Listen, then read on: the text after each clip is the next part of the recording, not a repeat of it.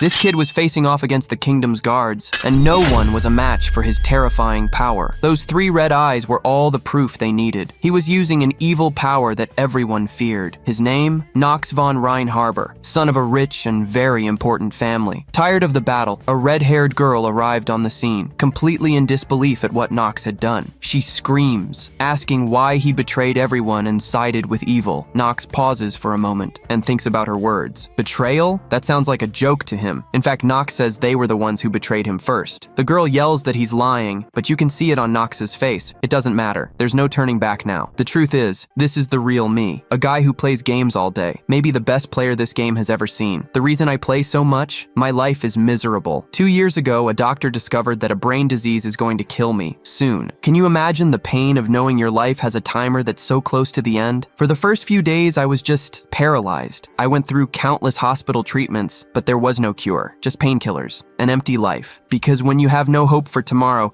just living through today is agonizing. As time went on, the pain wasn't the only problem. Look at this. I'm coughing up what looks like tomato sauce. I don't want to fill out these forms if I'm almost out of time. I'm gonna play one more time. This has to be my favorite game. In it, you can choose to be a genius in something, and you get a penalty for it. But one thing I've never done is choose to be a genius in 2 things. Look at this. The penalty for picking 2 genius traits is like a personal insult against me. You have a time limit as a penalty. Isn't that exactly what I am right now? A guy with a time limit. Character created. Let's begin. The headaches got worse. I felt like I was going to pass out right then. I can't. I just want to try and enjoy something good one last time. I managed to create the character, but it seems my own time limit finally ran out. A system window says the synchronization is complete. The white-haired boy from before wakes up with a start. This is Knox, but much younger now. The boy feels strange. He's sure he just passed out in his room, and now he's in some weird place. It was only when he went to the mirror that the boy realized it. This isn't his face. This is Knox, the character from the game he was just playing. Our protagonist has played this game so many times he remembers everything. Knox von Reinharber is one of the 3 dark masters of Inner Lunatic, born into one of the most infamous criminal families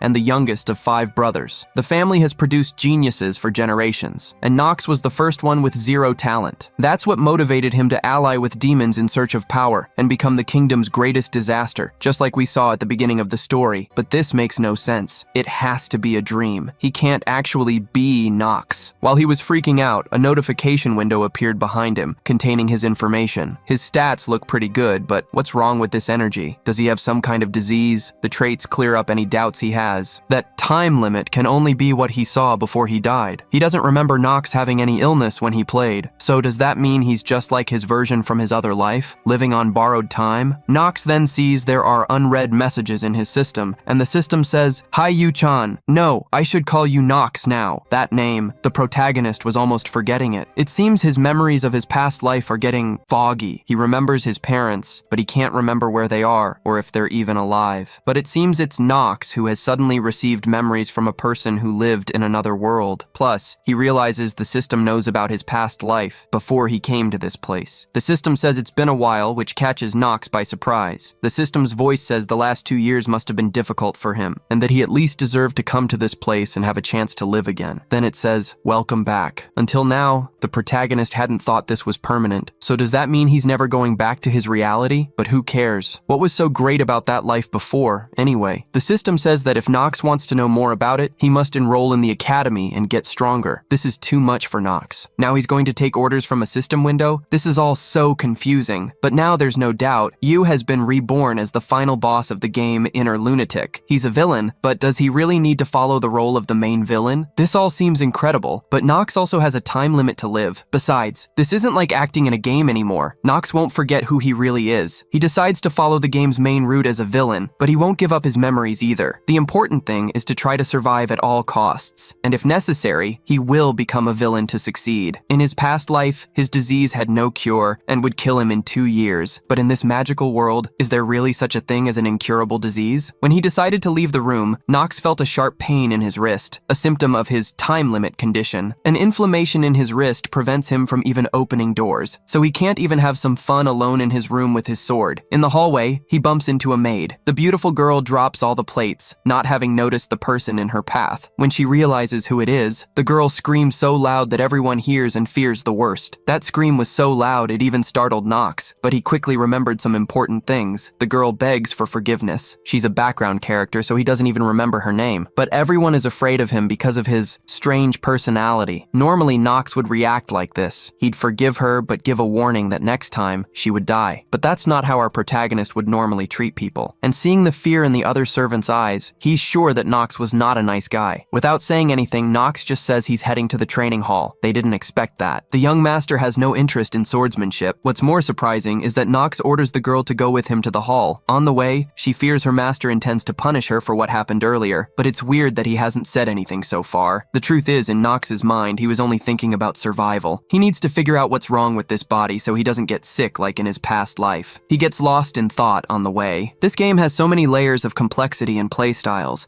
The most important thing is to find out if the genius traits he chose actually worked, and if he really has two of them: sword and combat. Genius leads a person to the peak of swordsmanship. On the other hand, mana genius leads a person to the peak of casting powerful spells. There are many other traits, but these were the two he chose. In the training hall, Knox has a body so weak he can't swing a wooden sword more than a few times. What's the point of being a swordsmanship genius with a body as weak as a malnourished old man's? 10 swings was his limit. He is completely screwed. This place has a lot of weapons available, as expected from the Rain Harbor family. Several legendary warriors were born and raised in this family. The head of the family also wields the tyrannical blade of darkness, an unrivaled power. Knox has no health, but time and money won't be a problem for him. His father doesn't care how Knox uses his time since he's the youngest and most talentless son in the family. Nobody has any expectations for him. Just swinging the sword makes Knox feel like he's going to die a second time. The maid brings him water and towels. She never imagined she would see her master trying to put effort into something. Knox asks her to come closer. The girl fears for her life. This is it. Now she's going to be punished. Knox gets embarrassed. He doesn't do that kind of stuff. She must listen carefully to his orders. She needs to buy everything he's about to ask for. She tries to say it's beyond the limit, but Knox asks if she wants to receive the punishment she was thinking about earlier. The girl left, thinking, he hasn't changed one bit. Our protagonist was interrupted when the family butler, Rodwell D. Ernark, suddenly arrived and caught him by surprise. This guy is his father's right-hand man. It makes no sense for this guy to be here. Usually, he and his father don't care about him, so Knox questions the reason for the visit. Rodwell brings news from his father. The head of the family wants Knox to attend dinner tonight. This catches Knox by surprise. He tries to refuse the invitation. Rodwell reveals that the young lady of the Styliner family has come to visit, and it's important for Knox to be there. Refusing could make the family head angry. In that case, Knox has no way out. He accepts immediately. Rodwell notices his unusual behavior and questions Knox's sudden interest in swordsmanship, since he's never practiced before. The young master then speaks with a serious tone. Rodwell, you are a mere butler. Do not dare to cross your limits. What I do or don't do is none of your business. Knox leaves the room, leaving the butler deep in thought. His firm, cold attitude vanishes as soon as he closes the door. He was worried about something, but his attention turns to the girl. He never expected she would come to visit him. Night falls, and it's time for dinner. Someone says, the idiot actually came. The comment was obviously meant for Knox, but he ignores it. The twins keep talking, asking sarcastically if he still holds a grudge against the family. Hartz and Allen continue to make comments criticizing Knox. They even mention that Knox touched a maid. It must have been disgusting. This arrogant chatter is annoying, but Knox turns a deaf ear to them. The maids announce that the most important person has arrived. Everyone turns their attention to the patriarch. Theo von Rhein Harbor has arrived for dinner, and he brought someone with him. A girl with long red hair enters and greets everyone. Talia von Stilliner, dressed elegantly. Theo says that the young lady has requested training for her knights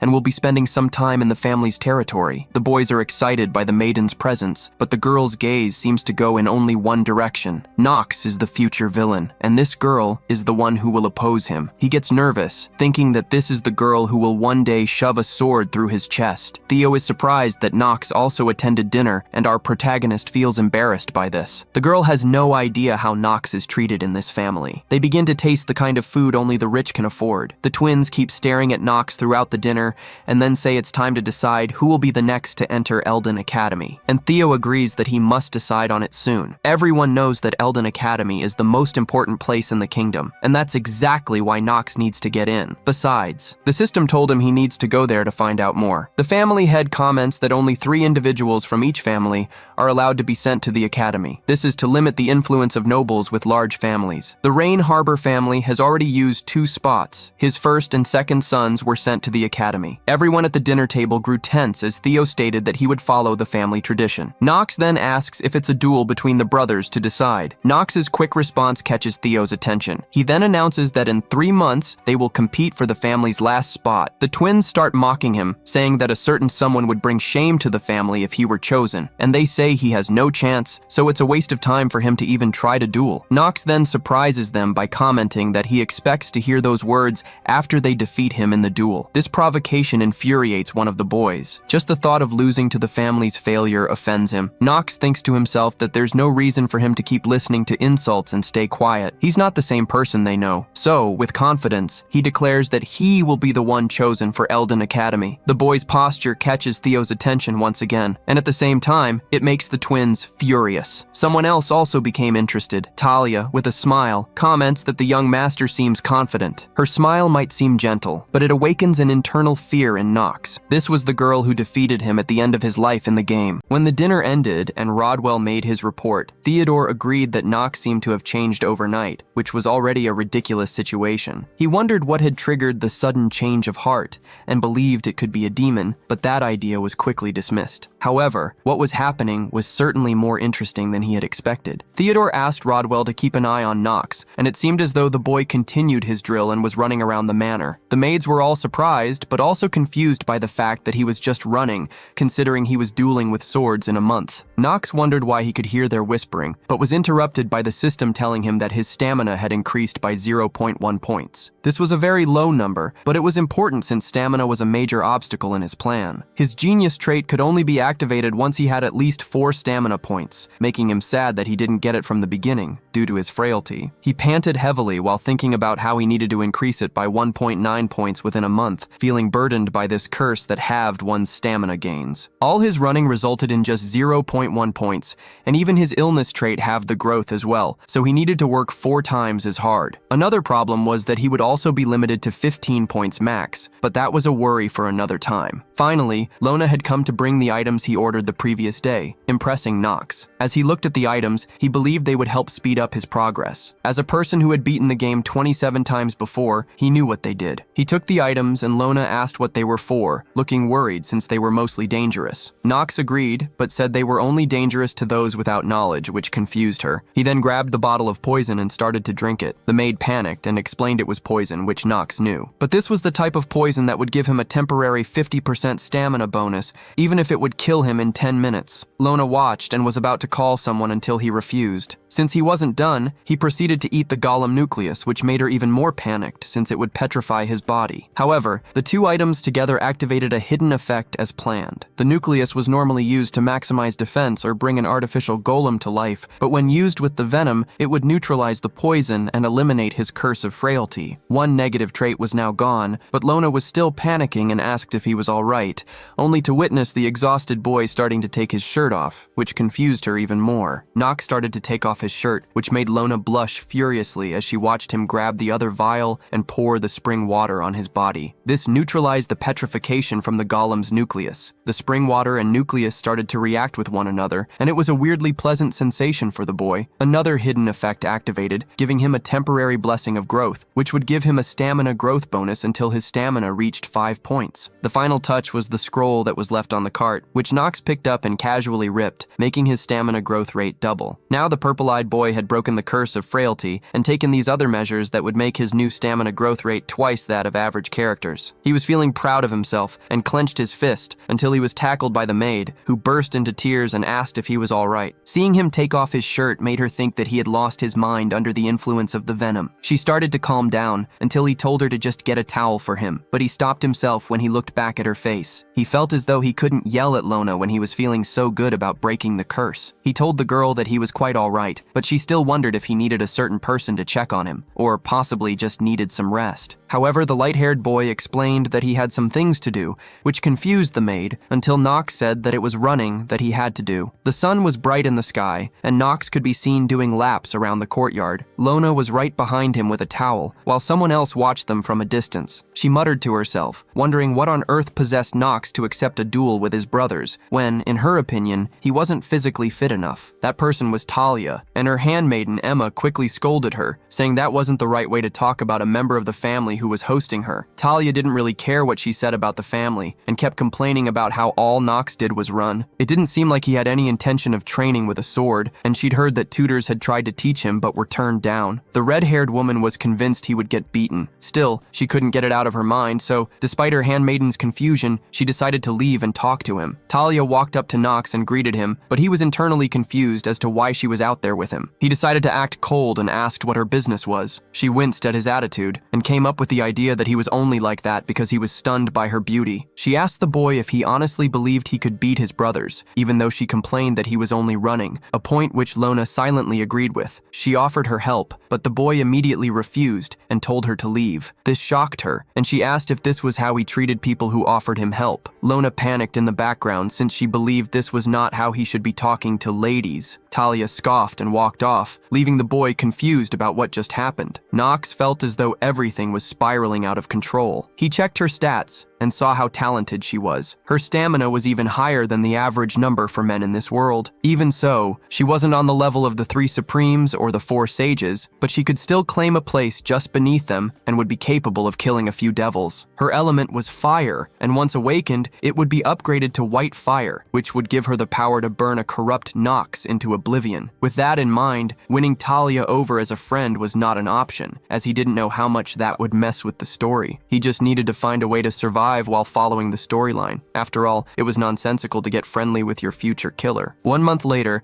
Talia walked down the hall and remembered how some people were impressed at how she truly had talent befitting the reputation of the Steelliner family. She didn't really feel that way though, as she felt inferior to her sister. She clenched the hilt of her blade at the thought of losing to that woman. Talia wondered if she would ever be good enough to be a knight. Knights must be able to lead a frugal existence void of greed and, from time to time, sacrifice themselves for justice. Along with that, they must also master countless swords and forms. The red-haired girl sighed and thought that Knox believed that running was enough to defeat his brothers, thinking he stood no chance. The next day, the sun shone on the 2 brothers who stood in the drill hall, with everyone, including Scylla, Theodore's wife, watching. Theodore asked Rodwell how he believed the match would go, and the steward wasn't too sure. An announcer explained what the duel was for, and quickly started the fight, to which Knox's brother immediately raised his blade. When Knox's father asked for Rodwell's predictions, the steward explained that years of training for Alan would put that man in the commanding position, which the father agreed with. His wife glared, and Rodwell wondered if Theodore was predicting a different outcome. It was true that Knox had changed. However, he didn't believe that Knox would overpower Alan unless there was some outrageous circumstance. In Rodwell's previous days as a knight by Lord Leonhard's side, the art of the sword was governed by a simple rule, where achievement was measured by how much time one spent with their sword. The only factor that would change this was a talent from the realms beyond, an overwhelming natural gift. But he didn't believe that Knox possessed such a gift. Theodore spoke and said it would be unwise to dismiss other possibilities, and that for all they knew, any of his sons could possess a gift comparable to the 3 Supremes. Knox thought about how unlucky he was, even in this current world. He remembered how his luck was supposed to be high, considering it was at 7 points. After all that running, the light-haired boy had failed to bring his stamina up to 4 points. With his blessing of growth, Knox was at 3.8 the previous day and was almost there to reach his goal. However, Lona was still running behind him and asked if he was absolutely sure that he needed her to run with him. The man affirmed and let his true intentions slip, that he wanted her to suffer with him. But he told the girl that she had one more article to clean, which made her pout, and he mentioned that he'd noticed. Knox chuckled and wondered if all the running gave her stamina as well. He checked her stats and found out that she had a number which was higher than the average man. After all the hard work he had put in, he was still weaker than a side character. Lona mentioned that the sun was about to set and reminded him of his duel the next day, making him pant heavily and feel disappointed that he didn't have enough time. When it was the next day, just before the match, Alan called out to Knox and suggested that he should withdraw, calling Knox a disgrace to the family. Knox chuckled at the attitude and knew that his brother just wanted to beat him, to which Alan agreed since he wanted to impress Talia. The light-haired boy glanced up at the girl before checking Alan's stamina, making Knox frown at the sight of the high number. He felt worried before the announcer called out to both men and said that they couldn't challenge the outcome of the duel. But this only made Knox even more worried, since losing would mean the end of his journey already and would cost him the opportunity to find out who sent the message and what life was beyond his one-year deadline. He clenched his sword as the duel began, and Alan immediately made the first move, which Knox rolled out of the way of, grunting as he skidded back and trembled from the power of the second attack. Knox wondered what he should do as Alan laughed and continued clashing blades with him. Suddenly, the system said that his stamina had increased, causing him to grin and murmur under his breath. Alan was confused and made fun of it before continuing to send blows at the younger boy. Theodore's wife scoffed at the sight, believing that one of her other sons would attend the academy. As the duel continued, Theodore called the sight pathetic, which made the woman grin. Theodore said they may have had too high of expectations. Rodwell suggested interrupting the duel for Knox's sake, while Theodore thought about how Alan and Hats were talented, even if they weren't as talented as their eldest brother. He wondered if he had to accept that none of his sons had the temperament to overpower all and put the world under his heel. Knox wheezed, and Theodore sighed before rising from his chair with the intention to stop the duel, but it finally happened, and Knox could feel the power coursing through his body after the trait activated. Alan asked if his brother had lost it, but Knox activated a new skill which seemed to slow down time. A wise person Knox didn't remember the name of once said that a genius and an average man experience time differently, and that was what Knox was feeling at that moment. Everything was moving slowly, and even if that didn't automatically make his sword control perfect, he was no longer dormant in his traits. With a raise of his sword, the duel was settled. Alan's sword was knocked out of his hands, making the older man flinch from the sudden movement and the fact that the victory was now obvious. The sword fell to the ground, and Alan held his hand with a glare,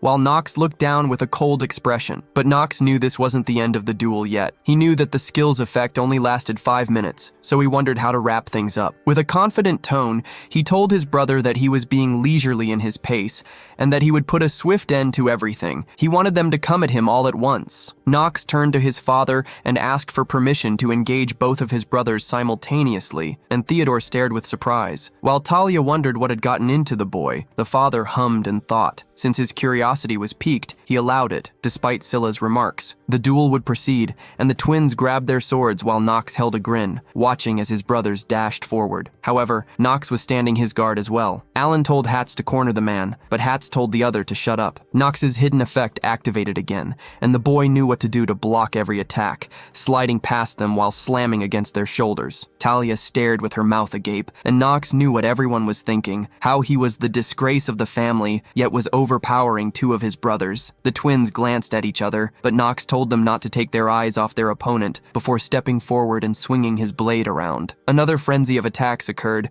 and Knox was starting to feel as though the burden of survival didn't stop him from having genuine fun with sword fighting. Everyone stared in shock, and the twins grunted, shouting about how this situation was impossible. Within seconds, both Alan and Hats were sent to the ground, and they stared up with bewildered and incredulous expressions, knowing that they had finally lost the match. This was also when the system let Knox know that his time of genius effect had run out. Knox turned to the announcer and said that he believed the duel was concluded, to which the announcer confirmed with a wince and a stutter. The winner was Knox, and the twin brothers cursed under their breaths, their bodies shaking, as their arms slumped to the ground with their weapons falling to the floor. The blades thudded against the bricks, and Theodore grinned at his youngest son, who smiled back with an exhausted expression. He bowed before the audience and thanked them before stepping toward the exit. However, Talia rushed toward the boy and believed this was her chance to talk to Knox, darting in front of him. The sun was starting to set, and Knox was coughing and heaving, realizing that drops of blood were coming out of his mouth. This confused him, but he realized it was because he had exceeded the time limit. It seemed as though the effect had a colossal downside, which was, if he used it for more than 5 minutes, it triggered a debuff. That debuff was the fact that his lifespan had decreased by 2 days and 17 hours. Eroding his days and making him weaker was the worst kind of debuff he could sustain at the moment, and now he had less than a year to complete his goals. Luckily, the side effect didn't manifest in the hall, as people would have started to question if he was fit enough to go to school. A voice called out to Knox, and he turned around to see Talia looking worried and asking if he was hurt. She wondered if he got injured mid-duel, which caused him to frown and curse under his breath. He felt panicked and alarmed that Talia, of all people, had to come to him and get in his business, especially since her telling Theodore about these side effects would only bring things downhill. Knox tried to say something only to get interrupted by the girl wondering if he had defeated the brothers in such a condition. This confused him, as the blushing girl felt embarrassed and guilty for misjudging him. Talia thought about how she had been observing him for a month, and had not once seen him train with a real sword. All that she heard was that Knox had swung a wooden sword a few times on his first day of training, making her wonder how he had managed to defeat his brothers. This made her believe that Knox had been hiding his natural talent, so she ran out of the drill hall all and wanted to know what he did. However, after the duel, she witnessed the lone boy with blood dripping from his mouth and his body seeming as though it was going to collapse from exhaustion. Talia wondered if it really wasn't Knox defeating his brothers with overwhelming strength and started to think the rumors that she'd heard were more misleading. He wiped his chin while the red-haired girl looked at the boy and believed that he was a hard-working swordsman who had toiled for his victory. She stared at Knox and flinched when he coughed, causing her to walk closer and ask if he was all right. Suddenly, he slapped her hand away and glared coldly while saying that she wouldn't lay a finger on his body. He thought about how the 2 years he had spent doing nothing but playing video games had made him unable to really socialize with other people. Along with the fact that it didn't help that she was his future killer, Talia fidgeted with her hands and said that she just wanted to express her apologies. This confused him, as she admitted that she had severely underestimated his skills since she had heard that he had been delicate since birth. She now believed that he must have had his reasons for directing his efforts towards endurance, apologizing once again and knowing that anyone could make such mistakes, such as the tales she had heard of his rampages. Knox wondered how he should even respond to that and noticed how the girl was just as unassuming as she was in the game, which was surprising since she was still a duke's daughter. He turned away and said that she could do him a favor by not telling a soul about the bleeding she had witnessed, to which she affirmed without hesitation, making him step away without any more worry. However, this would not be the last he would see of her. Time passed, and Theodore felt as though his sense of foreboding was grounded. He asked Rodwell what he thought of Knox. The steward couldn't fathom the reasons for staying so passive at first, but he believed Knox had attained a stage that none of his brothers had at his age. The father had the same opinion, yet had a suspicion that they'd only just seen a fraction of his abilities, so he wanted Rodwell to continue keeping an eye on the boy. Rodwell agreed, and Theodore wondered if it was possible for Knox to be a talent worthy of inheriting the Vanquisher. He clenched his fist and told Rodwell that the report would be of the greatest importance since Theodore seemed to not have much time left, to which the steward bowed and said he would do his best. Night arrived, and Knox got the notification that he'd completed a tutorial quest, but it didn't really seem like a game to him anymore, despite the features that remained. His reward for winning was to receive 3 attribute points, making him sigh at the fact that he'd spent a whole month just to add 2 points. Despite that, he looked at his stats and wondered what to add them to. He decided that he would add them all to luck, and the simple reason was that when playing the game, luck was more important than ever, so he might as well test the improvement right away. The system also mentioned that there were benefits available, such as the fact that he could get 1 random skill scroll and conjure 1 skill, which made him excited. As he immediately summoned the dispenser, which was a bit weird to see in the flesh, Knox turned the switch and hoped he would get a normal grade scroll since his luck was higher. He remembered what the scroll colors were as he gulped nervously. A ball fell out of the dispenser and opened up, glowing brightly until it was revealed to be a gold scroll, exciting him as he opened it immediately. He proceeded to use the skill conjurer and knew which one to conjure in order to help with collecting the hidden treasures from the manor, and that skill would prove indispensable. Soon, Theodore would call his sons together, so this skill conjuring could wait for now. The scroll showed that he had received a skill that gave people with lower points a 20% debuff against him, making him remember why he loved the game. Knox glanced over at the other window and remembered that Green, the second eldest son, would be returning to the manor soon since his graduation was a good while ago, and he would be returning from night training. Right now, Knox would prioritize resting, and he believed that Talia wouldn't cause him problems anymore since she wouldn't break her promise, making the boy think that she would have no other reason to come at him. The next day, Knox was quickly proven wrong as he immediately saw the girl walk up to him. He asked what she wanted, and she mumbled something incomprehensible, confusing him as she repeated herself and asked if he could teach her how to progress as fast as he did. Talia wanted to make fast progress like Knox did, so she asked the boy to teach her how he got to where he was. Knox sweat dropped before walking past her and asking if she really hadn't uncovered the secret after a whole month of peeping, making her face flush in embarrassment as she tried to deny the accusation. She ran after him and begged him to have a duel with her, or at least consider sharing his methods with her. This caused the purple-eyed boy to remember that Talia craved the approval of her sister, so she was likely doing the same with Knox due to his presentation from earlier. He decided to turn around while putting up an act, telling her that before asking, she should ask what she herself possesses. Knox paused for a moment, as he didn't know what to say after that, but he also told the red-haired girl to stop drawing comparisons between herself and others. The boy quickly rushed off without another word, leaving the stunned girl alone with a blush on her face, as she wondered if that was all he could tell her. As Knox left the building, he let out a breath of relief and looked behind him, hoping that the girl was not following him, as there was no need to have Talia next to him as he would proceed to get his hands on a hidden treasure. That treasure was in the Linhaba Manor, where his father and other siblings waited for his arrival. Knox felt bewildered when he first saw the Linhaba family horse farm for the first time in person,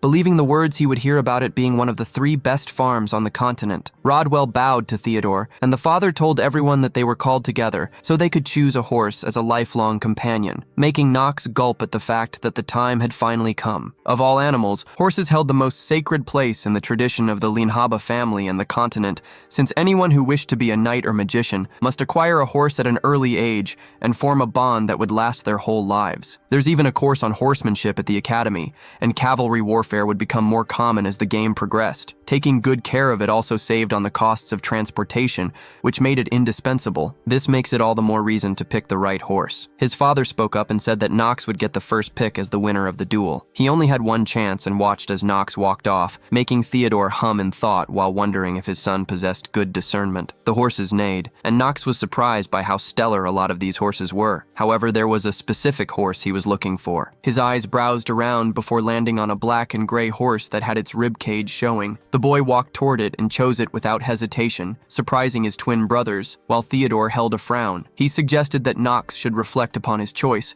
causing Knox to look surprised, but he expected such a reaction since most would think that he just made a stupid choice. Despite that, using his perceptive eye ability made him see the stats of the horse and also see that it was a high grade. The grade of pets can go up tiers over time, usually only by 1, which meant that this horse would become a prime grade horse, or even better once it was fully grown. Aside from that, the horse was also an obsidian horse, which was one of the rarest horse breeds in the game, due to its strength and beauty. The boy knew that Theodore would likely have taken the horse if he knew what breed it was, but for now it just looked frail due to all the debuffs, along with the negative trait that would cause it to die within a couple of days. That trait may even be worse than his life-limiting illness, but he stood by his choice since he knew how to stop this negative trait from becoming a problem. Theodore wondered why Knox chose that horse, believing that it was likely that he saw too much of himself in the horse and let his emotions carry him away. Knox's father expressed his hope that the boy wouldn't come to regret his decision. As the man turned and walked away, the twins and Knox were taken by surprise, seeing the clear disappointment Theodore felt. Rodwell then approached Knox, reminding him that the horse still needed a name. The gray horse nuzzled its face into Knox's hand. The light-haired boy glanced down, then knelt and chose the name Carl, the same name he always used in the game from the other world. It held a deep significance for him. And Carl's new home? It turned out to be Knox's bedroom. The boy hummed thoughtfully, knowing he had to keep his next move a secret from everyone. Keeping the horse in his room was the best way to do that. He saw the horse looking intently into his eyes, as if it were communicating that it couldn't just give up on life. This resonated with Knox, as they shared the feeling of clinging to any small chance they had. Realizing Lona was just outside his door, Knox called out to her, issuing a light threat that made her stumble into the room. She was shocked that he'd figured out she was there,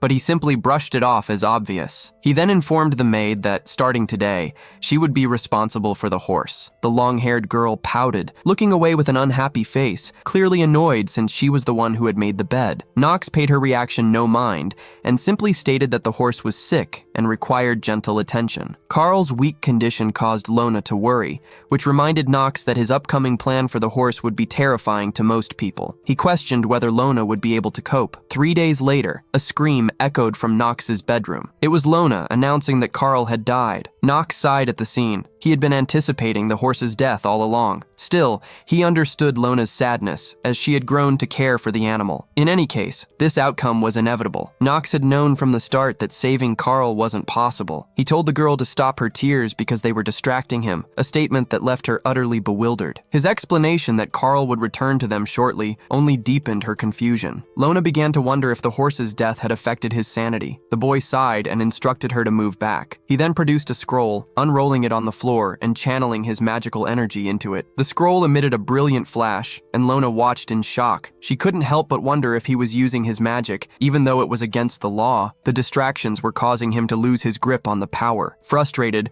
Knox yelled at her, asking if she wanted to witness Carl die a second time. If that wasn't her intention, he demanded her silence. She immediately obeyed. Knox desperately needed to focus because he couldn't fully control his mana yet, and his mana sensitivity trait was dormant. Furthermore, the Empire's law was strict. Only royals could use their magical energy before they turned 15 years old. This rule gave royals a significant advantage in magical training, often leading them to greater achievements. Since Knox wasn't royal, his only option was to unleash every bit of magical energy he could summon. He felt a throbbing sensation in his hands and wondered if this was the true feeling of wielding magic. Grinning as he prepared his one-time skill conjure, he knew there was no margin for error. He was about to use black magic, and an image of a skeletal hand holding a book flashed before his eyes. The system informed him he could now summon Carl back as an undead pet and asked if he wished to proceed. He agreed without a second thought. A glow enveloped the horse, which lay before the open book. Knox recalled that the undead in the game shared two common features. They were resurrected with black magic and darkness-type energy. The second trait was that even after death, they retained their consciousness and gained enhanced strengths, including absolute loyalty to their master. There was a complication, however. Only one family, the Marbus family, possessed the power to create such beings, as they were masters of the darkness element. They were much like the Lionhabos, but instead of knights, they were black magicians. Knox wondered if characters outside that family could ever acquire these skills. The answer was a firm no, unless they possessed the Necronomicon, the Book of the Dead, which was precisely what he had summoned. Dark hands erupted from the ground and coiled around Carl, while a black liquid trickled from Knox's mouth. Lona watched in shocked horror, but he ordered her to be quiet, as he needed a little more time to channel his energy. He grunted from the strain and coughed up more blood, realizing his magical energy was depleted. Luckily, his efforts had paid off. He looked up to see the horse get to its feet and neigh loudly. Knox had done it. He stared at Carl, now his undead pet, and saw a gleam in its eyes. He panted, exhausted, but thrilled that he had finally gotten something right. Lona, still with tears of worry in her eyes, watched Knox stand up and call to Carl, who trotted over to him. He checked the gray horse's stats and was pleased to see the negative trait was gone, replaced by the expected upgrades. He informed the horse that from this day forward, he was its master. Carl seemed to make a contented sound as Knox petted it. Both boy and horse were startled when Lona suddenly threw her arms around them both. Knox was confused as she began sobbing, overwhelmed by the worry she felt watching him cough up blood after already being distressed about Carl. The horse snorted and turned away from Lona, seemingly offended, which was surprising since she had been the one caring for it. As she started arguing with the horse, Knox's mind shifted to his next objective, the quest for the manor's hidden treasure. A few nights later, Knox slipped out of his bedroom, moving past the stables and toward a forest. He clutched a few items, relieved to find that the paths were just as he remembered from the game. He put the items away, his thoughts on the second hidden treasure that was located in the woods. Failing to find it meant he wouldn't survive. It was the key to slowing the progress of his life-limiting illness. A rustle in the bushes put him on high alert, but he quickly told himself he was just on edge. He couldn't shake the feeling, though. This wasn't a game anymore. The boy looked at a wooden sign warning people to stay out. It declared this was the Forest of Lost Children, a place where people would get lost and die. Knox stepped into the forest, and the system notified him that failure to clear this stage would result in his death. A breeze rustled the leaves as the light-haired boy moved through the tall grass. He recalled the details of this forest. It was strictly forbidden because of the complete darkness and thick fog that could disorient even the most skilled individuals. The name was fitting, as anyone who entered was as good as lost. It was important to remember, however, that it was a forest of lost children. This meant adult characters received no reward for clearing out the monsters inside, and the creatures themselves grew several times more hostile toward adults. Knox had learned that lesson the hard way while playing the game. In that respect, the forest's difficulty was at least 2.5 out of 5 stars. Back in the other world, he hadn't cared about the reward, but now it was exactly what a dying man needed. He ventured deeper into the woods and took out a torch, lighting it and watching the bright flame. The trick to navigating the forest was to observe the direction the smoke drifted and then walk the opposite way. Knox was about to do just that when he decided to deal with something else first. He called out to the person hiding in the bushes. Silence was his only answer. The boy sighed, drew his blade, and sliced through the bushes, followed by a scream that cut through the forest. Before this, Talia had been stunned that Knox was immune to her beauty. The situation had left her confused. Emma had begged the red-haired girl to stop following Knox, worried she would be blamed for it. Talia, however, wasn't concerned. Later that night, Emma paced the halls, still worried, knowing Talia possessed talents just like her sister. With a sigh, Emma went to check on the red-haired girl, only to find her room empty. Panic and confusion washed over the handmaiden. Before she could process what had happened and wake the household, the leaves continued to rustle in the forest. Talia sat on the ground with an embarrassed look while Knox stared at her, dumbfounded. She greeted him and was about to explain her presence when another rustle made him pull her behind him just as something emerged from the bushes. It was a gray wolf. Talia was surprised to find gray wolves inhabiting a forest so close to the manor. She gulped nervously, realizing she didn't have a real weapon to defend herself. The wolf growled and crept closer before letting out a howl, undoubtedly calling for its pack. More howls answered in the distance. This wolf growled again, but Knox just grinned, dashing forward and slashing the monster across its chest. A second slash to the neck sent the wolf crumbling to the ground, dead. The girl stared in bewilderment at the boy, who now had blood spattered on his face and clothes. He asked her again why she was following him, which made Talia blush and invent an obvious lie. Knox had no patience for it and threatened to leave her there if she didn't tell him the truth. His response shocked her, and she grabbed his wrist, launching into a rambling explanation. It wasn't a complete lie, but she wasn't getting to the point. Knox sighed internally, realizing Talia was overestimating his skills and surprisingly held no ill will toward him. He was also amazed that a girl could be clueless enough to tail someone in the middle of the night. Still, he decided to let her tag along, since he couldn't just abandon a main character in the forest. He made one thing clear, though. He wasn't helping her. He was only keeping her alive to prevent a feud between their families. Talia felt a pang of guilt, and Knox hoped she had learned her lesson. But the girl kept talking, trying to thank him, which surprised him. The moment was shattered by the arrival of the other wolves. They growled loudly as they began to circle the pair. They stood there, Knox still holding the torch, and a chill went down Talia's spine. Suddenly, Knox pushed her away, telling her to stay back. He handed her the torch, explaining that she would just get in the way of his sword if she tried to fight. Things were not going as planned, so Knox needed to concentrate. This forest was part of the prologue, not the main story. That meant there wouldn't be a stage boss, which was one less thing to worry about. However, there would still be an elite monster, just one step below a boss, and it was probably an elite gray wolf. The wolves continued to growl before charging. Knox knew that just identifying the threat wouldn't make it any easier. He slashed at the approaching wolves, feeling like he was constantly living on the edge. He watched as another wolf lunged at him from above. It was time to cast aside his pride and face this challenge like he used to in the other world. He gripped his sword tightly, trying to recall his mantra. Once he remembered it, he cut through more wolves and sighed in relief. Talia watched in awe, convinced that Knox wasn't even trying his hardest, and wondering if he had ever hunted a wolf before. The words Knox had spoken to her echoed in her mind, making her think he saw her swordsmanship as inadequate. The wolves kept howling, and Knox stood his ground, knowing what was coming. He heard a rustling in the grass as a much larger animal emerged into the clearing, the elite gray wolf. Back at the manor, servants with torches searched for Talia. They found footprints leading to the forest, which they assumed belonged to Knox and Talia. A wave of fear washed over the servants, who knew the horrors of that place. Emma collapsed in worry, insisting they had to follow them. Rodwell immediately stopped her, saying they couldn't, which confused the handmaiden. He explained that it was a forest that even the Lianhaba family had been unable to conquer. To the family, the forest was a symbol of shame. Admitting that an area within their own manor remained unexplored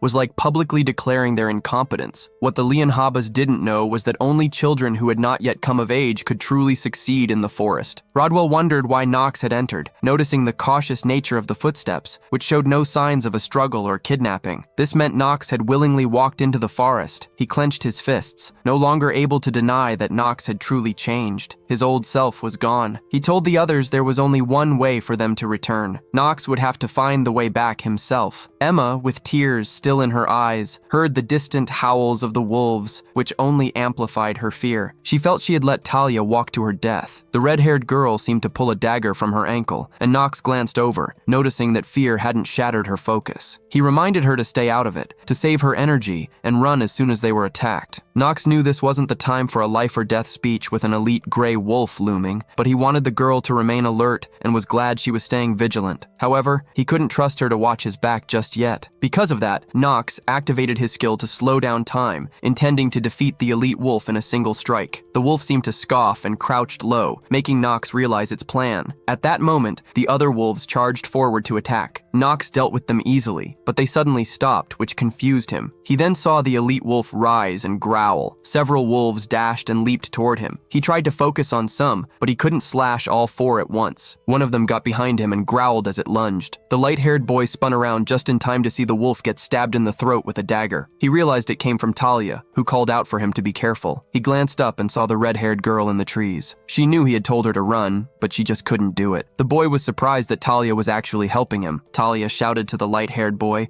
asking if he was okay and hoping he wasn't injured from the near attack. Knox was surprised that the red-haired girl was helping him, but his thoughts were cut short by a growl. He turned and slashed away 2 more wolves. He assured her he was fine, which made her sigh in relief, but he couldn't help but feel he must have looked pathetic. Knox sighed, then realized his body was trembling. The side effects of using his skills for too long were already kicking in. It was frustrating, especially at such a crucial moment, because something was now rising from the ground. It was the elite wolf. The purple-eyed boy grinned, tightening his grip on his sword's hilt as he watched the elite wolf circle him. Suddenly, it charged, surprising Knox by dashing right past him and back into the forest, leaving him completely confused. Silence fell over the area as the boy tried to understand what had just happened until he heard a rustle. He turned, but it was too late. The elite wolf sped past him again, leaving a deep gash on his side. Talia looked on with worry, calling out to Knox as the wolf retreated into the forest once more, leaving the boy in silence as he clutched his shoulder. He grit his teeth, feeling that this raid on the forest was all wrong, even though it was a raid of his own design. It was a logical feeling, though, since real life was far different from a video game. The boy frantically scanned his surroundings. The silence continued as Knox considered how the monster was coordinating attacks with its pack and was now using the environment to its advantage. He heard the leaves rustle just before it zoomed toward him again. Knox pinpointed its location and immediately swung his sword at the monster. However, the wolf stopped dead in its tracks, preventing Knox from landing a hit. This surprised him as the growling canine charged once more. The light-haired boy realized the wolf had been waiting for him to make a big swing to expose his own weak point. His hands gripped the sword, and he gritted his teeth, grunting until blood started to trickle from his mouth, adding to his frustration. The wolf leaped at him, and everything seemed to shift into slow motion. Knox's life flashed before his eyes. He thought about how he had beaten this game multiple times, yet he was foolish enough to get overconfident in a situation like this. Knox wondered if he was truly stupid enough to think he could do anything. He knew this wasn't how he had pictured his death. The boy squeezed his eyes shut, bracing for a second end, but it never came. A sound pierced the air, and the surprised boy opened his eyes to see the canine yelping with a dagger lodged in its eye. It dawned on him that if he had weak points to expose, so did the elite gray wolf, and the only person who could have revealed them was not him. Knox gripped his sword and let out a battle cry, plunging the blade through the wolf's stomach. Blood sprayed everywhere until the beast collapsed to the ground. The boy also fell, completely exhausted from the side effects of his skills. He wheezed while Talia shouted in worry, realizing the other wolves were still alive. Despite that, her fears eased slightly when she saw the remaining wolves whimpering and backing away. The red-haired girl jumped down from the trees and rushed to the boy, asking if he was all right. He reassured her, wiping the blood from his mouth, and was about to tell her he owed her big time, but he stopped himself, remembering he was thanking an enemy, the very person who was destined to kill him in the future. Knox turned away and reassured her again, but his tone was colder this time, as the gash from the elite wolf was still hurting. The boy got to his feet and said it was just a surface wound, which brought some relief to the girl. Then, she turned her head and saw a spider crawling on her shoulder. The sight of the arachnid sent a chill down her spine and made her scream. The boy was confused, turning around and wondering if more monsters had appeared. He was cut off by the girl tackling him and clinging to his body in tears, which only confused him more. Talia shivered and mumbled about the spider to both herself and Knox. She glanced at it again, screamed once more, and caused the boy to stagger. Knox sighed and chuckled at the fact that the red-haired girl was afraid of spiders. He flicked it off, telling her she shouldn't have followed him into a forest if she was so scared of them. Talia asked if he really wasn't frightened by them, but Knox countered by asking if any knights were afraid of spiders. This made the girl feel embarrassed, and she tried to defend herself. With her off of him, he felt like he could finally breathe. But then Knox started coughing again, which worried Talia. He tried to tell her it was none of her business. Knox thought about how the girl hadn't really hindered him during the fight and had even saved his life in a way. He felt incredibly grateful, even if he would never say it to her directly. But now, Knox just had to find a way out, since his goal was accomplished. The sun began to rise, and Emma continued to sob, feeling like everything was her fault. Rodwell stood there, wondering if things had gone horribly wrong. Talia's disappearance could easily escalate into a dispute between their families, and that wouldn't be the only consequence. There had been other reports of children from the manor vanishing into the forest, which would make the family's incompetence a matter of public debate. Rodwell's attention was drawn toward the forest, where the fog was starting to clear. Everyone gasped in surprise, and the steward's mouth hung open in bewilderment. Emma rushed to Rodwell to ask if this meant it was vanquished, and Rodwell agreed. Their only hope was becoming a reality. Emma's eyes filled with tears of hope just as they saw Knox and Talia emerging from the forest. The other servants began to wonder if Knox had actually conquered it. Rodwell couldn't organize his thoughts, but one thing was becoming clear. The succession of the Lee and Haba family leadership was not going to be peaceful. Knox wondered why everyone was gathered there, and Emma ran to hug Talia, tears still streaming down her face. The steward explained the situation, and Knox seemed surprised that everyone was so worried about the family black sheep going missing. But then the boy turned to see Emma grab Talia and lift the girl with an angry expression, telling her she was going to be reciting the codes of conduct. Talia panicked and tried to apologize, but Emma kept going, saying that the head of the Steelliner family would deliver the lesson. Knox was surprised to see the handmaiden was so strong. Emma expressed her gratitude to Knox, to which the boy replied that he had no intention of having Talia follow him, but he added that she had proven herself capable and didn't deserve a punishment that was too harsh. This made Talia blush in surprise. Later, they returned to the manor, where Knox began to remove his bloody clothes. He was still surprised by the crowd that had been waiting for him, but none of that mattered now. He had finally obtained the hidden treasure he was looking for. It was a ring that slightly increased his stats, but also had a special effect. It allowed the wearer to absorb tiny fractions of an opponent's lifespan upon defeating them. The stronger the opponent, the more life the wearer could take. This was the only artifact of its kind, but of course the ring alone couldn't save him from death. It wasn't as if he could extend his life indefinitely, since the description specified it was only tiny amounts. Even so, it gave him more hope. He slipped it on, knowing it was better than nothing. He could feel his stats rise slightly. He called for Lona, knowing she was just outside. The maid wondered if he could see through things, to which he replied, "Maybe." This caused Lona to get flustered, thinking he could see under her clothes. Knox bonked her on the head, and the girl wondered if he had gotten stronger as she rubbed the spot. Changing the subject, he told her they were going to arm wrestle. She seemed confident, agreeing to his terms. He would raise her wage if she won, and lower it if she lost. As they counted down, Knox slammed her arm down the instant they started. She was in disbelief and begged the boy not to decrease her wage, but he mentioned hearing from a certain maid that he was the famed lout of the family. He grinned at her while Lona continued to plead. Suddenly, Knox's sickliness trait activated, causing his wrists to fracture and giving him a cold. Knox felt disappointed and told Lona to just get him some ice and a towel. He sighed, trying to focus on the happiness of getting the ring. He knew he should prioritize rest, but hated that he was hit with such a combination of ailments. Somewhere else, it seemed someone was trying to recall Knox's face, knowing his name from the other world. Carl and the Ring of Black Fire, the two hidden treasures of the Lienhaba Manor. The sun shone down on the manor, and Knox learned that even with both treasures in his possession, he was sentenced to 6 months of confinement with no chance to use them. Knox stared at the sign inside, opening it and grumbling to himself. He felt he shouldn't face any consequences, considering he had vanquished the forest that no one else dared to enter. He asked Lona if she agreed, turning to the maid, who seemed hesitant to say anything. Knox reminded her that her wage could also be decreased for failing to keep him in a good mood,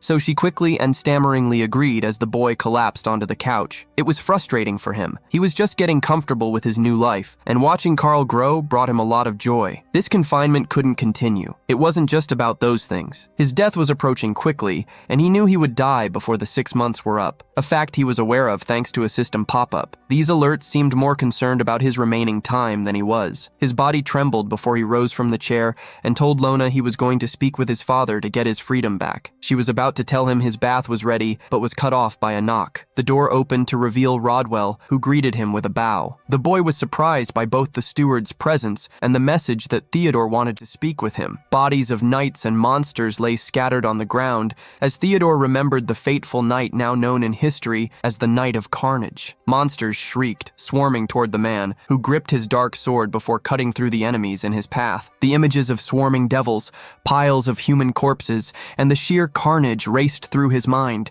making him feel it was more of a plague than a battle. Theodore gazed into the distance, feeling a dark, heavy energy around him. It reminded him that he needed one of his sons to inherit his sword, the Vanquisher. Someone with half-hearted potential wouldn't be enough. The man wondered who would be the right choice, who possessed a talent strong enough to one day end him. A knock sounded, and Rodwell informed Theodore that Knox was on his way, which Theodore acknowledged. He thought about how even he had failed to solve the mystery of the forest, and that Knox's achievement deserved recognition and a reward. Unsurprisingly, the Omegers had interfered and blocked the recognition. They found it hard to believe that Knox had changed and demanded a full investigation to confirm that the forest had truly been vanquished. This was something even Theodore couldn't ignore, as an inquiry would have been necessary regardless. Knox entered the room and greeted his father. Theodore mentioned the boy's wrongful actions in the past, likely referring to the time before his reincarnation, which Knox was fully aware of. Regardless, Theodore acknowledged his accomplishments and said Knox could name any prize he desired. This greatly surprised the boy. He broke into a sweat, as he didn't remember this from the game. Theodore was usually cold and commanding, so Knox lifted his head and asked for confirmation. His father rose from his chair and swore on the history of their black blade that he was telling the truth and would grant whatever Knox wished. Knox was stunned. The older man continued, explaining that any excessive request would affect his opinion of the boy, but he had a sliver of faith in Knox. Knox asked for time to think, and permission was granted. He was also given permission to leave the estate whenever he pleased, as long as he didn't cause a commotion like last time. The light-haired boy thanked his father, who reminded him of his family name. The next day, everyone gathered outside to say goodbye to Talia and Emma. The red-haired girl blushed as she said her farewells, but Knox tried to ignore it, even as the girl beamed at him. Rodwell told the boy it would be polite to respond, so the purple-eyed boy groaned in frustration and turned to wish the girl farewell as well. He said they should meet again when she became a greater knight. Talia asked what she needed to do to become one, and he replied that she needed a brave heart that didn't fear spiders. The girl flushed with embarrassment and punched him in the stomach, making him regret his choice of words. He should have said a wolf instead. Even so, the girl agreed and told him he should keep his nape clean to greet her blade. This sent a chill down his spine, as it was in poor taste given what he knew about the future. Emma bowed and thanked the boy for everything he had done, including saving Talia, but he said that wasn't his intention and told them to leave without further delay. The carriage rolled away, and one of the characters had finally departed. Knox felt he was gradually getting used to this strange new existence. And hey, he might even be enjoying it. Another notification popped up, informing Knox that he had 146 days left. He sighed at the fact that he couldn't get a break from the reminders. A few days later, Lona asked if he needed a new maid to attend to him at school. Knox hummed in thought, about to recall something when a knock came at the door. Rodwell entered and told Knox he was there to present the maid who would serve him during his time at the academy, starting today. A green-haired girl greeted Knox and introduced herself as Zitri de Lobelia. The boy introduced himself back, then opened her stats and saw exactly what he expected. She was there to spy on him for Theodore. The system reminded Knox of his impending death, making him sigh as he got ready for the day. But he could take some comfort in the fact that he was making rapid progress despite all the setbacks. Knox looked out onto the balcony, knowing he would soon be heading to the academy. Lona seemed excited about it too, asking if he was nervous. He responded with a question of his own, wondering why she sounded so cheerful about his departure. She winced and sobbed, claiming she would just miss him, but the boy told her to drop the act. He knew he shouldn't waste time teasing Lona when that time could be better spent improving his skills. Otherwise, he wouldn't be able to handle the programs at the school. After all, it was the best academy in the Empire, and it was sure to be filled with talented students. He had to survive alongside them and make himself a part of the main storyline to become the villain he was meant to be. Knox wondered why everything had to be so complicated. His thoughts were interrupted by a question about a new maid attending to him at school. He hummed thoughtfully before Rodwell entered to greet him and present the very maid Lona had mentioned. The green-haired girl introduced herself. Knox introduced himself as well and checked her stats, noticing she was there to watch him for his father. She still maintained a facade of being kind and caring. Theodore was one of the most powerful and cunning men in the game's universe, mainly because his sword skills weren't just due to raw talent. His rise to power was built on his distrustful nature, constantly observing everyone and everything. The maid had Theodore's expectations resting on her,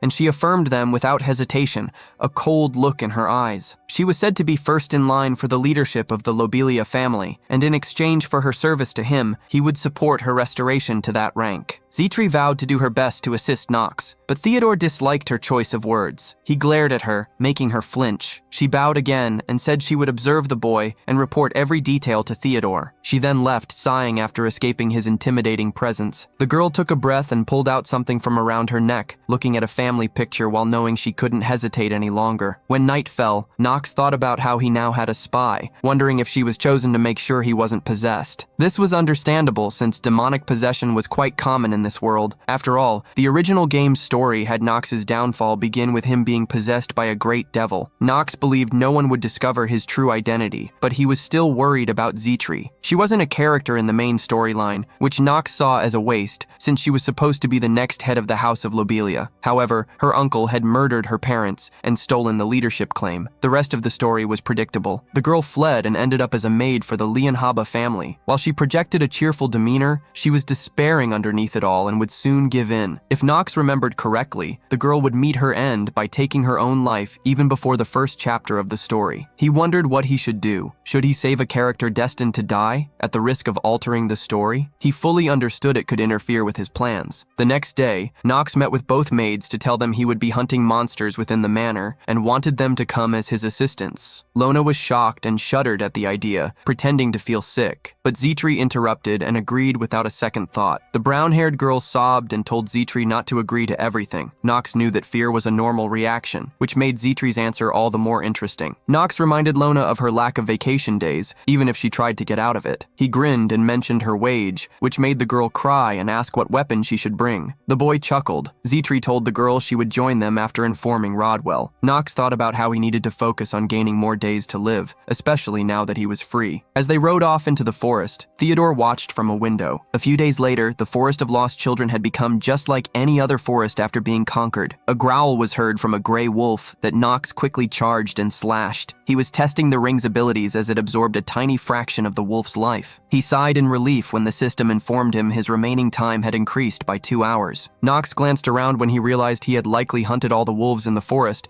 and he had only gained those 2 hours from that one session. Either way, he considered it a success. His thoughts were cut short by Zitri mentioning he had been hunting for an hour and asking if he was tired. This soured the good mood he had just been in, as he was reminded of how long it took to hunt without his time-slowing abilities. In reality, he had only gained 1 net hour. Knox grabbed a flask and drank from it, wondering what to do since he couldn't chase monsters 24/7. And the biggest problem was that there wasn't an endless supply of monsters. He had practically wiped out the forest's monster population. At this rate, his grand plan of extending his life would soon fail. The purple-eyed boy sighed and wondered if there were any other monsters around, but Zitri told him he shouldn't say that, as people who didn't know better might think he had gone mad. He glanced at the setting sun and realized they should head back to the manor. The green-haired girl asked if he wanted a bath drawn, which surprised Knox, but he agreed to the suggestion. She smiled happily, while Lona frantically asked what she could do as well. She was eventually assigned to tidy Knox's bedroom, despite his confusion. The brown-haired girl rushed off to gather supplies while Zitri chuckled at the scene. Knox called the green-haired girl over, wanting to ask her a question. He wondered who she served. This shocked and confused her. Knox glanced at her genius assistant trait, knowing her blade was aimed at him and that he shouldn't try to claim it for himself. Zitri looked away with a conflicted expression as Knox asked again, making her flinch and still hesitate. He was aware of the answer she wanted to give,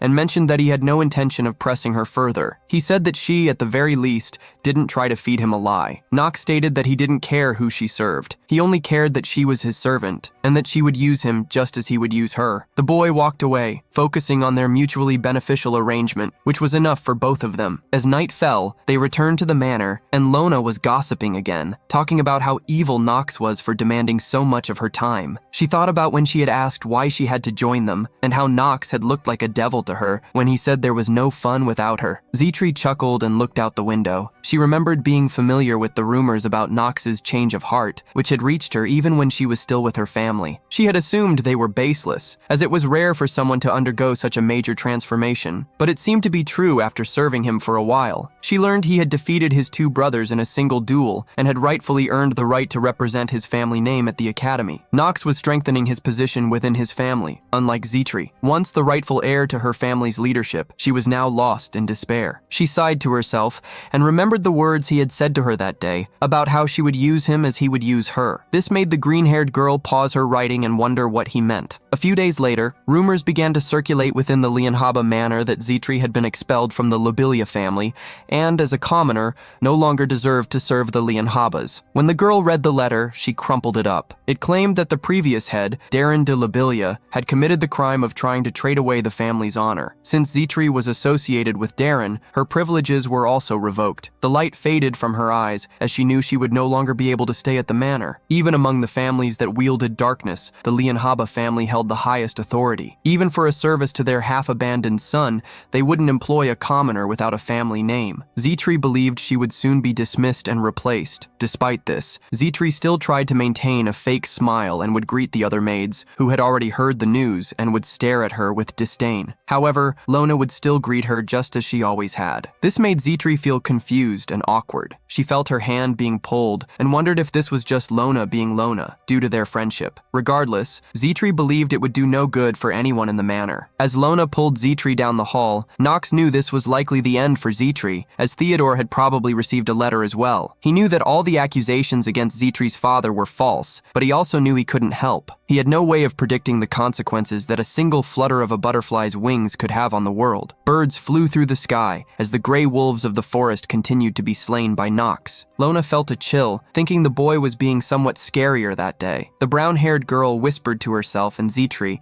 mentioning that Knox usually showed some degree of mercy, but that was gone today. She hummed thoughtfully, and Zitri wondered if she should be nervous, glancing at the bloody blade he had plunged into the ground. Knox muttered to himself, wondering if he just wasn't having the kind of luck he had hoped for. A hidden boss is generated when the forest's monster population drops below 20% of its usual level. The species and timing of this hidden boss's appearance are random, so if Knox had encountered and defeated one, it could have boosted his attributes. He sighed and was about to dismiss the thought when suddenly he felt something rushing through the trees, grabbing his attention. Knox wondered what it was, but didn't have time to react as it sped past him. He knew this was definitely the boss. He turned to face it and saw it was an elite giant hornet, a creature he knew was tricky but not impossible to defeat. His thoughts couldn't even finish before he heard Zitri's voice calling out to him. He turned to see the maid using her own body to shield him from the hornet's attack. This was something he probably could have blocked himself, so Zitri's actions were unnecessary. So, knowing that, why did she do it? How many people would jump out to block a monster's attack with their own bodies, and to save a person who had recently made it clear he would use them? With that, Knox gritted his teeth and activated his time-slowing ability. When Zitri was younger,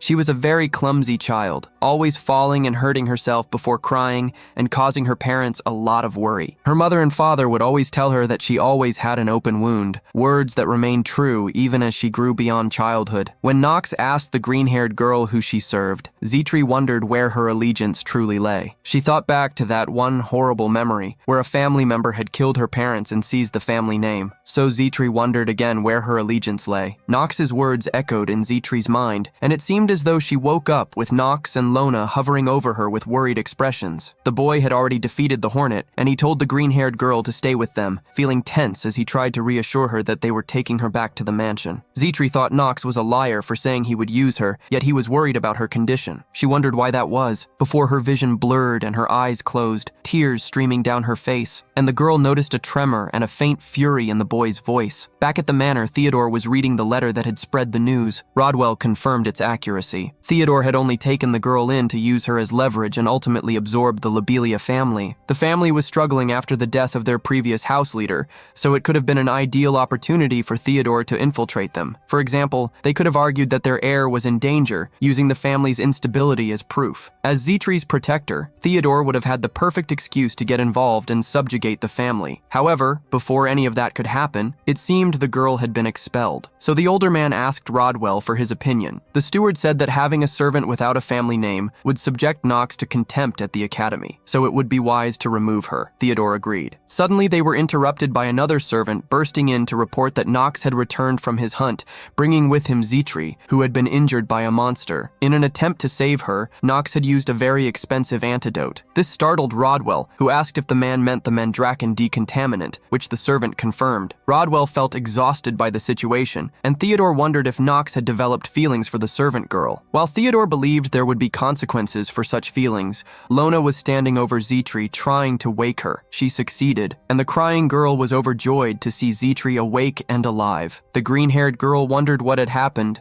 and worried about how Knox would react to what she had done. Lona explained that Knox had ordered an antidote to be used, saying it was highly effective and had threatened the physician to use it despite his reluctance. Zitri wondered why Knox would use such an item on her after his earlier words. This prompted Zitri to try to get out of bed to ask where Knox was. Lona mentioned that he was speaking with Rodwell and remembered she needed to tell Knox that Zitri was awake, so she quickly left. The sickly girl got out of bed and walked over to a suitcase, starting to pack it while thinking that she didn't belong there or anywhere. She clutched her necklace, opened it to take out her family photo, and wrote a note for Knox. It said that her pendant would settle her debt to him and that she would always be grateful to him. Zitri left the room but stopped when she saw Knox standing there, asking where she was going. She winced as his cold eyes stared at her while he asked the question again. Before Zitri had been healed, Knox had asked the physician if he valued a vial of potion more than a human being. The physician tried to explain that the problem was he needed permission from Theodore or Rodwell. Knox cut the man off, glancing at Zitri's body and asking if Rodwell's words truly held more authority than his own. This made the physician feel guilty, as Knox said he would personally inform his father of what had been done.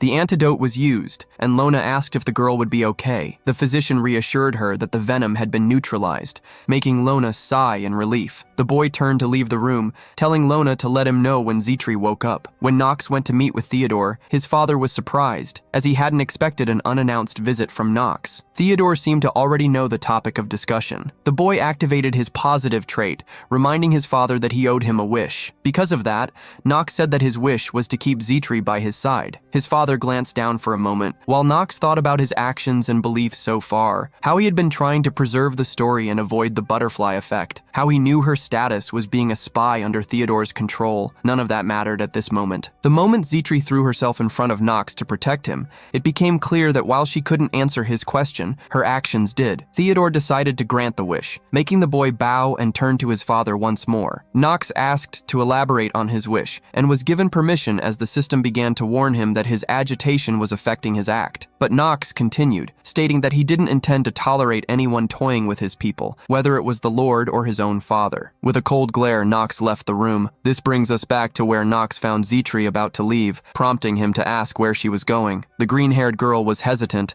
but admitted she was leaving, feeling she didn't deserve to stay. But her words were cut short by Knox, who asked where she, his attendant still in his service, was going despite her duties. She mentioned how Knox knew about her spying on him for Theodore, and how she hadn't been honest. She was confused about why he kept giving her a chance, even when she had tried to deceive him. Her tearful face wanted to know why the boy wasn't dismissing her. This made Knox grin at the real Zitri, who had been hidden beneath her disguise. The look of someone who was struggling but hadn't given up on finding her way out of the darkness. Knox explained that deception was a fate shared by all humans, but Zitri still felt she had wronged the boy, which Knox agreed with. He then asked if she was going to leave without righting those wrongs. This confused her. The purple-eyed boy explained that she was staying, and that he didn't care if she had a family name. All he cared about was her talent and her service. He told her she would atone for her wrongs by continuing her duties by his side. Zitri teared up once again as she agreed to his words and promised to assist him for as long as it took. Knox smiled at this. Zitri decided to address his earlier question,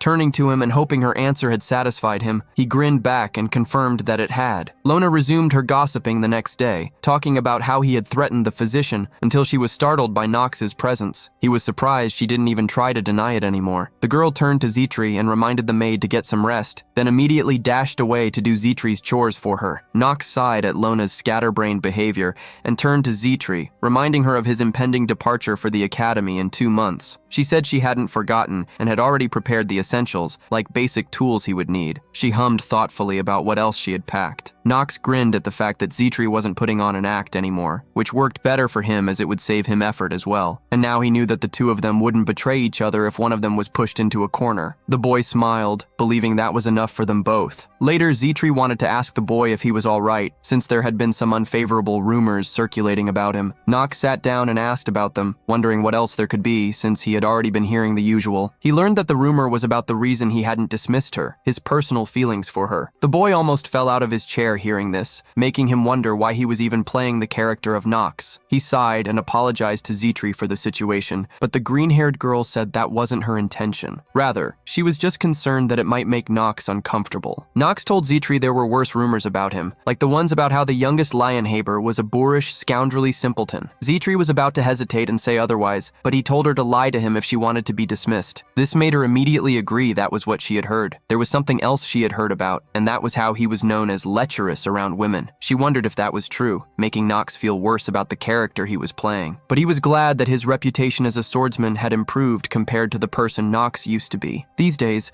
the rumors were now about the sloppy talent with an oversized ego, but he needed to stick to the character of a villain after all, and it was Knox's job to stay evil and help the main characters stand out. When it came down to it, he was not the hero of the game. He told Zitri that was enough with the rumors, as he wanted to tell her to fetch something. She was not the only one who could use preparations to survive at the academy. She wondered what he needed, and Knox knew it wouldn't hurt to let her in on the plan due to her loyalty trait. It could even make her better at her job. With that in mind, Knox told her he wanted to study magic before his enrollment and needed her help. This surprised the green-haired girl due to the imperial law. He knew this, of course, and wasn't easily intimidated, but Zitri saw it more as him not holding grudges. Either way, she understood and trusted that he had his reasons for the decision. She knew she would start by looking for textbooks on the topic, which made Knox grin at how she knew what to do. The boy heard a commotion outside and looked out the window, hearing about someone named Gren arriving. This was a man Knox had almost forgotten about, and he felt an important event was approaching, as it would be a chance to add many days to his life. Knox told Zitri it was time to soon depart for somewhere distant, making her sweat drop as she sensed another scheme. Later in the day, Theodore congratulated Gren on his graduation. This man was the second eldest son of Theodore and was naturally one of Knox's brothers. Knox immediately checked Gren's stats and saw that the man was a snob and a lecher, just like the rumors about Knox himself. Yet he was also an opportunist. But the reason his character wasn't widely discussed was because Knox was a bigger ruffian in the family, and Gren had had an easier path to graduation through his shrewd nature and political schemes. Each cycle, the academy accepted less than 1,000 students, of whom only half would get their diplomas, so there was no way Gren had played fair. Theodore asked if his son had arranged to travel to traitors, making the man pause before confirming. Their father knew that Gren's main duty was likely subduing monsters. Knox knew that traitors was a natural territory south of the manor, with a desert serving as a border between them and the eastern kingdom of Tahalan. It was notoriously barren and overrun with monsters. Gren would be issued a first assignment to prevent a monster wave,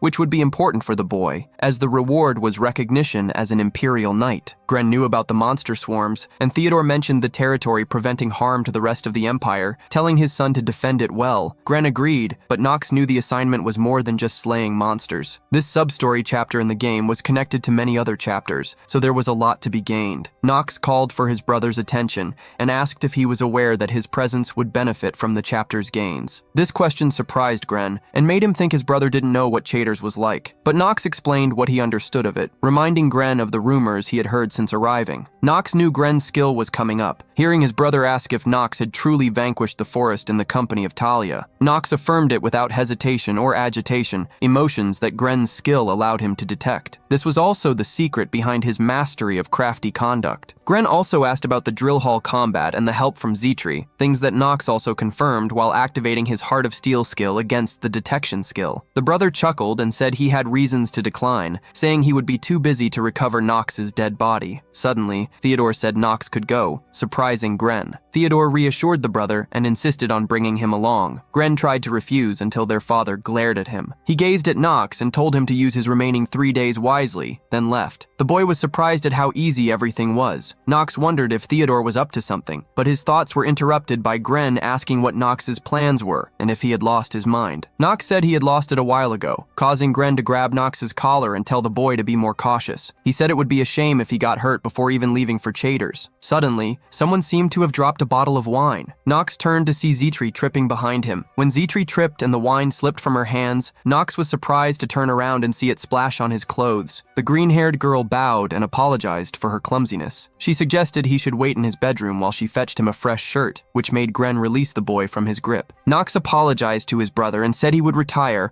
walking away and saying that in 3 days they could continue their reacquaintance. This caused the older brother to grit his teeth and clench his his fist. As the purple-eyed boy walked through the halls with Zitri by his side, he thanked the maid for what she did to spare him the conversation. But Zitri couldn't help but sigh at how much adversity Knox seemed to attract daily. She changed the topic to ask if he was really sure about going with Gren to traitors. Knox interrupted her and was about to confirm, until he was interrupted himself by a shrill shout from Lona, who ran up to him and asked if he had lost his mind. Knox wondered if the brown-haired girl had forgotten he was her master, but he sighed and insisted the decision was already made. He wondered what the big deal was with him going to traitors, thinking it was fitting. Zitri agreed with Lona and was concerned for Knox's safety, believing traitors was too dangerous despite his gallant spirit, as there were thousands of monsters and bandits known to reside on the land. The number didn't scare him. Knox believed it just meant there were more things to hunt and more lifetime for him to steal. He reassured the maids that he had plans for such dangers. He was about to tell Lona and Zitri that they would both remain at the manor while he would carry out the campaign alone. However, Zitri interrupted him with a stern tone and affirmed that she wouldn't let him do that. The green-haired girl continued, reminding him that she was an aide exclusively in his service, so she was duty-bound to assist him regardless of his location. This meant she would follow him to Chatters. Knox said it would risk her getting hurt, but Zitri was well aware of that. She reminded him that he could get hurt as well, since they were both heading to a dangerous place, especially since she had heard from Lona that Knox was delicate. Zitri continued, asking if Knox believed his delicacy could afford an unassisted journey, given his frequent forgetfulness and inexperience in laundering. She asked if he believed a journey without an aide was achievable. The boy ran a hand through his hair, realizing he had forgotten this wasn't a game anymore. Such details of life mattered, and if he died, Zitri's position in the manor would become even more precarious. So for her, coming with him was actually the safest choice. With that, Knox decided to agree. He said she shouldn't drag them down and suggested she should get to know Carl, his horse. Zitri understood and was actually already a step ahead. She was about to say she was on excellent terms with Carl, but this information shocked Lona and made her ask how that had happened. The green-haired maid said she simply used the finest sugar lumps, which cost her half her monthly pay, but it sped up the friendship between her and the horse. Lona felt jealous of this, since she would always get sorted hay for the horse. She continued to complain until Knox hit her and turned to leave, saying Lona would continue her usual manorial duties. Zitri would accompany him on the trip, so he told the green-haired girl to prepare thoroughly, but Knox couldn't help but wonder if she was worried for his safety. A knock was heard, which made everyone freeze and stare in confusion. The door opened to reveal Rodwell, who let Knox know he was being summoned to be given an item. This surprised Knox that his father wanted to give him something. He remembered Theodore's words and wondered if it was about that, but he would find out soon enough. The boy met with Theodore and mentioned the topic of the summon, which Theodore confirmed. He wondered if his son could truly wield the item at all. They both glanced at the blade that sat in an open box. It was one that Theodore explained had belonged to the founder of the family. Knox was surprised by the situation, since this was not what he expected to be given at all. All the times Knox had played the game, he had never even caught a glimpse of this sword, and yet, even after 27 completed runs, making him think he was a pro, there was a sword he had never heard of. He wondered why Theodore was offering it to him and couldn't figure out his intentions,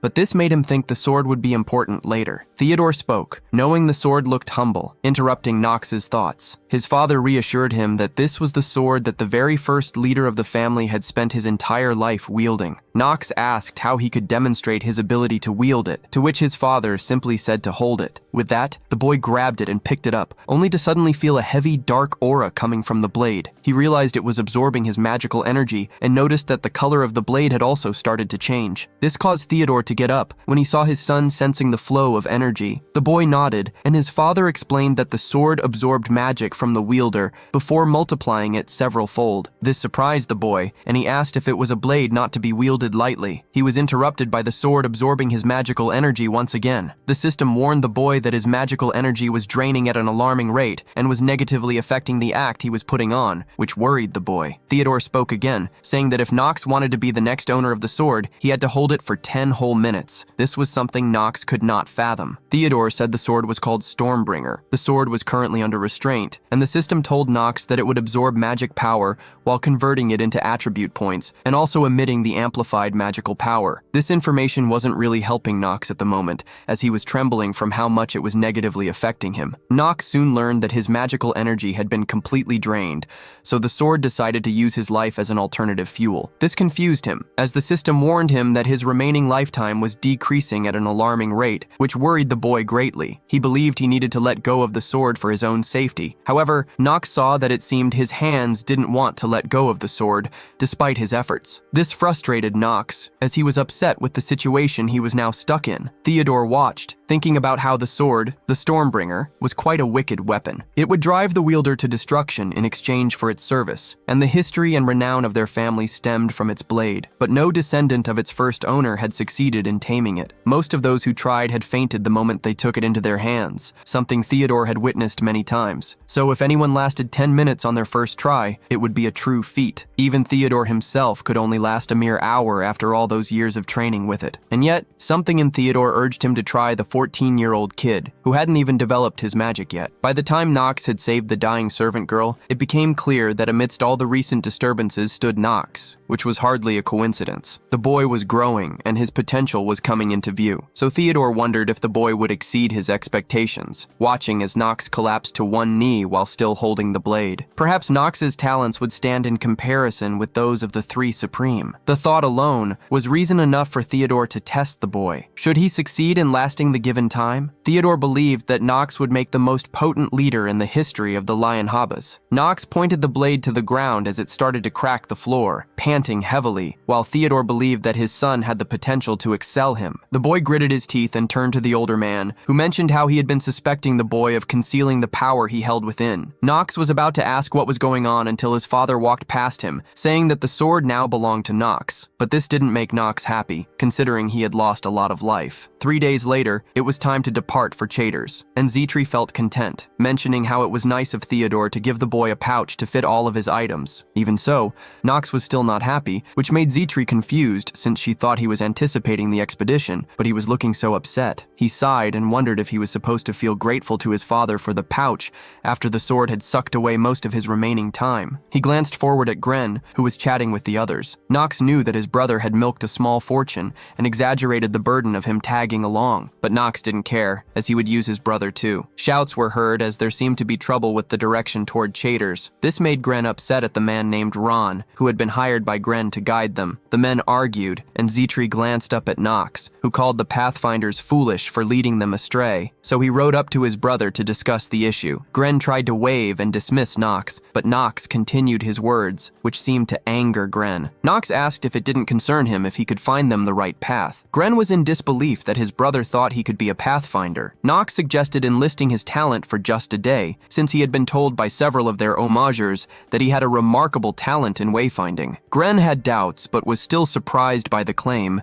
as Zitri stared with the same amount of surprise. However, her expression was because Knox was lying so casually without hesitation. A late arrival could pose a serious issue, but if Knox failed to do what he claimed in front of everyone, it would supposedly dampen his spirits and bring contentment to Gren. After all, risking a slightly extended journey was not the worst choice. So Gren decided to allow it, which made Knox grin and tell everyone to follow him. Later in the day, a camp was set up for everyone to rest for the night. Gren was complaining to his pathfinders about how Knox had found the path so quickly, since they were in territory that even the most seasoned wayfinders struggled in. The older brother continued his angry complaints, while Knox watched silently in the distance, knowing it was easy for him since he already knew the paths from his previous gaming experience. Traitors was a strategic location that he had been to hundreds of times, but Zitri wanted to ask the boy directly how he had managed to find the way so quickly. Knox claimed it was the ground that had helped him. She was confused until she saw the claw marks of an evil bear, a type of monster native to the southern region and found near the southern frontiers of traitors. This information surprised the green-haired girl,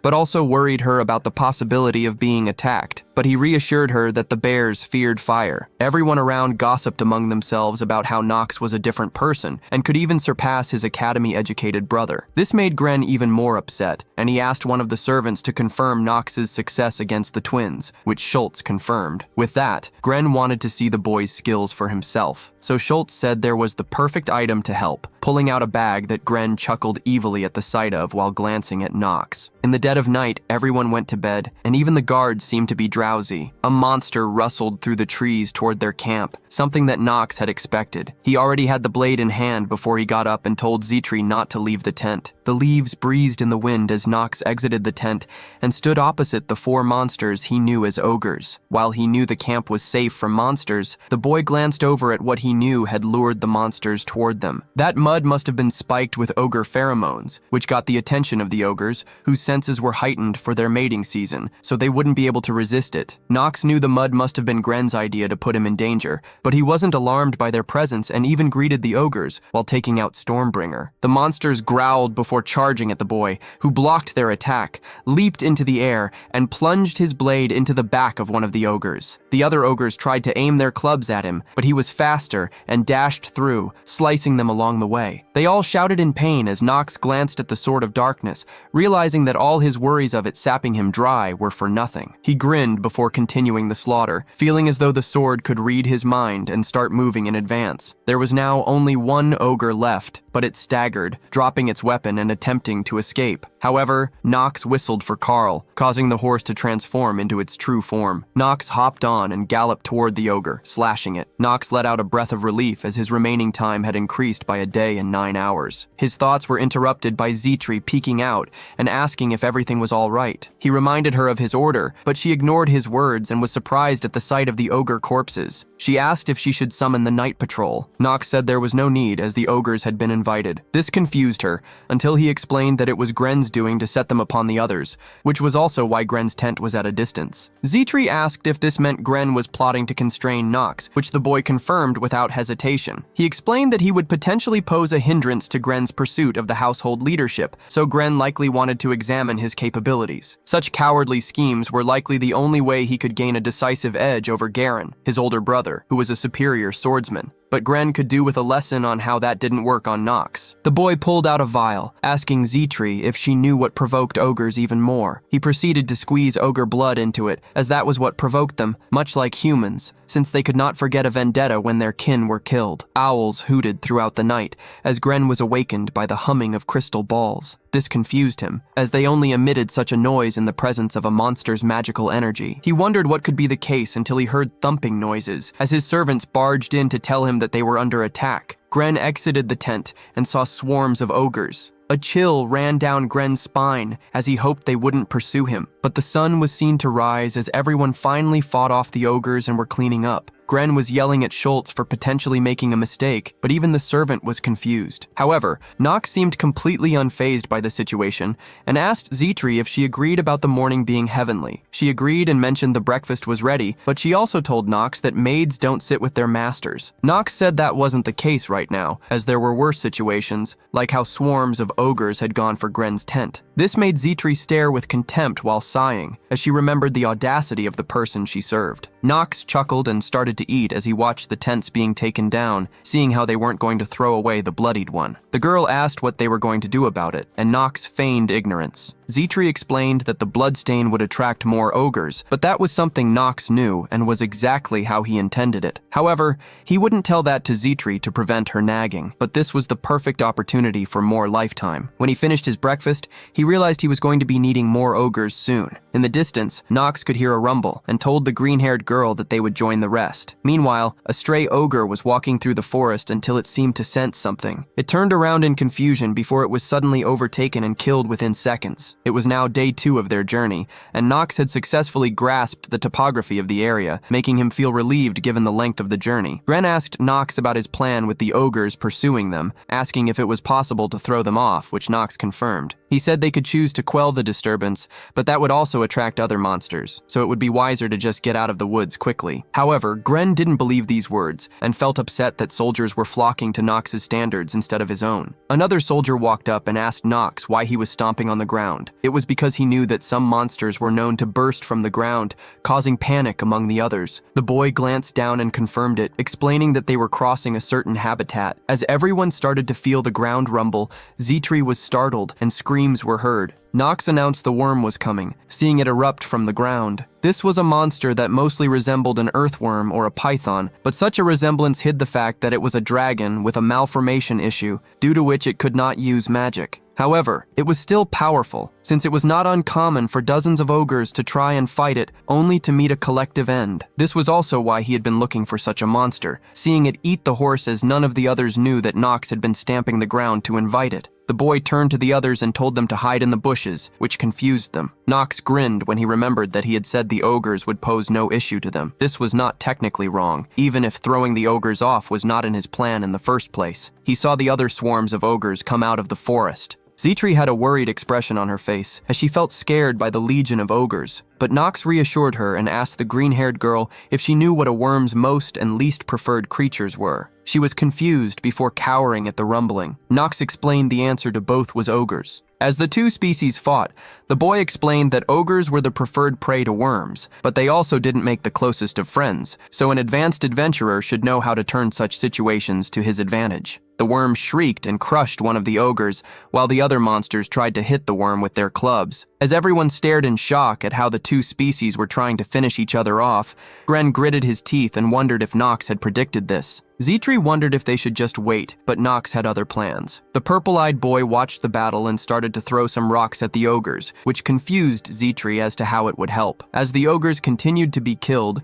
the system would tell Knox that his stamina was increasing along with his lifetime, extending his lifespan by 8 hours with each ogre defeated. This wouldn't be something he would explain to the green-haired maid, but he needed to get his stats up. Knox realized that all the ogres were now dead. Gren wondered what the plan was now, since he couldn't take it on himself. So Knox got up and ordered the soldiers to aim at the worm's mouth. There was hesitation, but everyone eventually followed, doing what Knox said. As the boy activated his time-slowing ability and charged forward, the arrows and spears slowed down in the air. Knox leaped and slashed the worm multiple times, spinning and landing as the ability stopped, showing the worm exploding with blood from his actions. This increased his days by 10, which was more than expected, but he enjoyed that big monsters benefited him so much, although it wouldn't have been so easy without the ogres. When Knox's stamina reached 5, his temporary trait expired, which was part of the details when he had activated the scroll all that while ago. It was unfortunate, but at least he had gotten there at all. Knox clenched his fist, and everyone was checking up on the boy, cheering about how skilled he was. Knox was about to answer until he was interrupted by some more crackling and rumbling noises as another worm sprouted from the ground. Knox was slightly surprised by the presence of a second worm. However, he would be even more surprised when someone shouted at the others to get out of the way, as the worm was immediately sliced and killed by a new person.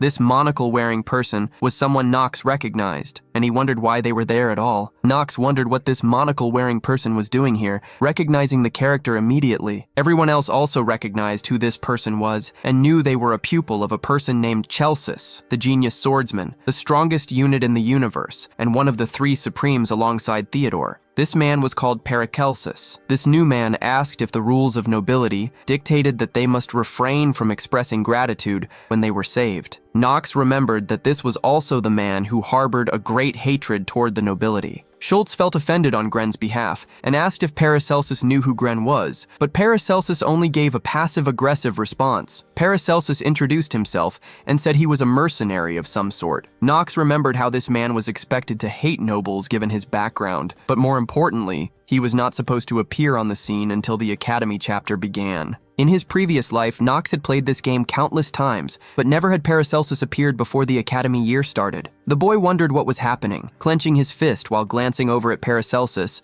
and wondering what he was going to do now. The sun started to set as the group rode through the terrain, and Gren tried to make conversation with the mercenary, asking if he was bound for Chatters as well. Paracelsus confirmed it and said he was heading there to hunt monsters. This made Knox think, remembering that Paracelsus was a man who traveled to different realms of the Empire to train himself before the school year began. So Knox wondered if the realm he traveled to was randomly selected for each run. Gren noticed that Paracelsus was traveling by himself, which meant the monocle-wearing man showed confidence in his abilities. So Gren mentioned that he paid his men handsomely and asked if Paracelsus would be interested in joining the campaign against the monster wave under his command. Paracelsus glanced over at Knox's brother with a raised eyebrow, humming in thought, before turning away and saying he was intrigued about the idea of working under the Lianhaba family. Knox watched in the distance as Schultz tried to defend and be offended on Gren's behalf, but Gren interrupted and waved his hand to stop the other man. Instead, he told Paracelsus to take his time and give it due consideration. Gren had witnessed this man strike a worm down with a single sweep, so he wanted to have him under his command to reclaim the trust of his soldiers that Knox had taken away from him. The group finally arrived at their destination, which Knox announced to the others, looking ahead at how the place was much more desolate in real life than it was in the game. They were let through the gate, and Gren clicked his tongue at the sight of rats scurrying around. But his attention was moved to a girl who was weakly asking if he had any food to spare. Gren looked with disgust at the little girl and jerked his horse away from her,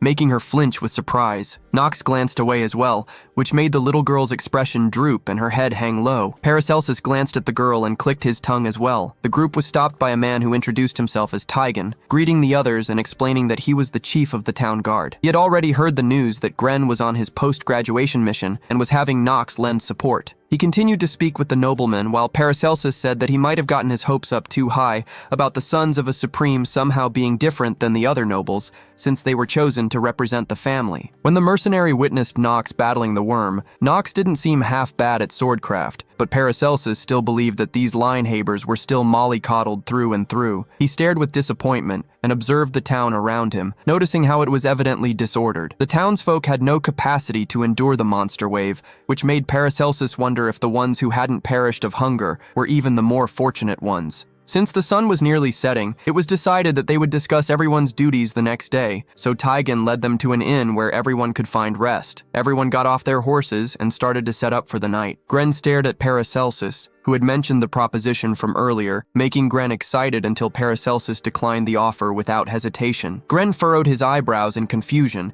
and asked if Paracelsus knew what he was saying, wondering if the monocle-wearing man intended to make ready for the monster wave without aid. Knox watched in the distance as Paracelsus explained that his intention was to proceed as previously planned, but he wished Gren fortune in his campaign. Gren called Paracelsus a commoner. However, this only made the mercenary chuckle, as he had been subject to far unkinder remarks as a vagabond. Again, Paracelsus still wished Gren luck in navigating through all the challenges, so Knox believed this was the end of their interactions and wondered if their paths would cross again in the future. Night arrived, and Knox told Zitri to get a good rest, as they were going to be busy the next day. He went into his bedroom, only to notice the girl from earlier outside, sitting near a fire with other children. The girl jerked up in surprise when her attention was called, as Knox asked if she was not in search of food. All the kids stared at Knox with surprise as he pulled out a bag filled with loaves of bread. He handed the bread to the children, making the girl choke up with tears of happiness. Knox knew he couldn't save everyone, and this action was just him acting out of what little goodwill his otherworld self used to have. But the children were still joyful from this kind action,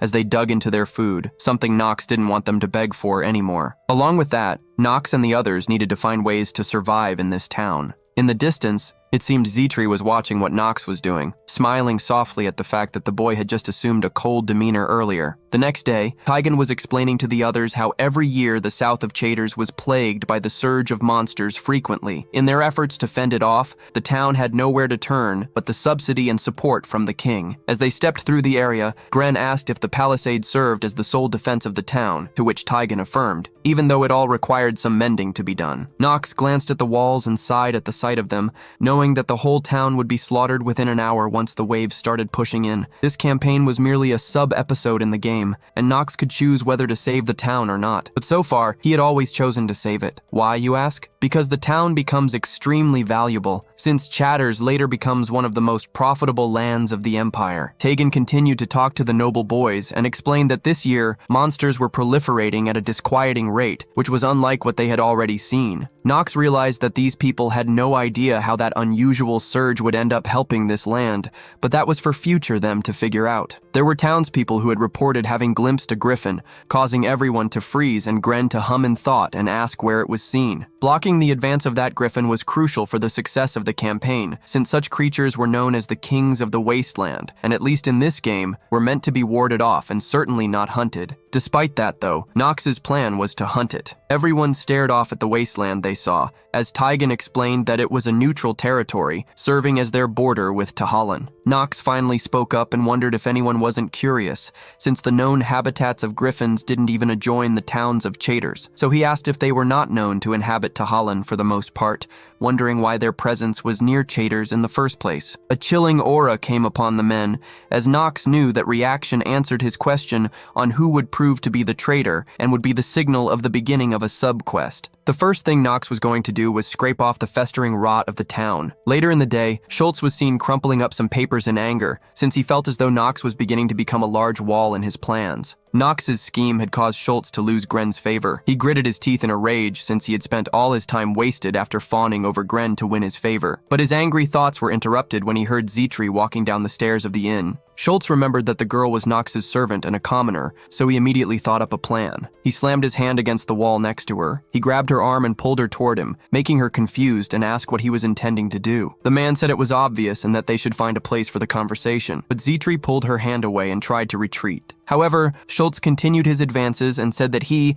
as a knight on a mission, still needed amusement, and asked Zitri if it was not the same for her. He grabbed her shoulder, and the green-haired girl was about to talk back, until she realized that fighting against the man would have Knox end up on the wrong side of Gren and expose him to scorns of all sorts within his family. So she decided to just let things happen to try to protect Knox. Schultz said that she, as Knox's servant, shall pay the price for Knox's actions. However, the voice of Knox was heard, as he said he was more than willing to pay it himself. The sounds of slashing were heard, and Zitri stared with surprise at Knox holding a bloody blade. The boy stared coldly at Schultz, telling him to name the price he would have Knox render for Schultz's failed efforts. The man was confused, and said that Knox would not get away with what he did for maiming Gren's knight. But Knox didn't care, and slashed off Schultz's other arm, which caused him to scream even more from the pain. Schultz asked if Knox believed he could take refuge behind his family name, but his words were interrupted by Knox mentioning that the one who was trying to hide behind Alia and Haber's name was Schultz himself. The man's last moments were looking at the blade from Knox, that was then plunged into Schultz's back, killing him. Zitri was worried for what would happen to Knox because of his actions, but the answer would soon be found, as Gren walked into the inn and asked if he had killed Schultz. The boy was immediate with his response, which caused Gren to shout at his brother. But Knox asked if it would be fair to inquire about what happened instead of yelling. Gren grabbed Knox's collar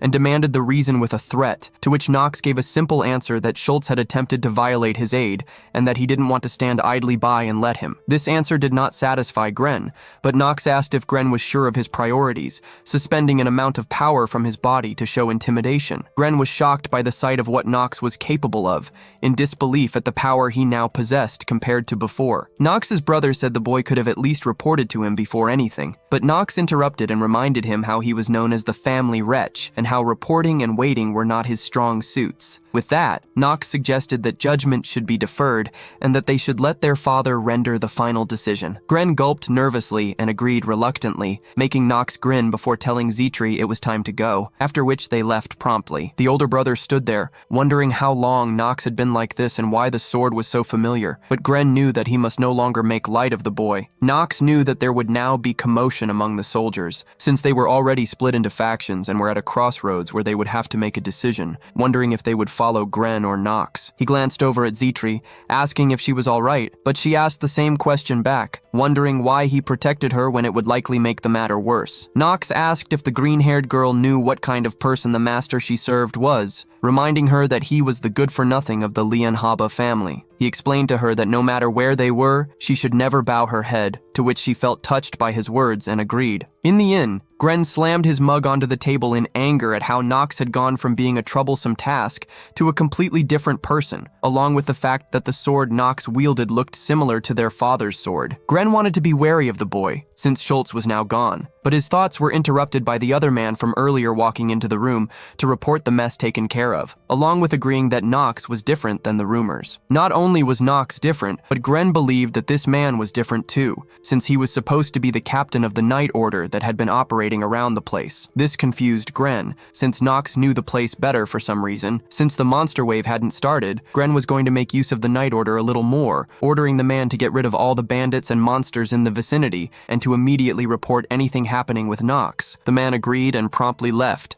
while Knox was still outside with Zitri inspecting some vials, as Zitri asked if he had looked around the walls. He affirmed, and the green-haired girl asked how they would stop the wave, to which Knox walked somewhere with the girl in tow. Knox said that he was thinking of recruiting someone new because he knew there was a genius in this small village, a woman named Elaine, a character that Knox would recruit every time he came to Chatters, a genius potion maker, and also Knox's potion shuttle. He walked through the alleyways as Zitri asked if a genius potion maker really existed in such a place. Knox affirmed and explained she had her own reasons for staying in such a place. That reason being that this is the hidden route to clear traitors. In the future, Elaine would be working for another instead of the Archime Empire, so if one doesn't clear traitors with the hidden route, they could never get Elaine. They continued down as Knox seemed to know where he was going. Zitri noticed a light, pointing at it and walking into the building to witness a drunk woman peering at them. Knox greeted her. The woman screamed in surprise at the presence of other people, and Zitri was in disbelief that the genius potion maker was a drunkard. After calming down a bit, Elaine apologized for her behavior, and Knox said they needed to talk. Knox thought about Alina's character at this point of the story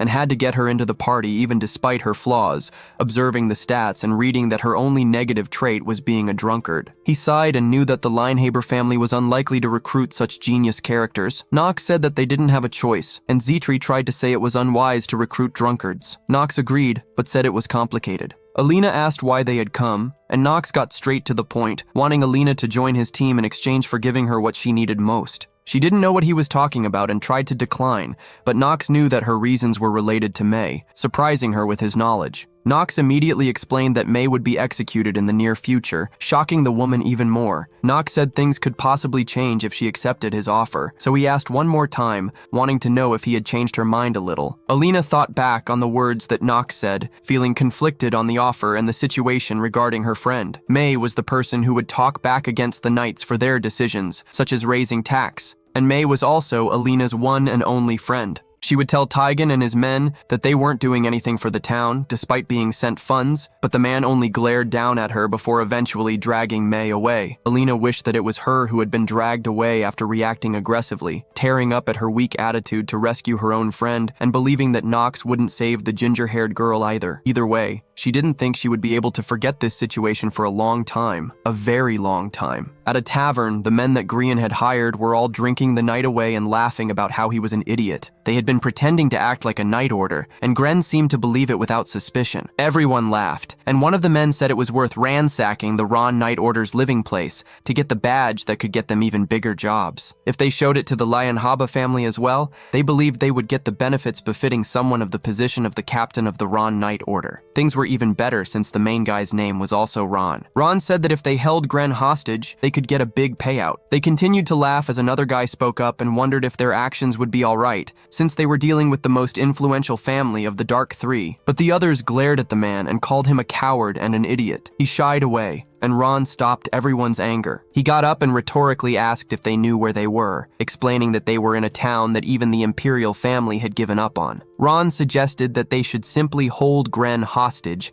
and get the money before running off, since he believed that no matter how influential the Lianhaba family was, they wouldn't be able to do anything in an enemy nation surrounded by sand. They continued their chatting, but one guy said that Knox was with them as well. Ron agreed that the boy was dangerous and said they shouldn't get involved until they finished things up. Another guy said that there was no concern, since Knox was just a kid, so they all continued to laugh and drink once again, until the candles suddenly went out. Everyone was confused and started to get agitated. Ron told everyone to calm down, until he felt blood on him, which confused him. He glanced over and noticed someone had been decapitated, and heard the screams of others, confusing Ron even more as he walked over to see another dead body. Ron realized there were enemies and shouted for them to reveal themselves. Knox stood behind him with a cold glare, calling them all vermin before Ron jumped back. Knox was surprised about their hidden place and asked why they had the audacity to rob the Lianhaba family and overestimate themselves. Ron said that Knox was mistaken, but Knox interrupted him and already knew about their crimes together with Taigen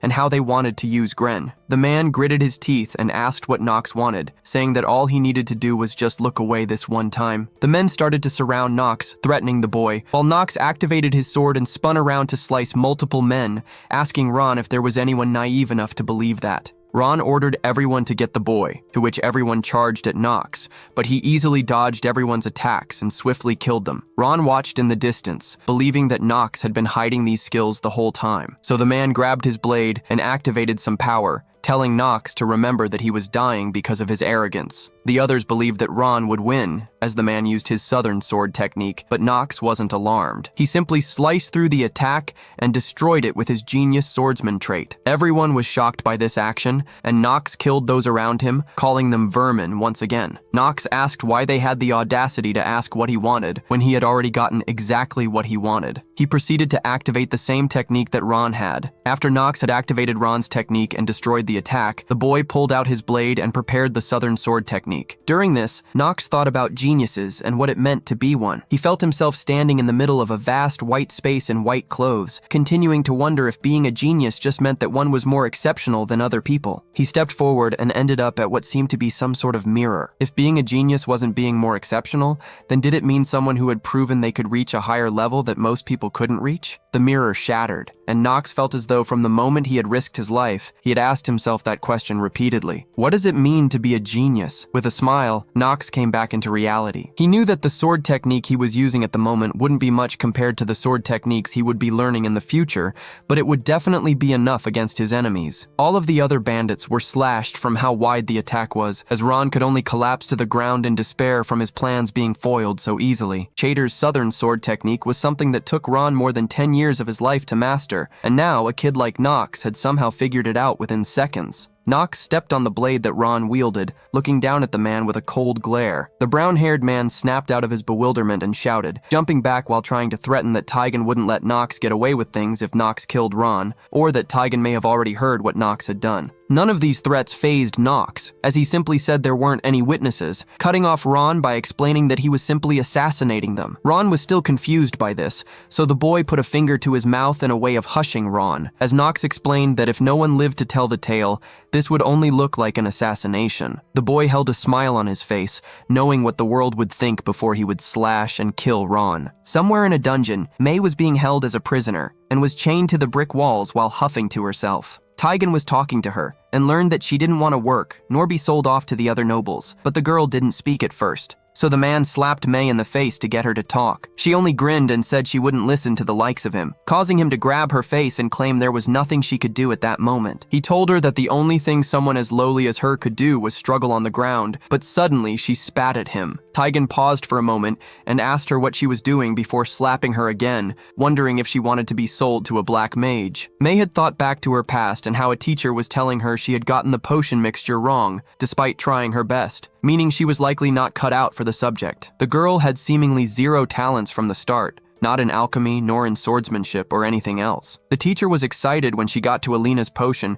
and felt as though she had nothing else to teach the girl, continuing to praise the half-elf girl as May felt almost jealous. May overheard the teacher sighing about how Alina was a war orphan, but was from a noble family and had a chance to at least get out of the orphanage. Alina was an alchemy genius and seemed like someone who didn't belong in a place like the orphanage from the start. The half-elf girl always had a sparkle around her, but despite that, she would always try to play with May and had that bright smile that caused the ginger-haired girl to be helplessly envious of Alina. That was why she had decided to sacrifice herself instead of Alina, because she was certain that Alina would accomplish way more than someone like May ever could. She told Taigen that struggling on the ground was the norm her whole life, and that whatever he wanted to do to her after her death was none of her business. May didn't want to become Alina's burden, so she allowed herself to keep getting beaten by Taigen, until a voice rang through the room telling May to stop trying to harm herself. Knox told the ginger-haired girl that if she made it out of this place as a corpse, Alina would be sad. The boy and his blade walked down the hall, and Taigen asked what brought him there. Knox said, by the law of the imperial family, he was going to execute the man. Knox mentioned to Taigen that his partner Ron was already dead, so it would be best for the man to give up right now. Taigen hummed and thought, glancing over at Knox and asking if the boy had come here alone. Knox affirmed immediately without any hesitation. With that, Taigen grinned and said that the young master of a noble family had underestimated him too much. He asked if Knox thought he could defeat Taigen alone. That was another question that Knox affirmed, grinning as well, as Taigen proceeded to take out his blade with a frown. Other knights started to flood the room, trying to seemingly surround Knox and block the way to the cage, as Taigen ordered them to kill Knox. Shouts were heard from all of the men who charged forward at the light-haired boy, who stared forward without alarm. He closed his eyes and took a breath before he would activate his time-slowing ability. Everything started to slow down, almost as if everything was frozen in time, and the 5-minute time limit started. But this wouldn't be a problem for Knox. The boy walked past all of the knights, slashing them along the way without a care in the world. He held his bloody blade and entered the prison cell where Taigen and Mei were. He walked past Taigen as well and glanced at the man's face as the clock kept ticking. He ended up next to where Mei was, reaching out his hand to touch her face. The ability was still activated, but he slowed himself down to get back into reality in order to pour something on Mei. She asked who he was. Knox immediately gave his name as her vision became blurry. He told her that everything would be over after she woke up from her sleep.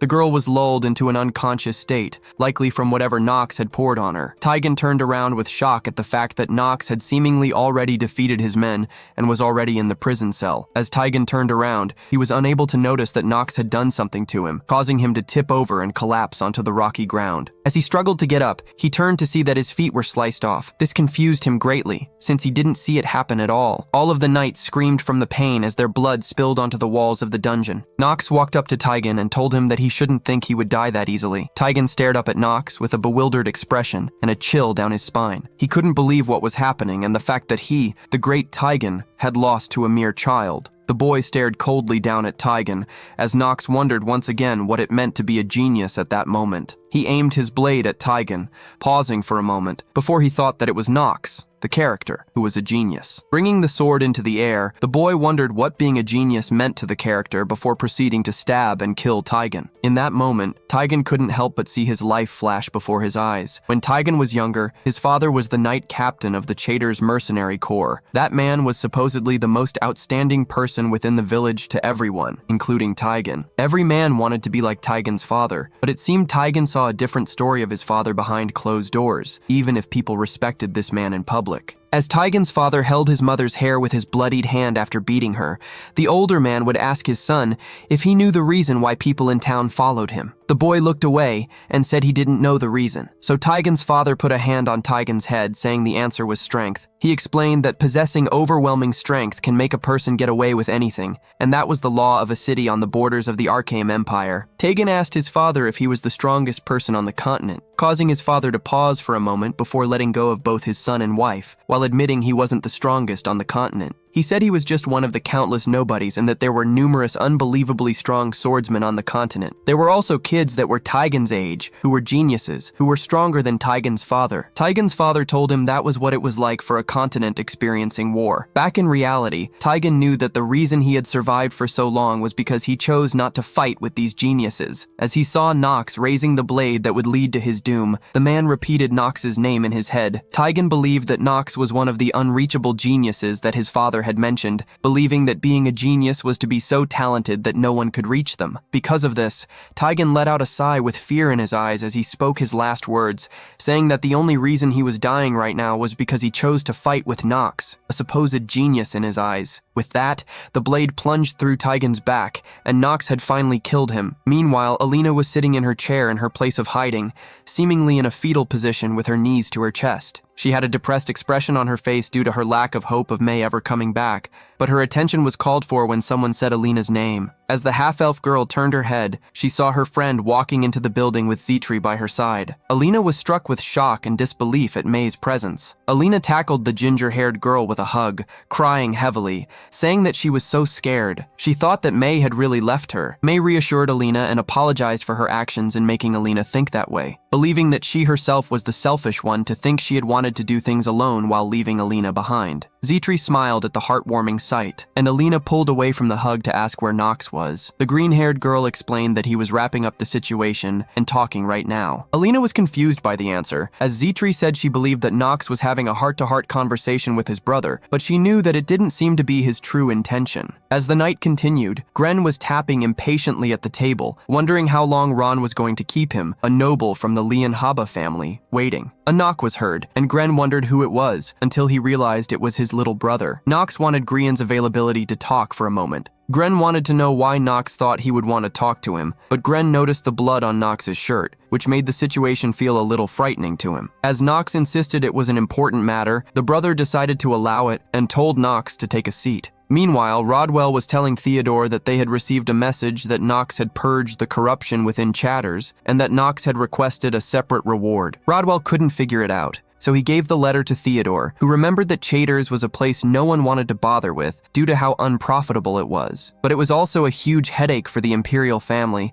as letting it fall would have monsters go toward the center. The central government allocated a large amount of funds, troops, and also mercenary corps to defend relevant areas, so that was why it couldn't be totally abandoned. Theodore believed that Chatters didn't have any value and agreed that all the bandit groups would be dangerous for even Gren, and that the situation would likely turn for the worse if the wrong bandits attacked. If they couldn't overcome a situation of that level, they didn't deserve to be called part of the Lianhaba family, which was why Theodore had placed the Black Sword Knights with them to prevent them from dying. Back to the topic with Knox. Theodore didn't believe that Knox had the generosity to purge corruption for nothing, so he was confused as to why he wanted authority over Chatters. Knox's father read that Knox would even give up his right as the youngest son of the Lianhaba family if he failed to profit. Rodwell asked if Theodore was going to reject the proposal. Theodore decided he would accept it and even obtain the jurisdiction of the area, believing that this was a good opportunity to see how good Knox was at managing a territory. Rodwell understood and would send a letter to the Empire to start the talks. He proceeded to leave as Theodore read over his son's name and wondered how far ahead the boy was planning. Birds flew over the inn on a bright morning, as Gren learned that Ron and Tygan had wanted to kill him and that he was their underling. Gren felt upset with the whole situation and how he had fallen for their schemes, feeling offended that these men had tried to leech off of him by tricking the Lianhaba family. Even so, the man looked up at Knox, believing that he was more of a bother. Knox asked if his brother was scared of him. Gren felt angry by this response but decided to hold back for now,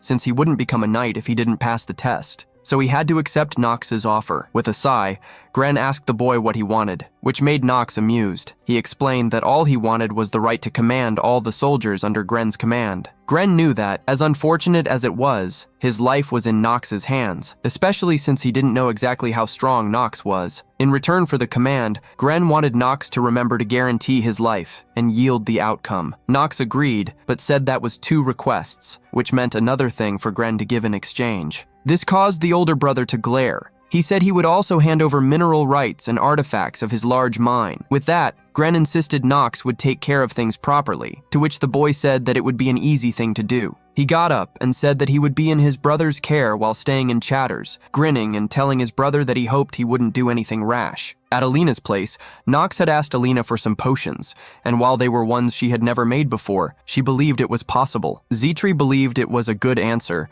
but she also believed that Knox's plan was too dangerous, and wondered why he needed to kill the griffin. May also agreed, but Knox said they shouldn't be scared, as he wouldn't have brought it up if it was impossible. They were being reasonable with their worry, but he had to lie since he couldn't tell them about the thing he wanted to obtain. He decided to be vague about it, which Zitri complied with reluctantly. But Knox knew that killing the griffin at the beginning of the game was actually close to impossible, since no one had succeeded in doing so. Well, at least that would be the case when trying to exclude Knox. The boy started to draw up the plan and remembered the hidden route, one that would make it possible to kill the griffin as compared to the normal playstyle. It would only be revealed to so-called stagnant water gamers, something that Knox was, since he had cleared the game 27 times. He asked if everyone understood, to which all the women affirmed. The reason why he wanted to kill the griffin was because the reward was that great. With that, they would proceed with the plan the next day. As the sun set, Knox would feed his horse. He knew that if he didn't put his life on the line, he couldn't survive, since that was the type of world he had transmigrated to. The next day, it seemed a large swarm of monsters started to run through the woods, while Knox watched from above, telling everyone to get ready. Alina and May affirmed, and Gren did as well, but with more annoyance in his expression. The boy turned to the soldiers and told them that they only had one chance. Knox wondered why the moment felt so new, the fact that he had become Knox and the only strategist. Zitri rushed up behind him,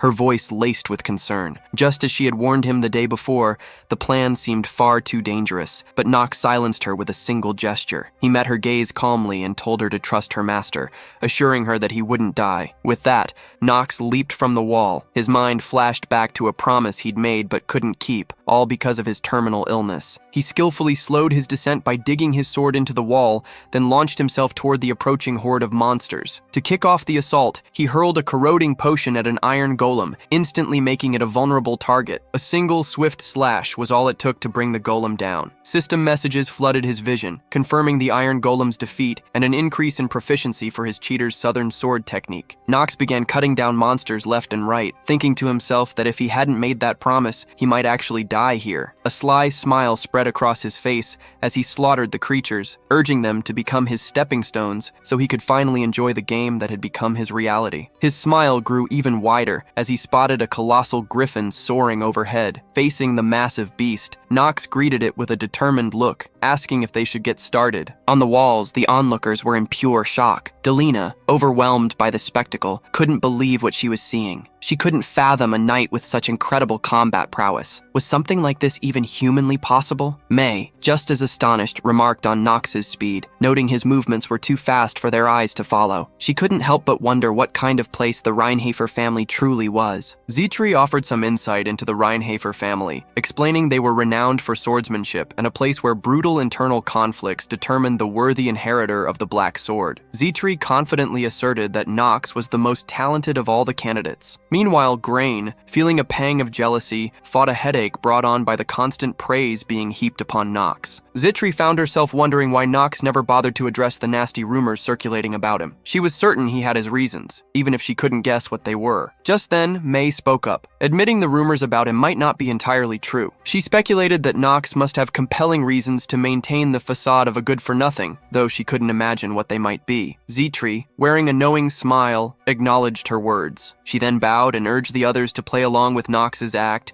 reminding them that he was a wise person after all. Before she could finish, Alina cut in, asking if Zitri wanted her to help hide Knox's true nature. Alina reassured her with a smile, and May also pledged to keep silent. Seeing this, Zitri couldn't help but smile at the camaraderie forming between them. Suddenly, the griffin's war cry echoed through the air, sending a shiver down everyone's spine. Grain, witnessing the beast's formidable presence, couldn't believe Knox actually intended to fight it. In his mind, Knox was teetering on the edge of insanity. The battle began. The griffin lunged with its claws, but Knox agilely dodged the attack. Seizing the opening, Knox went in for a strike, but the griffin swiftly used its powerful wings to ascend out of reach. Once the beast was airborne, Knox shot a cold gaze at Grain, a silent command to take action. Though frustrated, Grain knew he had to follow orders. He obediently commanded the troops to hold their fire until the griffin neared the fortress walls. Once it was close, they were to unleash the ballistas on his signal. Grain made sure everyone understood the command,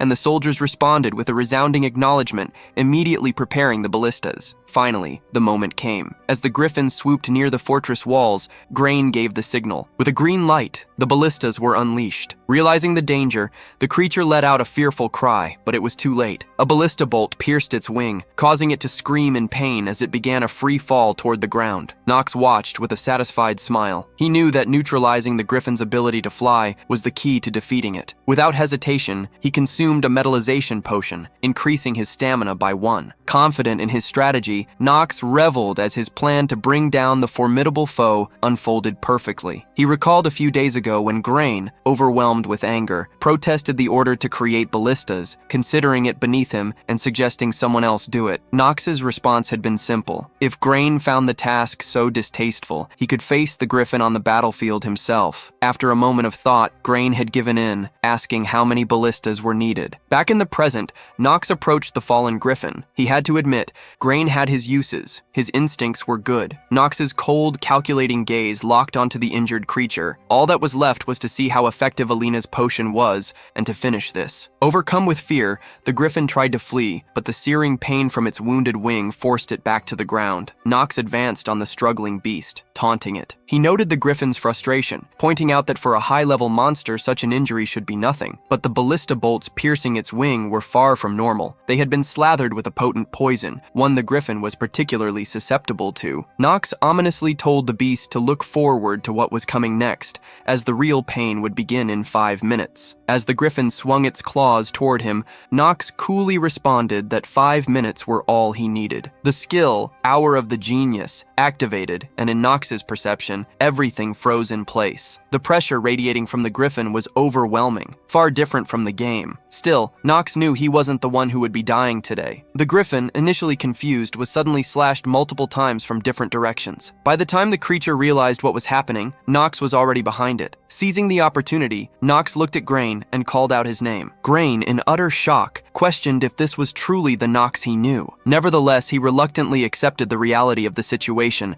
and ordered the soldiers to fire the ballistas again. Bolts rained down on the griffin, piercing it from multiple angles as its painful cries echoed through the air. Knox let out a chilling laugh as his sword began to emanate a dark aura. Pointing the weapon at the wounded beast, he wore a cold smile and declared that it was time to end this. The griffin's anguished scream ripped through the battlefield as more bolts found their mark. Onlookers, both soldiers and civilians, stood frozen in shock and disbelief, witnessing the sheer intensity of the battle. Undeterred by the agony he inflicted, Knox charged, unleashing a technique known as Black Execution. In a single, swift move, he severed the griffin's retaliating claw. Before the beast could even comprehend the turn of events, Knox's sword cleaved through the mythical creature, splitting it in two. As the griffin crumpled to the ground, lifeless, Knox calmly sheathed his sword, his victory declared. The hour of the genius skill ended, and the strain of the technique was evident in his heavy panting. When his cold gaze fell upon the surviving monsters, it sent shivers down their spines. Gripped by terror, the monsters fled the battlefield in a desperate bid for survival. Witnessing the retreat, the people of Traitors erupted in victorious cheers. A system message notified Knox that he had gained a 60-day life extension for defeating the griffin, bringing his remaining time to 179 days. The joyous cries of the people echoed, and many shed tears of happiness. Observing the celebration, Knox couldn't help but smile, admitting that it felt pretty good to see everyone so happy. Meanwhile, Grain was frozen in shock at the unexpected ease with which Knox had dispatched the formidable monster. The griffin was a high-level beast. He couldn't believe it had been brought down by Knox. Taking down such a creature should have required the prowess of an academy professor, at least. The realization weighed heavily on Grain as he wondered if he had no choice but to finally acknowledge his brother's strength. He realized that if everything Knox had shown was real, it could bring a massive change to the successor ranking within their family. After a moment of contemplation, Grain made a firm decision. He had to align himself with the winning side. Approaching Knox with the soldiers,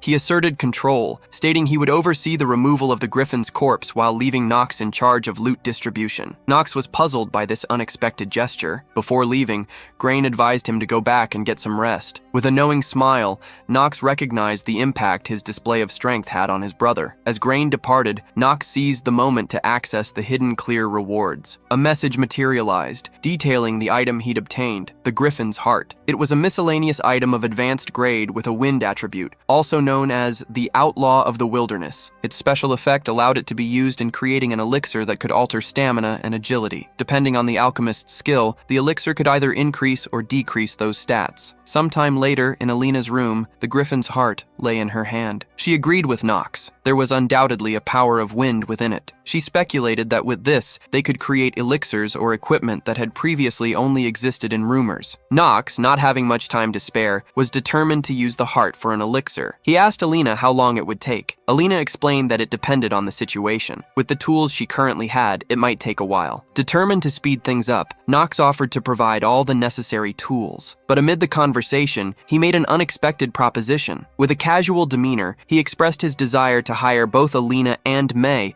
as servants of the Reinhafer family. The shock on their faces was palpable. May pointed out their commoner status, questioning if such an arrangement was even possible. Knox remained unfazed, asking if something like that really mattered. He asserted that if they possessed skills he needed, he would use them, and there was no reason they shouldn't make use of him in return. However, he emphasized that he would never allow a subordinate to harm their master. Knox knew that at this point in time, no one could properly utilize a monster's core, especially a unique item from a hidden boss that wasn't meant to be beaten. Crafting with it would be impossible for anyone other than a true genius. Just then, Alina spoke up with a firm declaration. She stated that since he had saved saved them, they would follow and trust Knox for the rest of their lives. Knox's smile revealed his satisfaction. He contemplated the acquisition of two genius characters, recognizing the immense potential they held. As he prepared to leave, he informed them they would depart in 3 days. The elixir would be crafted secretly upon their return to the family estate, away from prying eyes. Emphasizing the need for secrecy, both Alina and May affirmed their understanding with a resolute yes. Knox and Zitri left Alina's hideout, making their way toward the inn through the sewers. During their journey, Zitri abruptly stopped, prompting Knox to ask why. Zitri explained that she'd observed he was very different from what she had heard. Confused, Knox asked for clarification. She pointed out the rumor that he was a selfish person who only cared about himself, but she now knew that, at least, wasn't true. She then asked Knox to promise that if he ever found himself in a difficult situation, he would let her know if she could help, despite her lowly status. She also expressed confusion as to why so many people disliked him. Knox turned and started walking away, assuring Zitri he would seek her help if the need arose. He then changed the subject,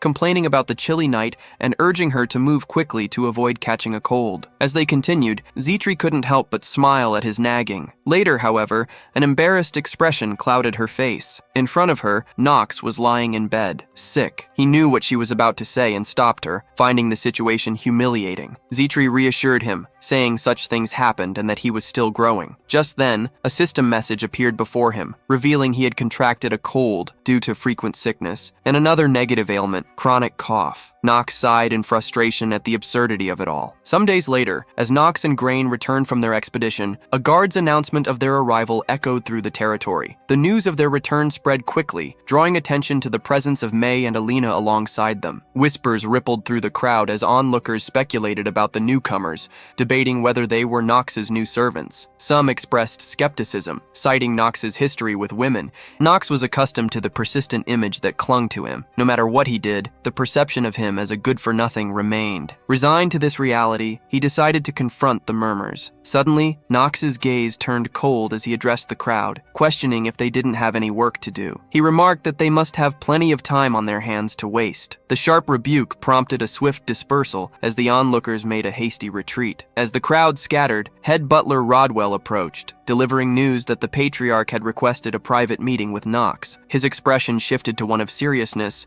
as he anticipated the impending conversation. A couple of minutes later, the young master stood in his father's office. Theo looked at him and acknowledged his arrival. Knox immediately knelt, bowing deeply, and confirmed that he understood he had been summoned. The head of the family narrowed his eyes, stating they needed to discuss certain matters, and hinting that his youngest son might also have something to share. Theo continued, noting that rumors praised Knox's critical role in the mission's success, crediting him with ensuring everyone's safe return, aside from the traitors. Even Grain had acknowledged his accomplishments. Knox tensed, cautiously asking if his elder brother had truly reported everything. A letter lay on Theo's desk as he responded affirmatively, stating that Grain admitted he could have hardly completed the mission alone. The young master frowned, casting his gaze downward, wondering what Grain could possibly be aiming for with such praise. Theo calmly closed his eyes, pulling out a small bundle of papers, and told his youngest son he didn't summon him for trivial matters. He handed the papers to Knox, commending him on accomplishing an almost impossible task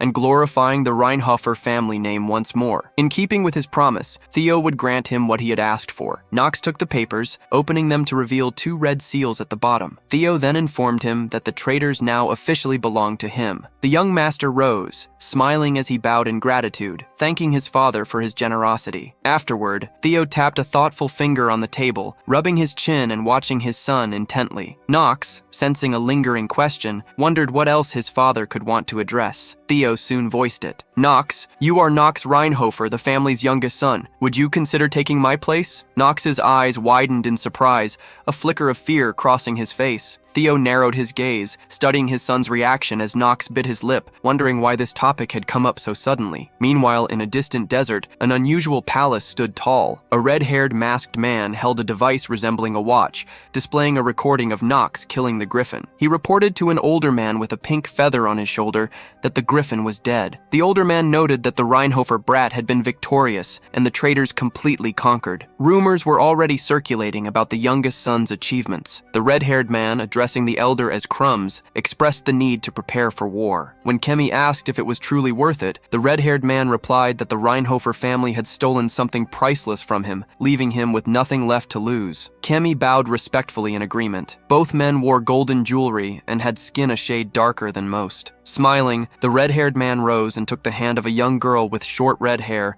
who wore a pink scarf. Crumbs tenderly stroked her cheek, telling her that the day they subjugate the kingdom and the day she awakens was close. Back in his father's office, Knox remained unsure how to respond to Theo's question. Their conversation was interrupted by Rodwell, who suggested that such a question might be premature for the young master, reminding Theo of the heavy responsibility that came with leading the family. Knox looked at Rodwell with intensity. Yet, Theo disagreed, asserting that now was indeed the right time. Feeling panic rise, Knox apologized to his father and respectfully declined the proposal. He clarified that he couldn't assume the title, not now, and even suggested that Grain would be a more fitting choice. Theo slammed his fist on the table, declaring that it was not Knox's decision to make. Bowing again, the young master confessed that he didn't want the headship, deeming it too burdensome and beyond his capability. Theo questioned whether his son feared responsibility, to which Knox calmly replied that he found such feelings to be natural. After a pause, Theo closed his eyes and told Knox he understood and respected his choice, for now. Knox expressed his gratitude, and Theo warned him that his extraordinary talent wouldn't remain hidden forever. People would continuously test him, and he must be prepared. Knox wanted to respond, but simply nodded in agreement. Theo then dismissed him, knowing he was likely tired from his journey. Thanking his father for his consideration, Knox left. Minutes later, Knox was back in his room, sitting while Zitri, his maid, stood nearby. She asked if the head of the family had truly not scolded him. He reassured her,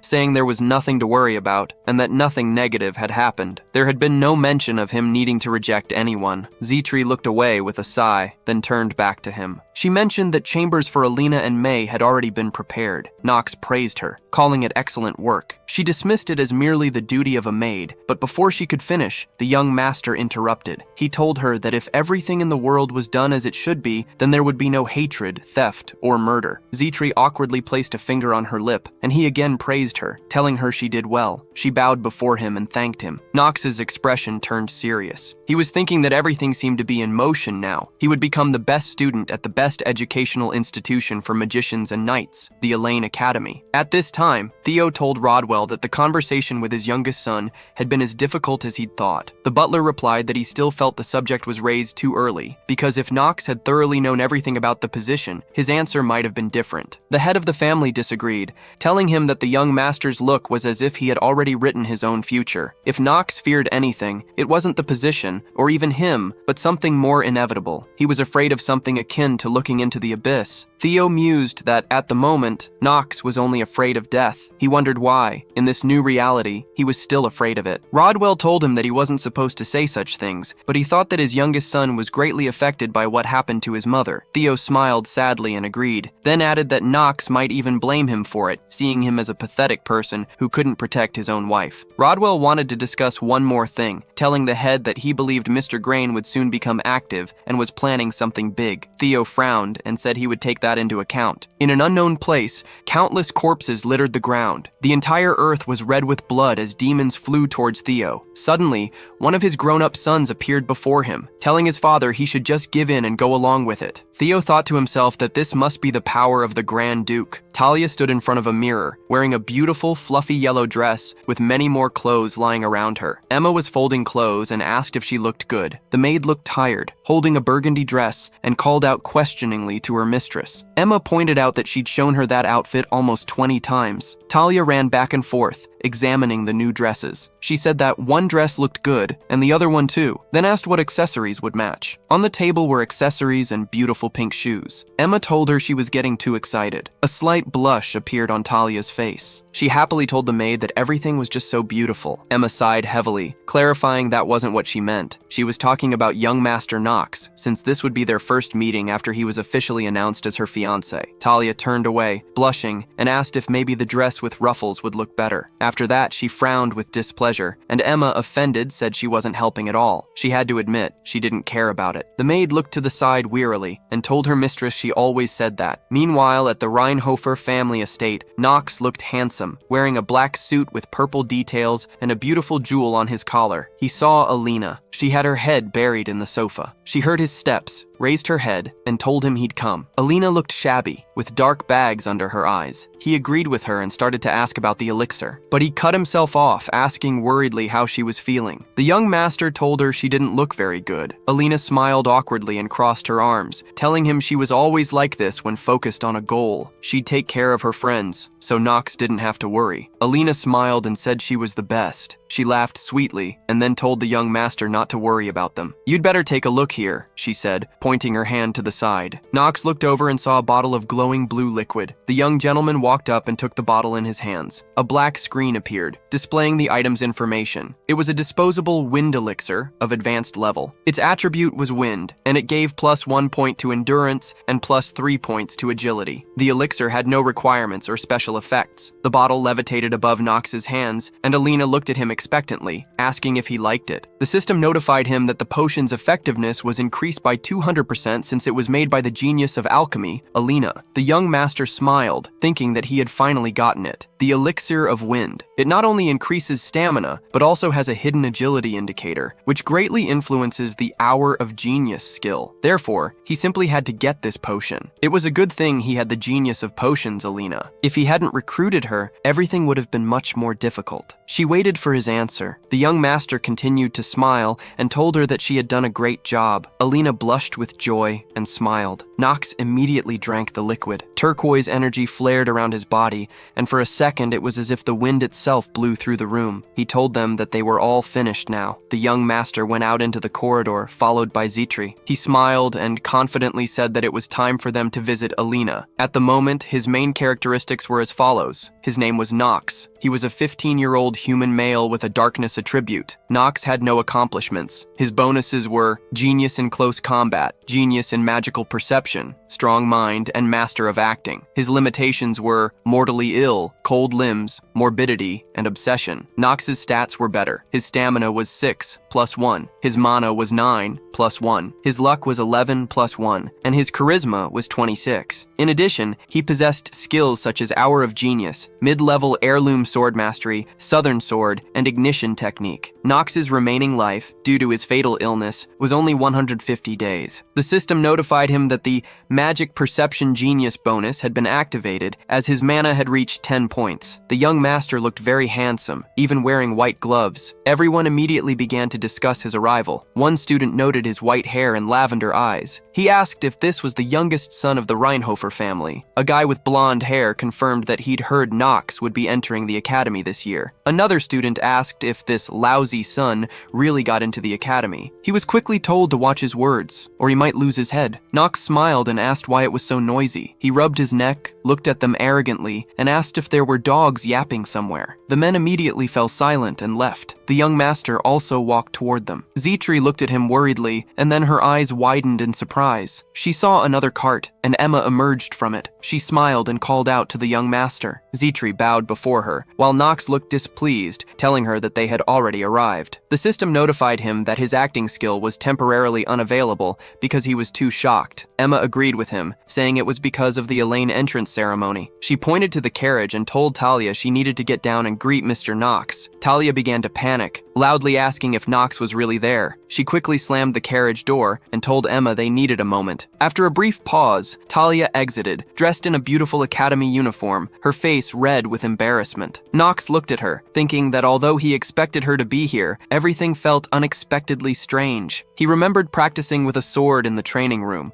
suddenly dropping it in shock and asking his maid Ron what she had just said. The maid looked at him questioningly and replied that she'd only mentioned they were planning to betroth him to Lady Talia. She was about to elaborate, but Knox panicked, grabbed her shoulders and asked how he was supposed to know. He told her it was a huge problem, but now he hopelessly closed his eyes, realizing it was true. Their families had arranged the marriage without their knowledge, and he was not pleased. Talia was visibly embarrassed, stuttering slightly. She smoothed her hair and greeted him awkwardly. Knox looked away and returned her greeting emotionlessly. Talia seemed thrilled, smiling as she looked at him. Zitri approached her master and whispered, asking if this was Lady Talia, his fiancée. Knox responded irritably, telling her not to say that. Talia happily asked how he was doing. Coldly, he replied he was fine, and asked how she was. She answered that she was fine too, blushing. Their conversation was interrupted by a horse's neigh. Everyone turned toward the sound. In front of them was a green carriage. Knox thought of another renowned genius of Elaine Academy, Eleanor de Rival, who was from a rival family secretly ruling the continent. She was beautiful, with blue eyes and red hair, exuding an air of grace. Eleanor stepped down, smiling as she announced her arrival. Knox thought about her intense dislike for the original Knox in the game. Eleanor laughed, covering her mouth with her hand, and addressed her servant, calling him Mr. Knox. She remarked that she hadn't known he'd been selected to enroll in the academy, expressing her gladness to meet him. Knox asked if she was Eleanor, to which she smiled and confirmed, recalling a childhood memory. She added that she was the same heir to the merchant family he had looked down upon, giving him a slightly menacing look. Eleanor smiled,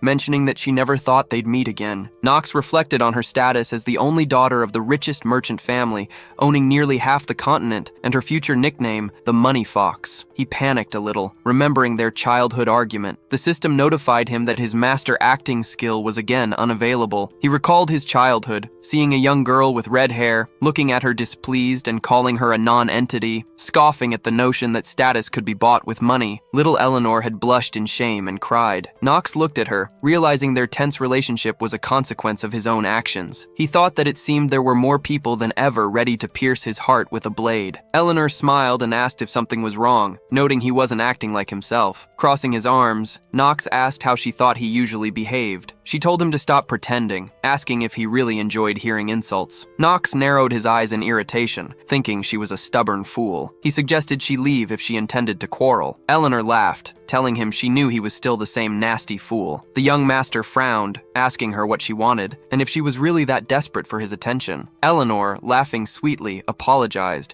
saying she had no desire to covet anything from the black sheep of the Reinhofer family. Knox thought to himself that he knew her disdain for him wouldn't just vanish. He activated his vision skill, and information about Eleanor appeared. Her main attributes were female, 15 years old, human race with a wind attribute, and titles as a genius at counting and genius at acting. However, she had limitations: vanity, pride, and a weakness against southern sword techniques. As Knox studied her stats, he noted that her characteristics remained the same, which, in his view, was better. The rival family, he thought, was willing to pay dearly for the D in their name. Eleanor's father paid dearly. She hated it, but still, she made the most of this fact. She was too vindictive and touchy, and the old Knox had foolishly decided to quarrel with her. Knox tested her patience and quietly remarked that she shouldn't have been meddled with at all. Eleanor bowed before them and told him she would leave, but they wouldn't say goodbye, as they were not close enough to wish each other well. Knox, calm as ever, told her that it didn't bother him, since he didn't expect anything better from a hillbilly like her. She smiled, agreed, and simply walked past him. The young master then told Talia that they also needed to go, as the entrance ceremony would begin soon. She looked a bit worried and thoughtful, but quickly agreed. They headed toward the academy entrance. Knox thought that now he definitely wouldn't be able to get rid of Talia because she was his fiancée, but he would try to make the most of this situation. As he glanced at the Elaine building, he thought it was time to get back on his feet. A couple of minutes later, they were inside. The young master looked around and told his bride that, as expected, the children of many renowned families had gathered. Some newcomers were already talking to each other. Knox considered that although some of them might be useless and not align with the original story, it would still be advantageous to enlist their support. He remembered several individuals: Paracelsus, Lenore, the girl with yellow hair, the guy with black hair, and the girl with pink hair, the strongest characters in the game. Rubbing his chin thoughtfully, he decided it would be best to avoid them to prevent completely derailing the plot. A cautious approach was necessary. Suddenly he asked Zitri if he was imagining things, or if too many eyes were on him. Zitri told him that this was indeed the case. The aristocrats glanced at him every now and then, with shock and occasional contempt in their gazes. The maid furrowed her brows and told him she thought he would be popular in Elaine. The young master crossed his arms, repeated her words, and asked if she thought the looks were too unkind for him to be considered popular. Talia looked at him worriedly. Suddenly someone coughed loudly, asking if everyone could hear him. Silence fell, and Knox looked at the stage, realizing everything would finally begin. Servants bowed as a girl with white hair stepped onto the stage. She was barefoot, eating caramel on a stick, and greeted everyone with unusual clothes, azure eyes, and a strange mark on her chest. She looked somewhat human, though the students murmured, questioning if she was a child or a dwarf and where the professor was. Knox thought they were idiots, for before them stood an unimaginable monster that could not be judged by appearance. A black screen appeared before the young master, detailing the girl's information. Her name was Noah Avon Trinity. Her age and race were unknown. Her attribute was ice, and her achievements included being a pillar of Elaine Academy and one of the 4 sages. Noah's bonuses were genius for mana detection and goodwill, with limitations like an inferiority complex, short stature, and laziness. Her stats showed 21 strength, 26 mana, 8 luck, 22 willpower, and 10 charm points. She had 2 passive skills, Sea of Mana and Ruler's Aura, along with active skills, Water Bubble, Cold Beam, and Blizzard. The young master turned pale, realizing this was a character he should stay on good terms with. Talia looked at him questioningly, but he warned her to say nothing about this girl if she valued her life. Noah smiled widely, introduced herself, and sweetly announced she was the new dean of the academy. Raising her finger, she started to warn the students, but before finishing her thought,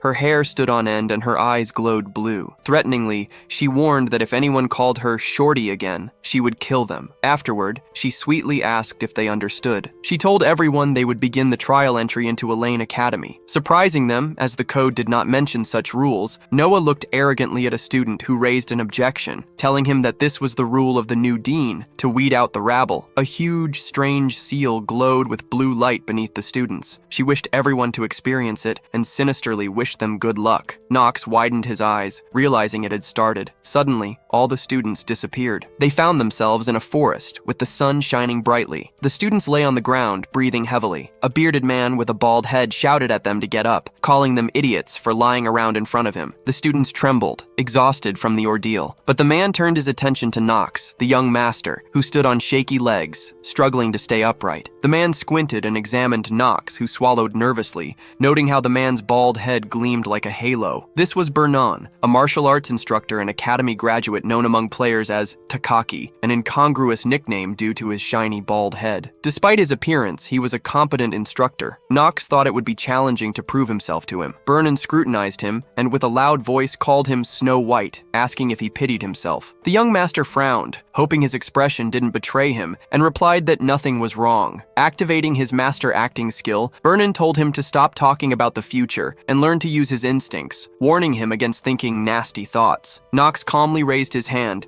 and asked Bernan to tell them about the entrance test. He told him that for now, he could put aside topics of conversation that did not relate to the matter. The instructor agreed and then told him that first, they needed to wake up all the sleeping students, so he had better cover his ears. Of course, Knox still needed them. He obediently covered his ears with his hands. Bernan's hands glowed with a blue light, and then he sharply clapped them together. After this, a very loud, obnoxious sound was heard, causing the students to start screaming. They stood up and asked what that sound was. A guy with brown hair asked loudly, but the instructor hit him hard on the head, telling him that he was that freak. He asked the boy if he really had any problems. The guy looked at Bernan's bald head, which seemed to be glowing, so he and the other students squinted at it. The instructor folded his hands on his chest and asked if he not only called them names, but also decided to make a dissatisfied face. "Do you have an extra life?" he demanded. The guy quietly apologized. A couple of minutes later, students were carrying other students on stretchers. The instructor shouted to them that they needed to move the students who couldn't wake up to a safe place. After this, the remaining students stood in front of Bernan, and he told them that since they had come to their senses, he would tell them about Elaine's entrance test. Knox listened calmly to his speech, thinking that this test was to diligently catch monsters on this island of magic. As a reward, after the monsters' deaths, gems of different colors would remain. The fewer mana gems, the higher their value. He wondered why it was like this. Wouldn't more be better? The young master answered this question to himself. He smiled, thinking that this was only half true because in a test, they look at 2 things. The first is sensitivity to mana. Of course, this had already been tested with the help of Noah's mid-level magic. Whoever woke up first from her spell was the best. The second test checks the student's ability to detect even the smallest grains of mana. It is these 2 indicators that allow magicians to perform best in battle, and that is why the gems are specially selected in this way. That was the whole point of the test. Bernan told the students that this place was created through the spell of Noah, the current dean. There are a lot of creatures here, and pathetic worms like them don't even know how to fight. So they will be given an indulgence. They can unite in teams. The students immediately began to look at each other to spot a partner. Suddenly, swords began to appear next to each student. Everyone looked at them in surprise. The instructor told them that the maximum number of people on a team is 8, and that it would be better for them to hurry up and decide. After that, he turned around and told them that he would be waiting for them at the top. Everyone looked at him in shock. A girl called out to him, saying she still had questions. Another guy asked if he really just left like that. The man told him that he had. The guy with the brown hair rubbed his head where he was hit, which still hurt. He asked why the instructor needed to hit him. Everyone else watched him leave seriously. Suddenly, a girl with pink hair raised her hand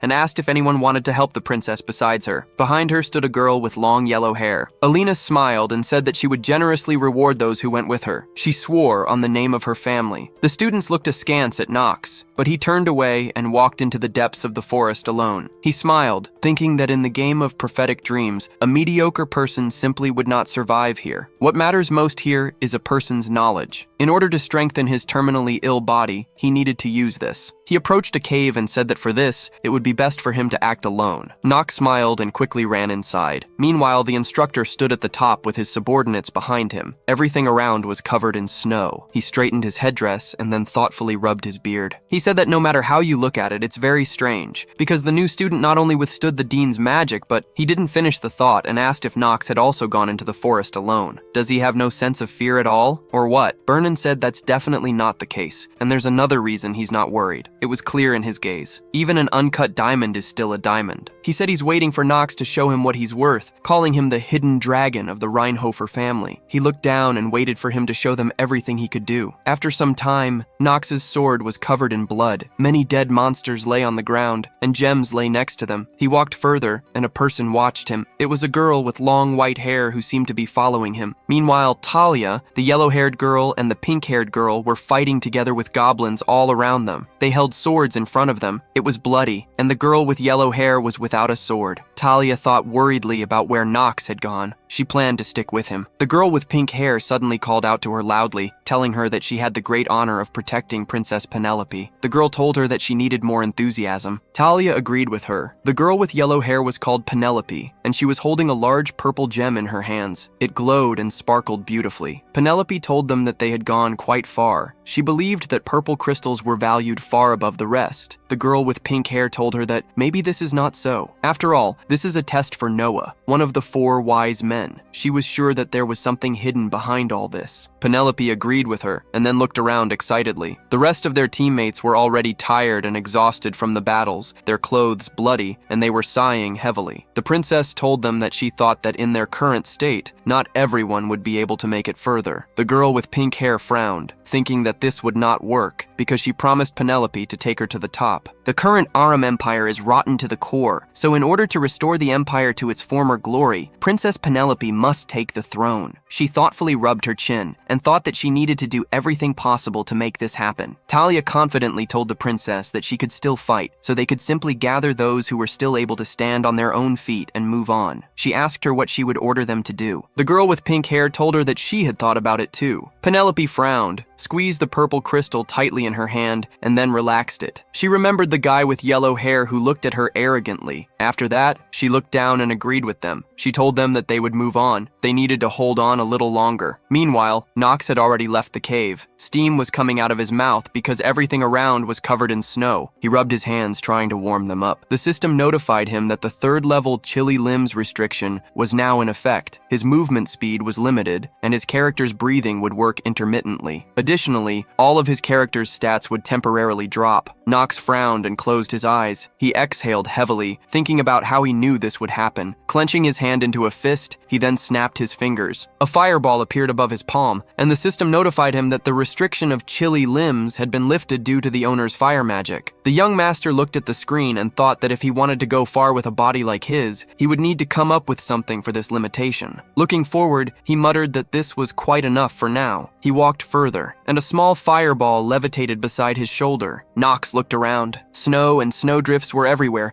and the wind was blowing. He noted that this was quite quite fitting for the Frost Witch, Noah." The young gentleman looked up and smiled, commenting that he understood this was the top of the mountain, but there was too much ice here. Breathing intently, he closed his eyes and sat down. Placing his palm on the ground, purple energy began emanating from his hand. He wondered how this explanation would work if this place were an ordinary island. The ice began to crack, and purple energy glowed within the entire mountain, resembling the roots of a tree. He thought that this place was artificially created by Noah, and that everything here was of magical origin. Suddenly, ice monsters appeared. He realized that these monsters were also created by magic. Knox stood up, his hand glowing purple as if absorbing energy. He mused that it was difficult to imagine the amount of mana possessed by the dean of the academy. Smiling, he clenched his fist and muttered, "Who cares?" The ice continued to crack, and huge ice monsters emerged, their bodies several times larger than Knox's. The young master observed them and noted they were ice trolls, creatures known for their high regeneration and vitality. He commented that such monsters could easily kill a beginner,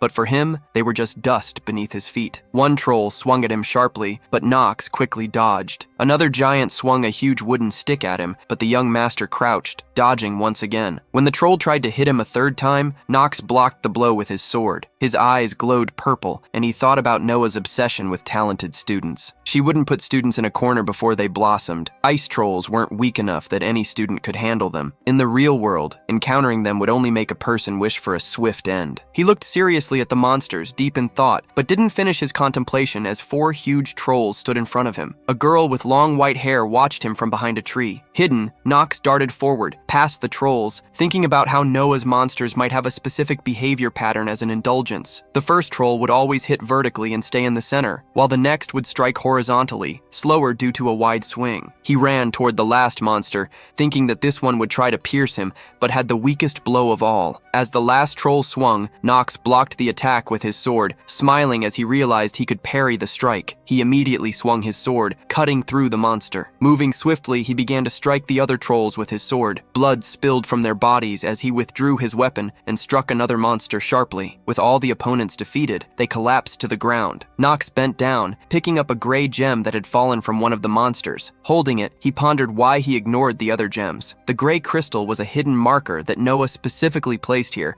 and he would be able to exchange it for a very important scroll. The young master would strengthen his hour of genius skill after completing this story. Meanwhile, a man with dark hair held a purple crystal, telling his partners that at this rate, they would be the first among their peers. Eleanor appeared displeased, but a girl with brown hair looked at the gem with interest, expressing hope. The girls smiled joyfully, clapping their hands, and agreed that they had done well. Eleanor, lost in thought, agreed, and said this should be enough to pass the test. Her thoughts trailed off as she remembered Knox going into the forest alone. She felt haunted by a strange feeling and looked down, emotionless, recalling her childhood. A man shook her shoulders, demanding why she had quarreled with Reinhofer's son, clad in a long burgundy coat. He shouted, reminding her that they must rise above others. He asked if she understood that they needed to reach the top. Eleanor looked at him in fear, crying, as he shouted that she needed to find a way to approach Knox at any cost. She thought that this man had never seen her as his daughter. Currently, she rubbed her chin thoughtfully, wondering where Knox had disappeared to, thinking that facing this test alone would be of little use. Maybe he knew a secret way to pass this test with a high score. Suddenly, she raised her hand and told everyone that she had a proposal. She smiled and told them that if any of them wished to rise even higher with her, then, in the name of the rival family, she would guarantee them an even greater reward. Everyone began to discuss her proposal. The girl with short hair asked her if she didn't like this gem, warning that they might get hurt if they went any further because it was too dangerous. Eleanor smiled sweetly and agreed with them. Then, she asked if they agreed that the higher the risk, the higher the reward. The guy with blonde hair confidently told her that he would go further with her. She agreed with him, and a guy in dark clothes asked if he could join them too. Eleanor looked down sadly, thinking that everything always came down to money. She didn't know what Knox was up to, but it wouldn't hurt to find out. After that, she smiled artificially and asked them if it was time to move on. At this time, Knox was on the top of the mountain. He thought that the reason to take risks and go alone was simple. Everything would be rewarded in full. He looked at the corpses of the ice trolls, thinking that there was almost no opportunity to improve the hour of genius skill in this game. It was almost impossible until he discovered the hidden agility attribute. Knox said that nothing could be done about it, even if he attracted everyone's attention. Suddenly, he opened his eyes wide, turned around, and his sword quickly flew to the side. He was surprised by this because he had held his sword tightly in his hands. Paracelsus stood before him. Smiling,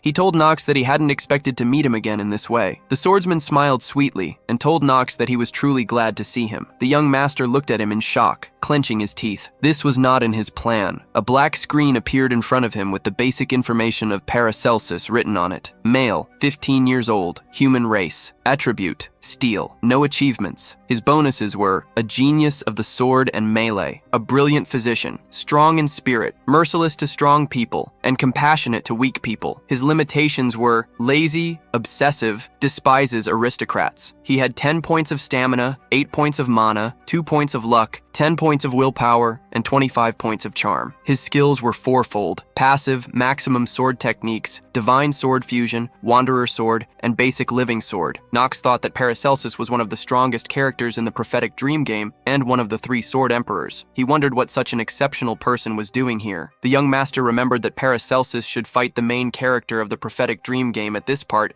and be inspired by his kindness, since he would protect Eleanor, who would get into trouble. Suddenly, Knox's eyes opened wide as he realized something might be wrong here. Paracelsus looked at him angrily, abruptly pulling out a small dagger and throwing it at Knox. The young master managed to react, deflecting the dagger with his sword. He wondered where the main character was, who was supposed to entertain the swordsman. Paracelsus grabbed his sword and smiled, then told Knox he was interested in the crystal in his hands and demanded he hand it over. The system notified the young master that the master acting skill had been activated. Knox frowned, his eyes glowing purple, and called him a dirty worm with contempt. Paracelsus began to attack him with his sword, and the young master quickly leapt back from the strikes. He thought he must be mistaken, or perhaps the main character simply hadn't appeared in this world. The swordsman smiled and struck with his sword again, but Knox blocked the blow. Paracelsus was fast, and he immediately swung at Knox again. The sword's tip almost struck the young master, who pulled his head back, frowning. He thought he would really have to entertain Paracelsus. He asked him if he realized he was now confusing all the plot cards. The swordsman smiled ominously, saying he had no idea what Knox meant, but something had bothered him when they'd met before. In chatters, he had already wielded a sword perfectly. The young master asked him what he meant, and Paracelsus sweetly replied that he apparently had many worries. He asked if Knox could simply do as he asked, so they could each solve their own problems. The swordsman remarked that the gem would likely yield the highest score. Knox asked what would happen if he refused. Paracelsus calmly told him he'd leave him no choice but to take the crystal at any cost. They stood opposite each other,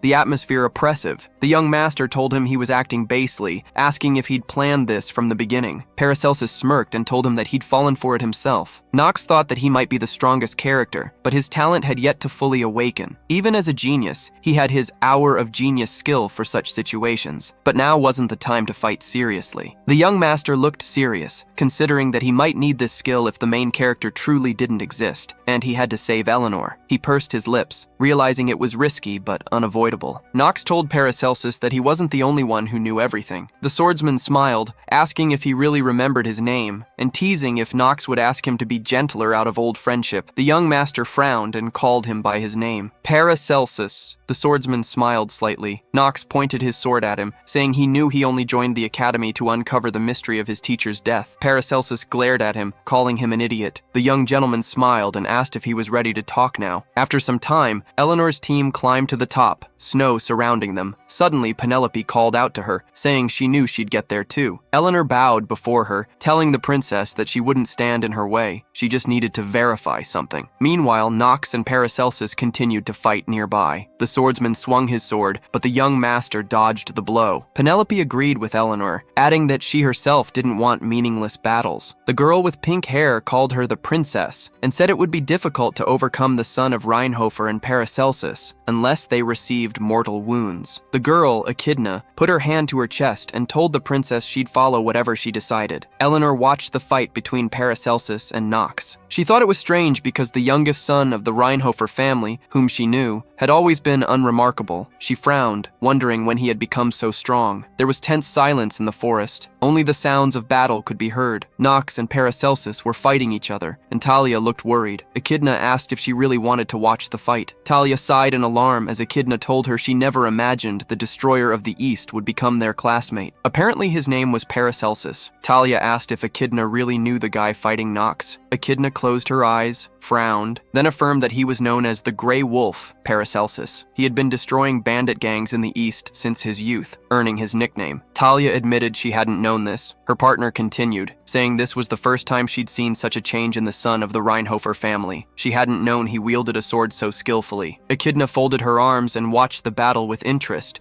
remarking that if it weren't for Knox's viciousness and laziness, he could have become a good knight. Talia awkwardly replied that she didn't consider him pure. Her partner chuckled in surprise and asked how she knew that. Talia remained silent, looking to the side. Meanwhile, Paracelsus attacked Knox repeatedly, calling him an idiot. Knox dodged the blows, surprised to sense his opponent's voice trembling with anger. It was natural. Paracelsus had been his only teacher, but his teacher had died because of a fool from Mill's Academy. Paracelsus paused and told Knox the games were over, then swung his sword sharply at him. Knox parried, and a system notification informed him his master-level sword skill had activated. Knox smiled, asking Paracelsus why he was so angry. As they pressed their swords against each other, Knox told him he hadn't been the one who killed his beloved teacher. This enraged Paracelsus further, prompting him to swing his sword rapidly at Knox. But Knox dodged each blow, thinking his opponent's attacks had grown a bit simpler. Paracelsus might be gifted, but he was still too young. They stood facing each other. Paracelsus tried to hit Knox again,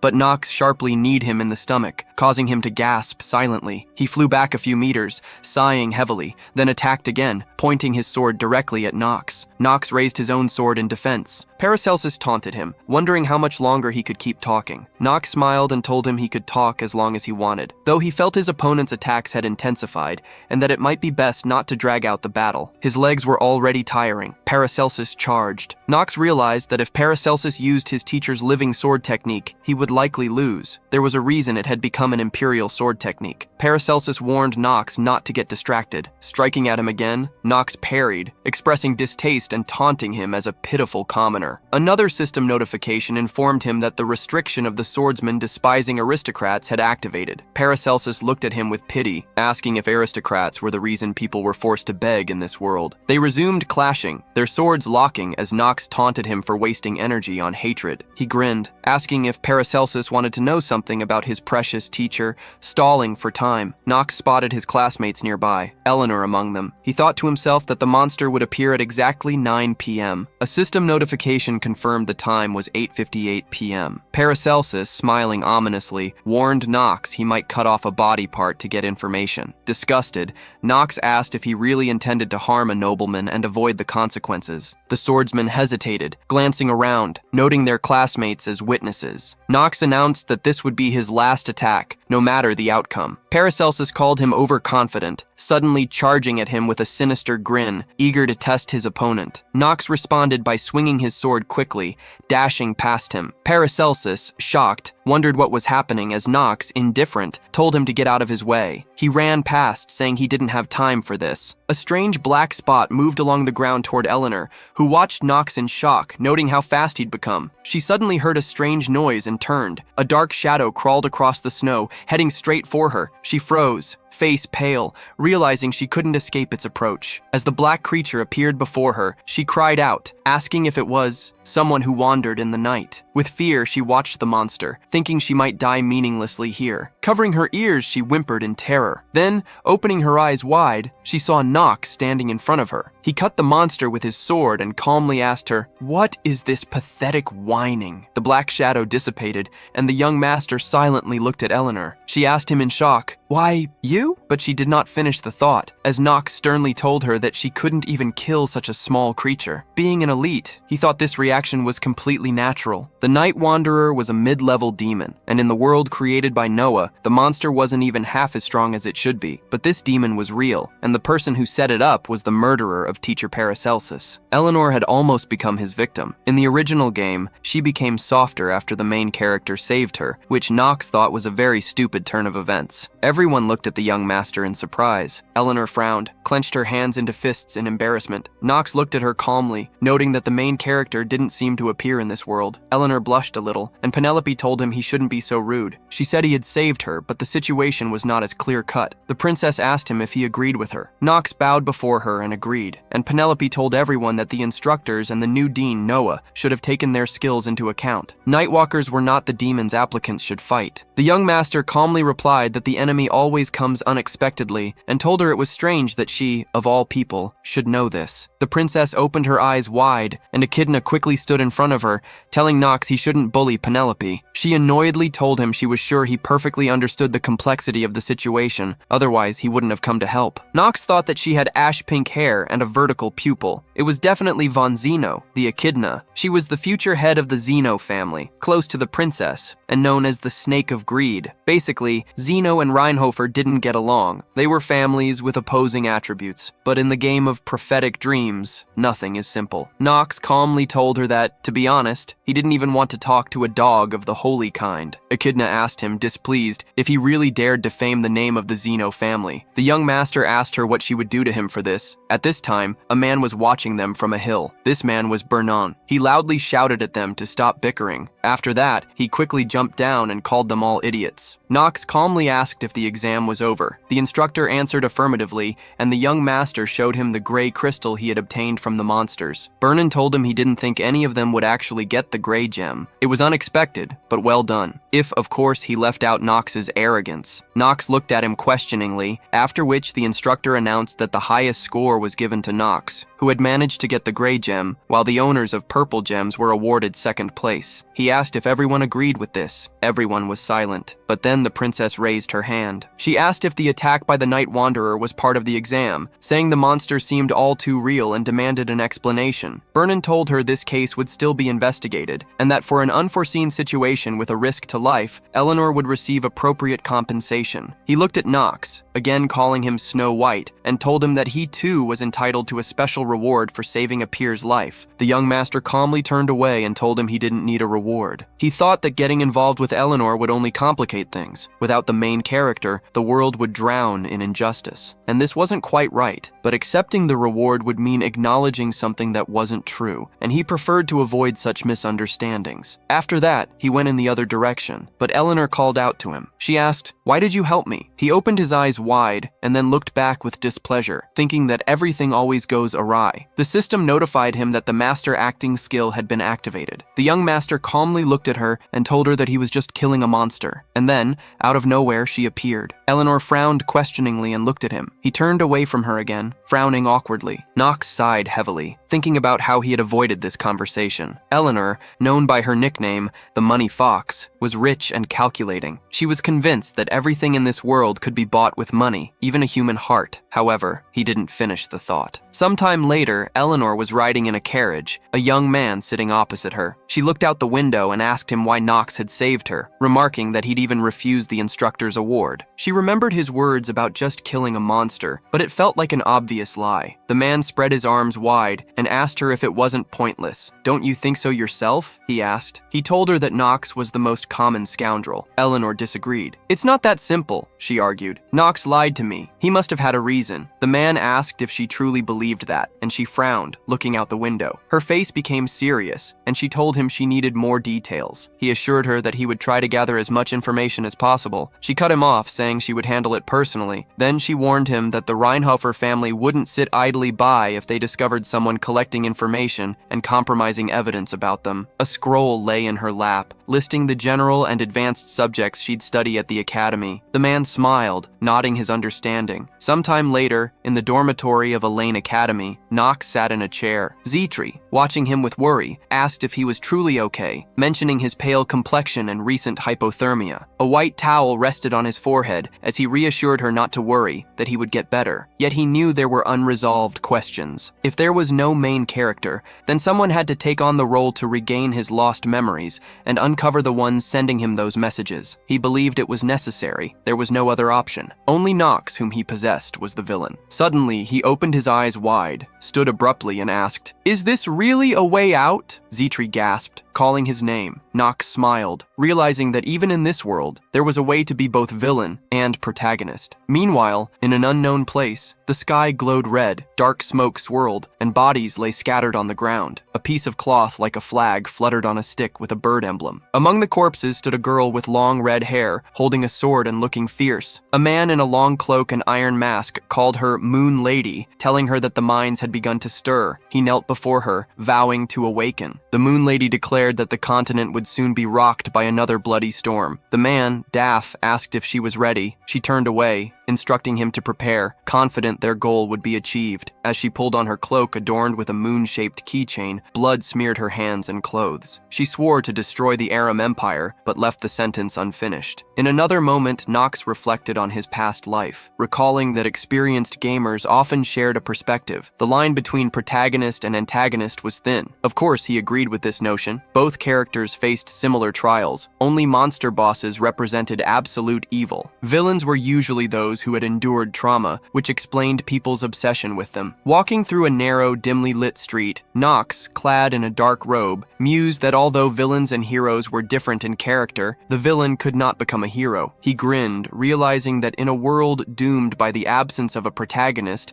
the villain might have to step up and fulfill both roles. He noticed a small house emanating a faint blue light at the entrance, as though it were illuminated. Rubbing his neck, he muttered that he didn't particularly enjoy this life on the edge, but it was all he had. There was a great organization here, a gathering of villains eager to overthrow the imperial family. Blue energy swirled in his hand, and a bright glow appeared in front of him. Later, at a large table, an instructor and other men sat in discussion. Noah, seated at the center, looked boredly to the side. Vernon asked everyone for their opinions. A man with purple hair reassured him, claiming he was in control of the test. He asked him if he had screwed up somewhere again. The instructor got angry, pursed his lips, and then called him a fool, telling him that he had already said that he was innocent. Suddenly, Noah opened her eyes wide. She looked ominous. The dean asked them what they were doing now. Vernon abruptly put his arm around the purple-haired man's neck and told her that they weren't doing anything. He laughed awkwardly and asked her if they could continue the discussion. He told everyone where they were at and didn't finish the thought because Noah smiled artificially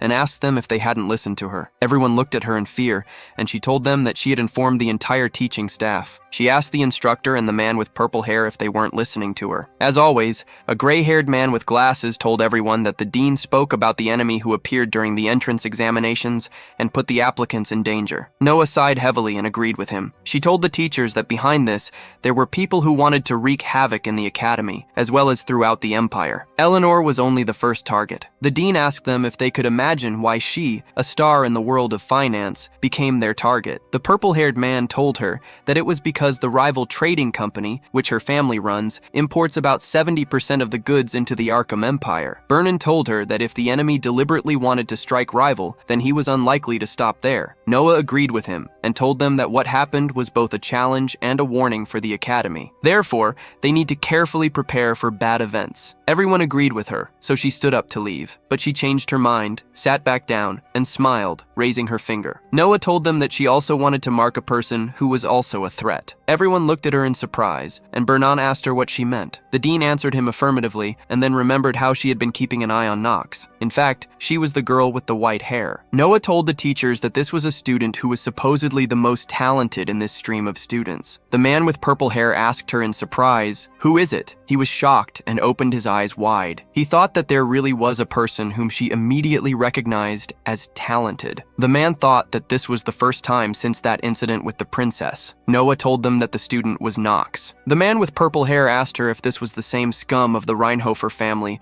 who was famous only for his lust. She stood up and walked toward the exit of the room, then smiled and told him that he was right. The dean remembered Knox's look and told all the teachers that this was a child, and she didn't finish the thought. Noah grabbed the doorknob and then told everyone that Knox might even be stronger than her. The man with purple hair stood up abruptly in surprise. The man in the red jacket asked, "Did I hear something wrong?" The teacher in the blue sweater asked, "How could the black sheep of the Reinhofer family be like this?" Everyone was shocked. They couldn't believe it. Meanwhile, Knox entered a small tavern. A man with a small beard called him a kid and asked him what he forgot there. Knox smiled and told him that moonlight would shine on the sharp pen for the glory of the empire. The man looked at him seriously, then displeased, told him that he could pass, although he had no idea how that woman could tell the secret code to someone like him. The young master calmly asked him, "Wouldn't you even introduce yourself?" He smiled and walked over to the shelf. There were bottles of various drinks. He rubbed his chin thoughtfully and thought about getting into the sleeping quarters, but Knox didn't finish his thought. He took bottle number 3, then number 1, then number 8 and 4. Suddenly, a strong blue energy appeared in front of him, so he covered his face with his hand. The system notified him that he had been exposed to high-level magic, so his mana flow was temporarily reversed. The magic perception genius skill had been temporarily blocked, and his character would be teleported to the designated location. The young master's cloak and hair were billowing with a flow of air, and then he looked down sadly, thinking that his stats were still lacking. He even felt trembling in his body. Suddenly, he opened his eyes wide because there was a sharp blade at his neck. In front of him was Luna. She was holding a long sword at his neck. She asked him who he was. Knox happily called her Luna and smiled, but she only pressed her sword on his neck so his skin was pierced a little and blood began to flow from there. The young master calmly told her that she was the leader of the Sleepers and the only pillar of the Sword Empire whose face no one had seen yet. He told her that he was here because of her. Luna opened her eyes wide and asked him if he knew not only the location of the headquarters,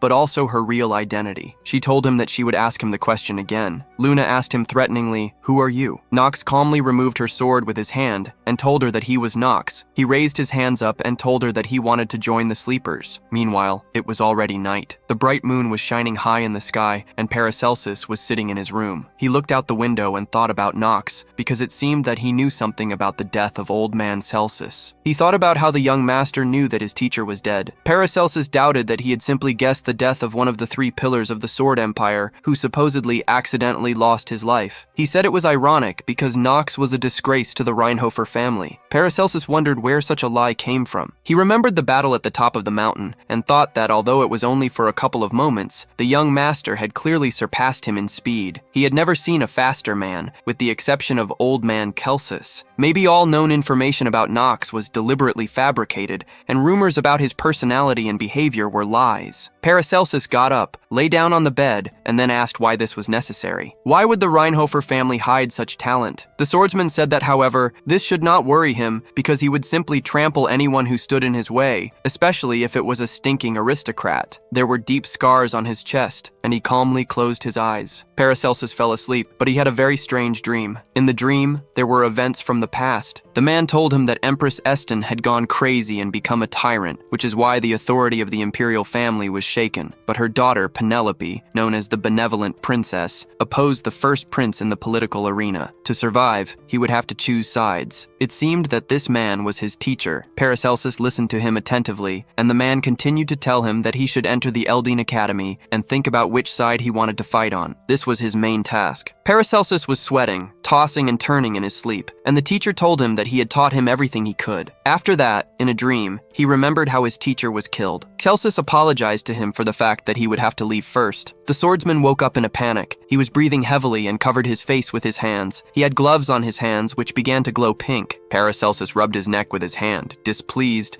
and sighed heavily. Then he said that if the old man left, then he had to leave with ends. After that, he stood up and asked why this dead man was still torturing him. At this time, Knox stood opposite Luna, who was still holding her sword at his neck. Basic information about her appeared on the black screen. Luna was female, 20 years old, human, and had a lunar attribute. She had no achievements. Luna had 4 bonuses: Genius of the Sword in Battles, Aggressive Eye of Reason, Cold-Blooded. Her limitations were Cruel, Berserk, Die Hard, Fan Crazy. Luna's statistics were good: 27 stamina points, 24 mana points, 4 luck points, 25 willpower points, and the same number of charm points. She had 3 passive skills: Battle Spirit, Piercing Gaze, and Intimidation. In addition, Luna had active skills: Moonsword Master and Mana Burst. The system notified the owner that some of the information was unavailable. This would be revealed as the story progressed. The young master thought that she was one of the 3 pillars of the sword. She was a monster that was comparable to the best knight masters at only 20 years old. Additionally, her sword style was not that easy to master. For this, Luna asked him why the son of the great Reinhofer family would join a criminal organization. The system notified the young master that the first level bleeding was in effect. He calmly told her that he was here to destroy the Aram Empire. She asked him what it was, but she didn't finish the thought because Knox interrupted her and asked her what she probably already knew: that in order to destroy the Empire, you first need to destroy the Elaine Academy, which is under the influence of the Imperial family, right? He put his hand to his chest and smiled, and then confidently told Luna that he was ready to spy for her. She asked him if he really thought he was capable of this. Knox answered her in the affirmative. Luna looked at him in disbelief before lowering her sword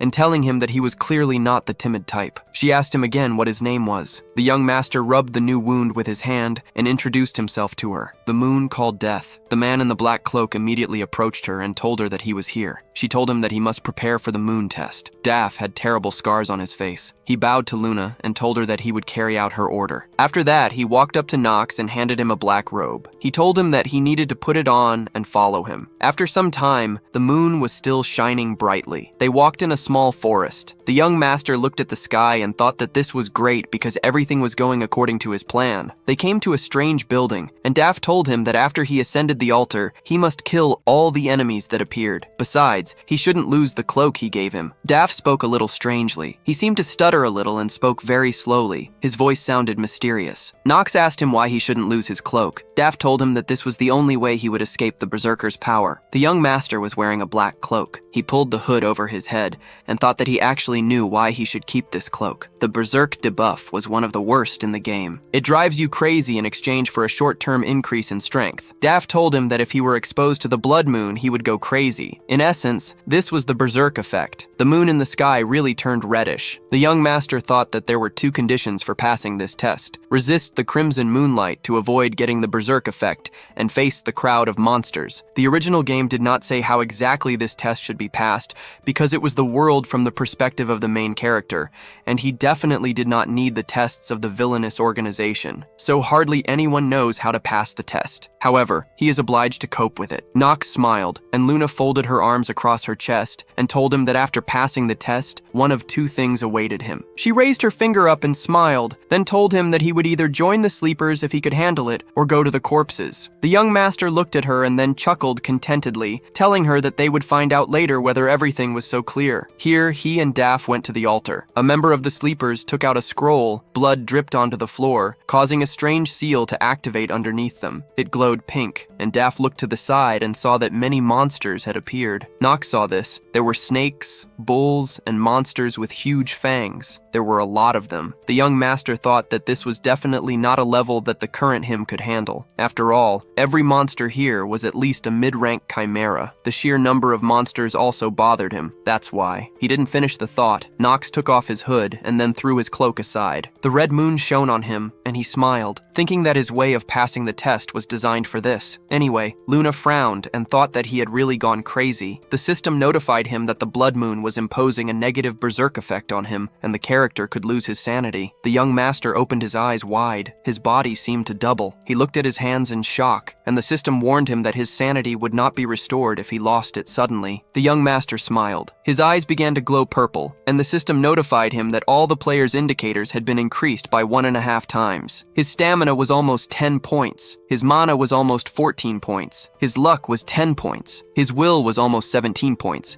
and his charisma points remained the same. The system notified him that the berserk effect was applied to him. This did not affect his luck and charm indicators. The moon became even brighter and redder, and the system again notified him that the blood moon was putting a berserk effect on him so he could lose his sanity. Knox's hidden statistics appeared on the screen. His agility was 7 points. The young master had the following skills: Genius Hour, mid-level family sword skill, Southern sword technique, ignition. The remaining time of his life due to the fatal disease was 142 days. He had a berserk effect applied to him. Luna thought he was a fool. She wondered if he was crazy. Knox smiled and took deep breaths. Daff told the chief that he could not believe that the young master simply threw away the cloak because it was the same as throwing away his own life. He asked her if he should stop him. Luna answered him negatively, and then told him that, first of all, Knox is clearly not the kind of person who listens to others, and his death means nothing to them. Daff worriedly told her that he was the son of the Reinhofer family, and his father was Theo, and he did not like sleeping people. He asked her if they would give him a reason to create a conflict between them. Luna smiled and told him that wouldn't happen. She would take care of it. She smiled and looked at the young master again, and then asked Daff if he really thought that Theo was one of those people who is filled with fatherly love. He told her that this definitely couldn't happen. Luna told him that they would just watch it. She looked at Knox and called him an idiot. She then told Daff that he probably had a plan. He told her that he would do whatever she told him. Knox's sword began to exude dark energy, and the monsters screamed sharply. The red dragon quickly rushed towards the young master. He immediately cut the body with with his sword. Drops of blood poured onto his face, and he smiled. Then he thought that the whole world had suddenly turned scarlet. This is exactly how the sleeper test was described in the game. He sighed in concentration, and then thought that all his indicators had increased sharply. And that was not all. It was as if he suddenly became more capable, taller and wider. Even his shoulders grew larger. Knox was now definitely more capable than all his peers. The other monsters screamed and ran sharply towards the young master, so Knox opened his eyes wide. It glowed purple. After that, he again easily cut the monsters. He tore off their heads. His clothes, hair, sword, and face were all covered in drops of blood. But the monsters did not decide to calm down. Many beast-like monsters ran towards the young master, so he crouched down a little and assumed a comfortable position for attack. He thought about how the berserk effect is considered a negative status, one of the worst prophetic dreams in the game. It only appears during the blood moon. Knox smiled and held out his sword in front of him, and then thought that he had come here with the intention of using it from the very beginning. It was all thanks to one trick. The system notified him that with 2 genius-level characteristics, he could suppress the negative effects of the blood moon. The young master thought that he had the characteristics of melee genius and magic perception genius. The system notified him that the negative impact had been suppressed. Knox looked at the monsters and thought that the whole point was that geniuses were just on a different level. It was very dishonest, but he could afford it. After that, the young master quickly jumped up and then swung his sword, saying that he was using the grim judgment technique. He landed hard on the ground and hit the monsters hard with his sword. Many heads were cut off. Luna and Daff looked at him in shock, and the system notified the young master that, thanks to the effect of the black flame ring artifact,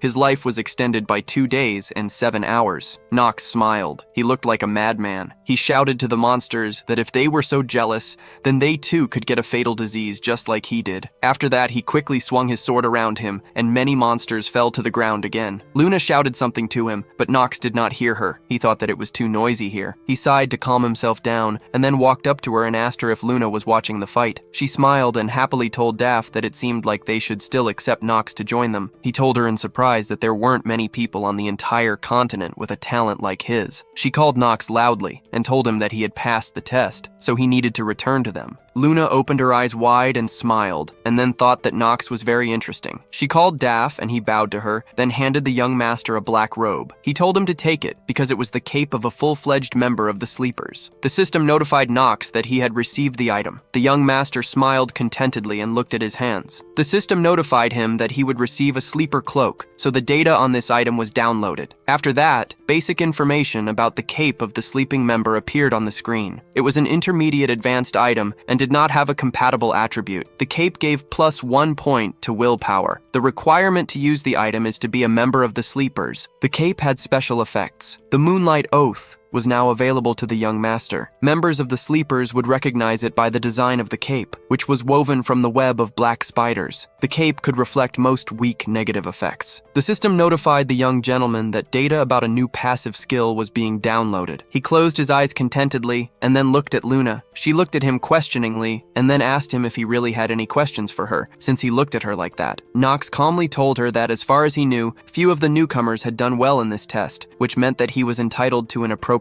reward. Luna looked at him thoughtfully and then smiled, telling him that he was handling everything well. She called him a brave newbie and told him that she wondered how long he could continue to be as cocky as he was. Luna told him that he was now free until he was assigned a mission. He bowed before her, and she told him that she hoped he would not disappoint her. After that, Knox approached the blue portal, and Luna asked Daff, "Isn't Knox an interesting boy?" He agreed with her, then thoughtfully rubbed his chin with his hand and told her that he could not understand how the young master withstood the madness of the blood moon. Luna told him that she shared his bewilderment because any other person would not last even 5 minutes, of course, unless he was a genius. But even geniuses wouldn't risk fighting without protective clothing, which means Knox is risky enough to put his life on the line. Daff agreed with her again, and she asked him to keep an eye on the young master. She told him that they should watch what Knox was good for and what else he would do. At this time, Knox came out from the other side of the portal. He walked back to the tavern. Kieran calmly wiped the dishes and then smiled and asked Knox if he was really crazy. Knox told him that he was right about that. He smiled faintly and thought that, in other words, he was asking him why he threw away the protective cape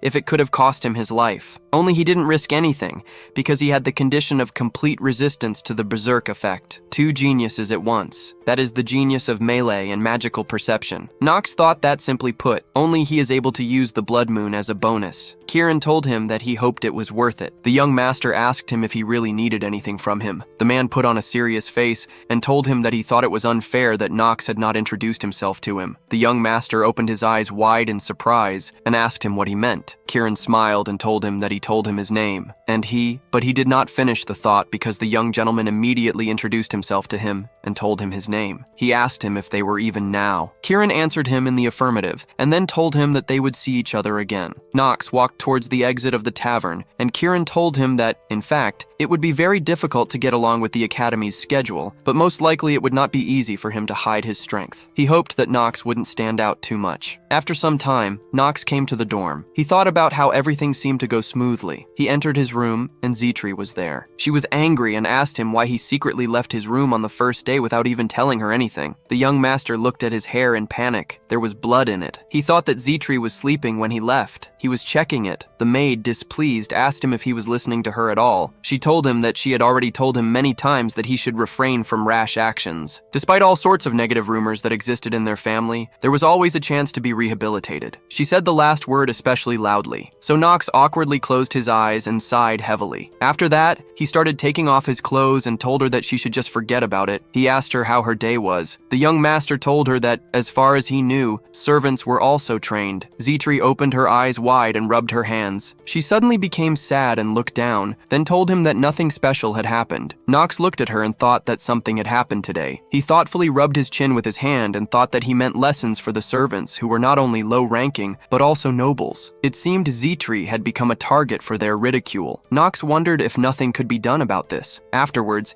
he handed her a small bag and told her that she needed to take this. If she had problems in class, she must open this bag. Zitri took the bag and looked at it with interest. She asked him what it was, but the maid did not finish her thought because the young master smiled and told her that she should only open it in case of trouble. There was an item in this bag that would help her quite radically. Zitri looked at him in surprise and asked if she really couldn't open it now. He told her she shouldn't do it. The maid bowed before him and told him that she understood everything, and if anything happened, she would certainly use this thing. The young master smiled and told her that she should not hesitate to use it if she got into trouble. He asked her if she understood him, and she answered him in the affirmative. After that, the system notified him that he had successfully entered the Elaine Academy, and the first part of the plot had been completed. Knox opened his eyes wide in surprise and thought that this had finally happened. A message appeared on the screen stating that he had one unread message. The system asked him if he wanted to read it. The young master pressed his finger on the screen and thought that, of course, he wanted to do this. After that, he felt a strange sensation in the letter. The sender greeted him and wrote that if he received this letter, then he had successfully joined Elaine Academy. The sender knew that he could handle this task without any problems,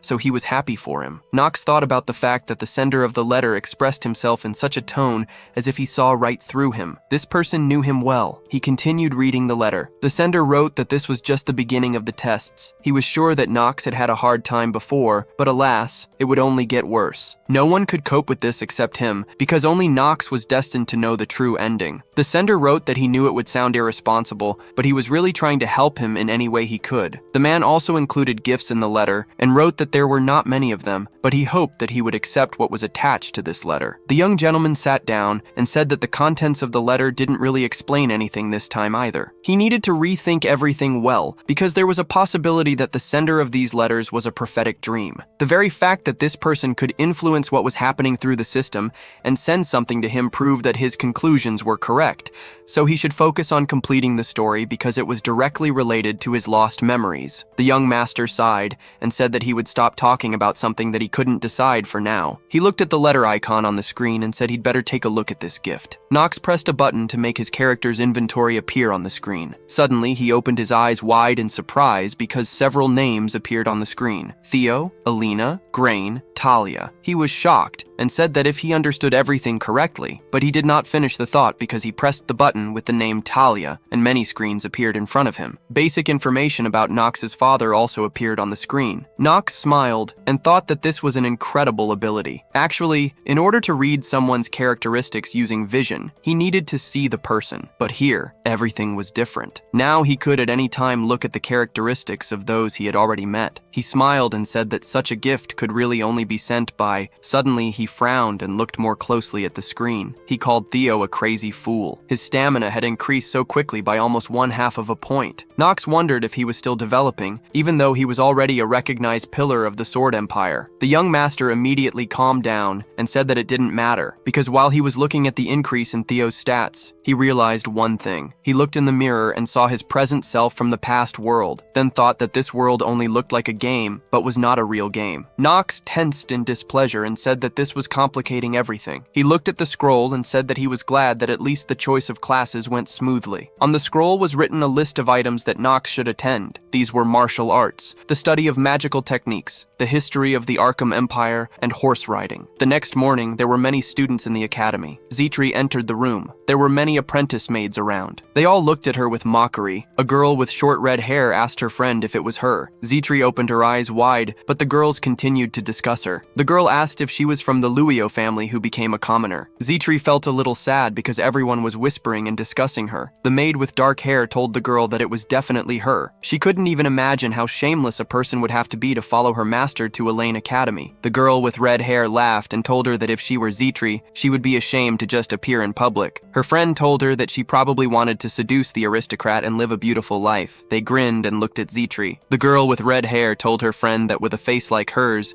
it was quite possible. Her friend told her that Zitri was after all the personal maid of the black sheep of the Reinhofer family. She heard that Knox is also lustful, and Zitri is happy to take advantage of this. The maids laughed at Zitri. They said that it was obvious. The girl with red hair agreed with all the statements of her friends. The girl asked her where her relatives were from. She laughed and told her friend that it didn't matter because this was probably an old backwater and wasn't even worth worrying about. Zitri clenched her hands and thought that she was ready to endure countless insults because such was the fate of a fallen noblewoman. However, they should not tarnish the reputation of young Master Knox. She frowned and then walked up to the girl and politely asked her if they could talk. The girl looked at her with hostility, and then another maid with long hair moved the maid with her hand and asked Zitri if she really wanted to talk to them. She smiled and told her that she was the daughter of a count, and her name was Jael. She was from the glorious family of Floras who serve Mr. Grain. Jael smugly folded her arms across her chest and asked Zitri if she really thought she had even a minute of free time for a pathetic commoner like her. Zitri told her that she had heard them spreading baseless rumors about her master. Jael grinned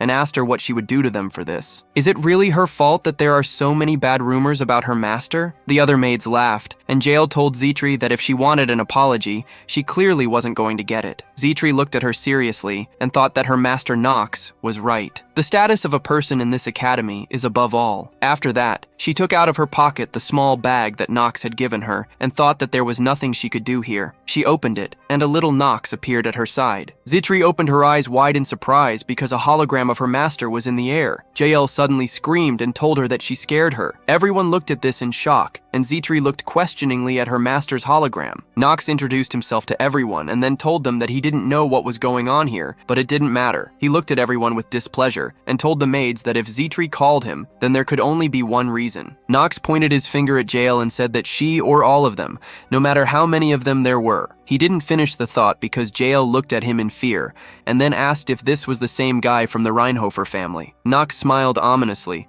and told everyone that they were in for trouble. He'll rip their heads off and send it in a box to their families. After that, he disappeared, and Zitri was calmly silent. After that, she fell into a stupor and thought that this was really Mr. Knox's radical decision. Jael was very frightened. She turned pale and then suddenly fell to the floor and bowed before Zitri. She awkwardly asked her what her name was. Zitri sighed heavily and told her name. Jael got even more scared and thought that she had just sighed, and that was bad. Now the Reinhofer family will easily kill her entire family. She apologized loudly to Zitri. She told her that she was out of her mind and that it would never happen again. She apologized to her again. Everyone else looked at Jael in shock, and Zitri thought in surprise that this method really helped. She was shocked by this. However, this will only add to the unflattering rumors about Knox. She looked to the side and quietly asked what he was thinking about. After that, she walked past Jael. Everyone looked at her with fear. Sometime later, the sky was gray and the sun was not shining. Zitri and Knox were walking down the street, and she worriedly asked him if everything was okay with him. The young master actually looked a little tired. She told him that he had dark circles under his eyes. Knox rubbed his eye with his finger and told her it was fine. Zitri frowned and looked at him pitifully. The young master thought that as a result,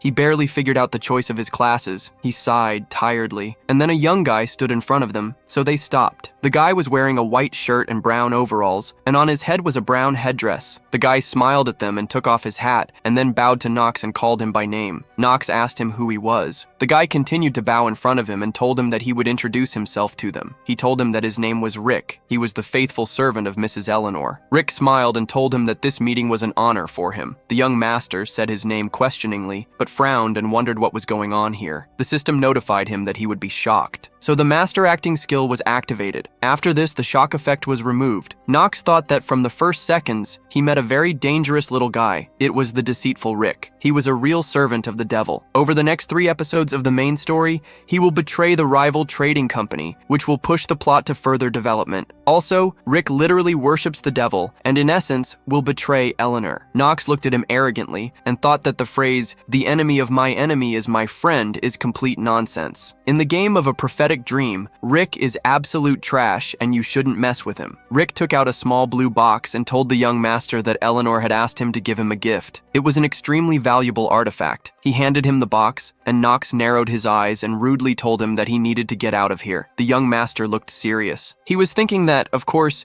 he was interested in what kind of artifact it was, but it was clearly something like a poisoned apple, so he couldn't take it. Rick looked at him in surprise and asked him what he meant. Knox opened his eyes wide and grabbed the hilt of his sword with his hand, then asked him if he really needed to repeat what he said earlier. Zitri tensed and looked in shock as her master grabbed his sword. Rick turned pale, and Knox looked at him with hatred. The young master was about to take out his sword, but the servant Eleanor began to tremble with fear, so he turned sharply and walked in the other direction. Zitri bowed before Rick, and then ran after her master. She asked him to wait for her. She told him that his body was weakened, so he had to be careful, otherwise he would fall. Knox asked her if she really thought he was that pathetic. The maid remembered how the young master was lying on the bed due to illness, and then told him that he had just recently had a cold and chills. Given his always icy hands, she thought that a person weaker than him was still worth looking for. The young master smiled awkwardly and told her that she was right, but he would be fine. They would definitely live and not die. Zitri agreed with him, and then looked down a little sadly, telling him that everything was still not easy for him. He was always in the center of events. Knox looked at her in surprise and then sighed, telling her that nothing could be done about it because he was popular. She looked askance at him, and he thought that Knox was not just a master for her, but also the man who saved her life. The Zitri character herself had a bonus of devotion to her master, so being away from him for a long time was a burden for her. They continued walking, and the maid suddenly asked him why he had treated that young man like that just now. Knox asked her if she really meant Rick. Zitri answered him with a concerned affirmative, and then told him that he seemed to have gone berserk out of nowhere. He put his hand on her shoulder and told her that she should listen to him carefully. Knox told her that no matter what happens, she should not let Rick get close to her, because nothing good will come of it. She remembered Eleanor and thought that she believed it was because of their strained relationship with her. But then Knox would have acted differently. Apparently there was a more serious reason here. After that, she bowed before him and told him that she understood everything and would stay away from Rick. The young master agreed with her and then went further, thinking that given what would happen in the near future, it would be better to stay away from Eleanor herself. Otherwise, there would only be more unnecessary attention in his direction, and they should be more careful. After some time, some students were sitting in the large hall of the academy. It looked luxurious. The students were sitting on benches, and a man was standing in the middle of the hall. Knox frowned and thought about how he and Zitri had recently talked. He wondered why all the adversity fell on his head. A gray-haired man with a mustache and glasses coughed and then loudly told everyone that from today they would have to form a team with which they would grow and undergo various tests throughout the next year. And for the successful formation of a team, the most important thing is that they must get to know each other well. The young master thought that he had begun to rejoice early. He held his head in his hand and looked ahead emotionlessly. He didn't think that not having friends would be a problem in a single-player game. The gray-haired man with glasses told the students that the guys who already got along could form teams of 4 people. He gave them 5 minutes to do this. Knox closed his eyes sadly and thought that this was impossible because an outsider like him would never recruit people to his team. He raised his hand and asked the man what would happen if someone failed to assemble a team. The man told him that they would not be given a grade, and in addition, they would not be able to take this course again. He looked at the young master seriously and told him that he could not work alone. He asked Knox if he understood him. Knox answered him in the affirmative and then thought that for this, he would really get a failure from the very beginning. He thought that Elaine is already not easy to graduate from. Failure in even one subject is a direct path to expulsion. He can't let this happen. All the students began to unite in a team. A guy asked the princess if he could join her team. Echidna said that she also wanted Penelope on the team. The guy with black hair asked Paracelsus if he wanted to team up with him. Knox sadly covered his face with his hands and looked at the desk. He thought that there must be a way to acquire a team, even for a person like him. A guy with blonde hair asked Eleanor if she wanted to join their team. He told her that even though he didn't look like it, he was pretty strong. The guy with short hair smiled and told him that Eleanor was already on his team. He told her that in exchange, he could give her a contract for his family's products, but Eleanor simply walked past them and approached Knox. She called him by name, smiled, and asked him if he really didn't like her gift. Knox remained silent, and she told him that she had another proposal for him because she wanted to return the favor. The young master asked her what she meant. Eleanor smiled and straightened her hair with her hand, then told him that she would take him to her team. He frowned and thought that she sounded wildly arrogant, but he immediately realized that in the end, he and she would be on the same team. Besides, he didn't finish the thought because Talia ran up to them. She told Knox that she wanted to join his team. Knox thought that another annoying girl, Talia, would be with them. She was embarrassed and therefore looked away, and the young master thought that she could be understood. Talia was a good character in the game. Whether she liked Knox or not, he was still her fiancé. She cannot remain indifferent and wants to help the unfortunate loner. Knox frowned and quietly said that it was chilling. Eleanor thoughtfully rubbed her chin with her hand and said that this was very unexpected. The young master, displeased, asked her what she wanted to tell him. She grinned and told him that the funny thing was that even a man like him had friends. Knox remained silent and then thought that considering what he told her as a child, she could be understood. He wondered why her words infuriated him so much. Talia sheepishly asked Knox if he would take her on his team. Eleanor smiled and asked him if they needed one more member, didn't they? Knox calmly told her that she was pretending that someone cared about his opinion. She smiled and asked him if he had a choice. The young master looked sideways intensely and told her that she was very perceptive. He thought that Eleanor was right because, in order for him to regain his memories, he must continue his studies at the academy. He needs good grades because, already in the first episode of the plot, he must get into the top 10 students of the academy. Next, he will have to fight an archdemon. This will be the first time he will play the roles of a villain and a hero at the same time. All the students were happily talking to each other when, suddenly, a guy with brown hair and freckles on his face walked up to them and greeted them. This guy's name was Paul. He told them that he was glad to join their team. Knox looked at the black screen and thought that he was lucky because the last member of their team was an ordinary person. Basic information about Paul was written on the screen. He was male, 15 years old, and human. Paul had no attributes or accomplishments. His bonuses were survivalist, efficient, devout, and physically prepared for difficulties. His statistics were mediocre: 4 points of stamina, 3 points of mana, 2 points of will, and 10 points of charm. Suddenly, Knox noticed something interesting. Paul had an active skill, a one-time blessing, but no passive skills. The young master smiled and thought that this was amazing. His statistics were terrible, but that didn't matter because Paul could bless. He wondered how there could be such a person in the academy who possessed such a rare gift, inherent only to the saints from the monastery. He thought that now was not the time to think about something stupid. Paul smiled and told them that he looked forward to working together. Eleanor smiled, told him her name,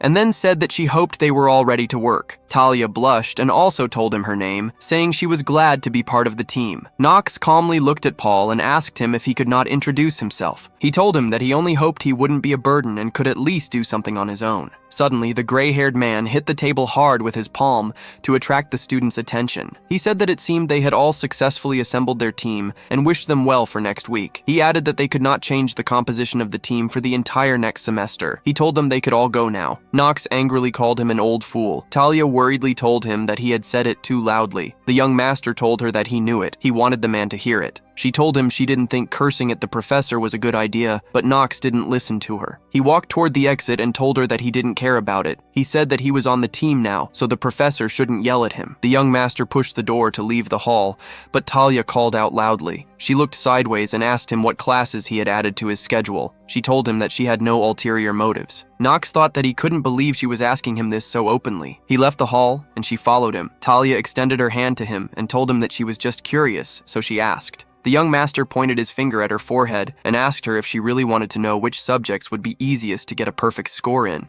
"Do you really think that I would just tell you this?" he asked. Talia opened her eyes wide and asked him what he meant. She told him that wasn't the issue at all. Knox went further and thought that she couldn't fool him. He wouldn't tell her such information. After some time, evening came. This was the 4th sector of the academy, where there were shops with goods everywhere. Knox was wearing a long black cloak, and Zitri told him that this was expected of Elaine. Studying here requires a lot of investment. She leafed through a small notebook and told him that he needed textbooks, equipment, and notebooks. Now she understood why commoners did not study at the academy for long. They simply didn't have enough money for it. The young master calmly examined the potions on the counter. He took 2 small bottles and told her that the problems of ordinary people didn't concern him. He looked at the jar of potion and thought that if a person is talented enough for the academy, they will easily attract sponsors, even as a commoner, provided that the person's talent is not something useless. Zitri gave the bag of money to the saleswoman, and Knox thought that the money issue would never become an obstacle. Suddenly, they heard a man calling someone a dirty brat. He was telling the person to get out of there. Zitri tensely told the young master that it seemed like it was getting noisy. Knox told her that a place where people gather is always noisy because anything can happen. She just needs to ignore it. Suddenly, he noticed a guy in a burgundy coat in the crowd of people. He opened his eyes wide in surprise and said, "That's the man." But he didn't finish the thought because the guy spat on the asphalt and then pointed his finger at the man,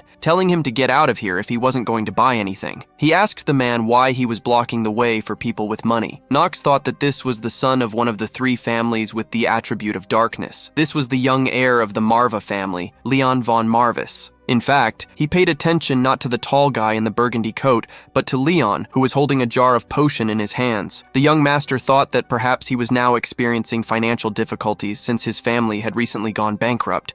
The guy got angry and asked him what could be reasonable about raising and lowering the same objects. He annoyedly told him that he should stop talking nonsense and get out of there. "Elaine has such low standards lately," he scoffed. "They're recruiting all sorts of beggars." Leon looked down and then raised his head, his eyes glowing green as green energy began to appear under his feet. He asked the guy what kind of poor people he was talking about. Green energy appeared around Leon. It looked scary. The book in his hands began to levitate. He put his hand in front of him, and clots of energy began to fly around. Leon told him that his family may have difficulties, but he would not forgive him for such insults towards the Marva family. Knox and the maid opened their eyes wide in shock. He thought that he had really gone. He ran towards them and thought that this should not be done, even when a person is very angry. The young master panicked. He ran and thought that Leon was really seriously going to use mana in front of the entire 4th sector. Also, black magic skeletons with swords appeared around Leon. He controlled it, and there was green, ominous energy everywhere.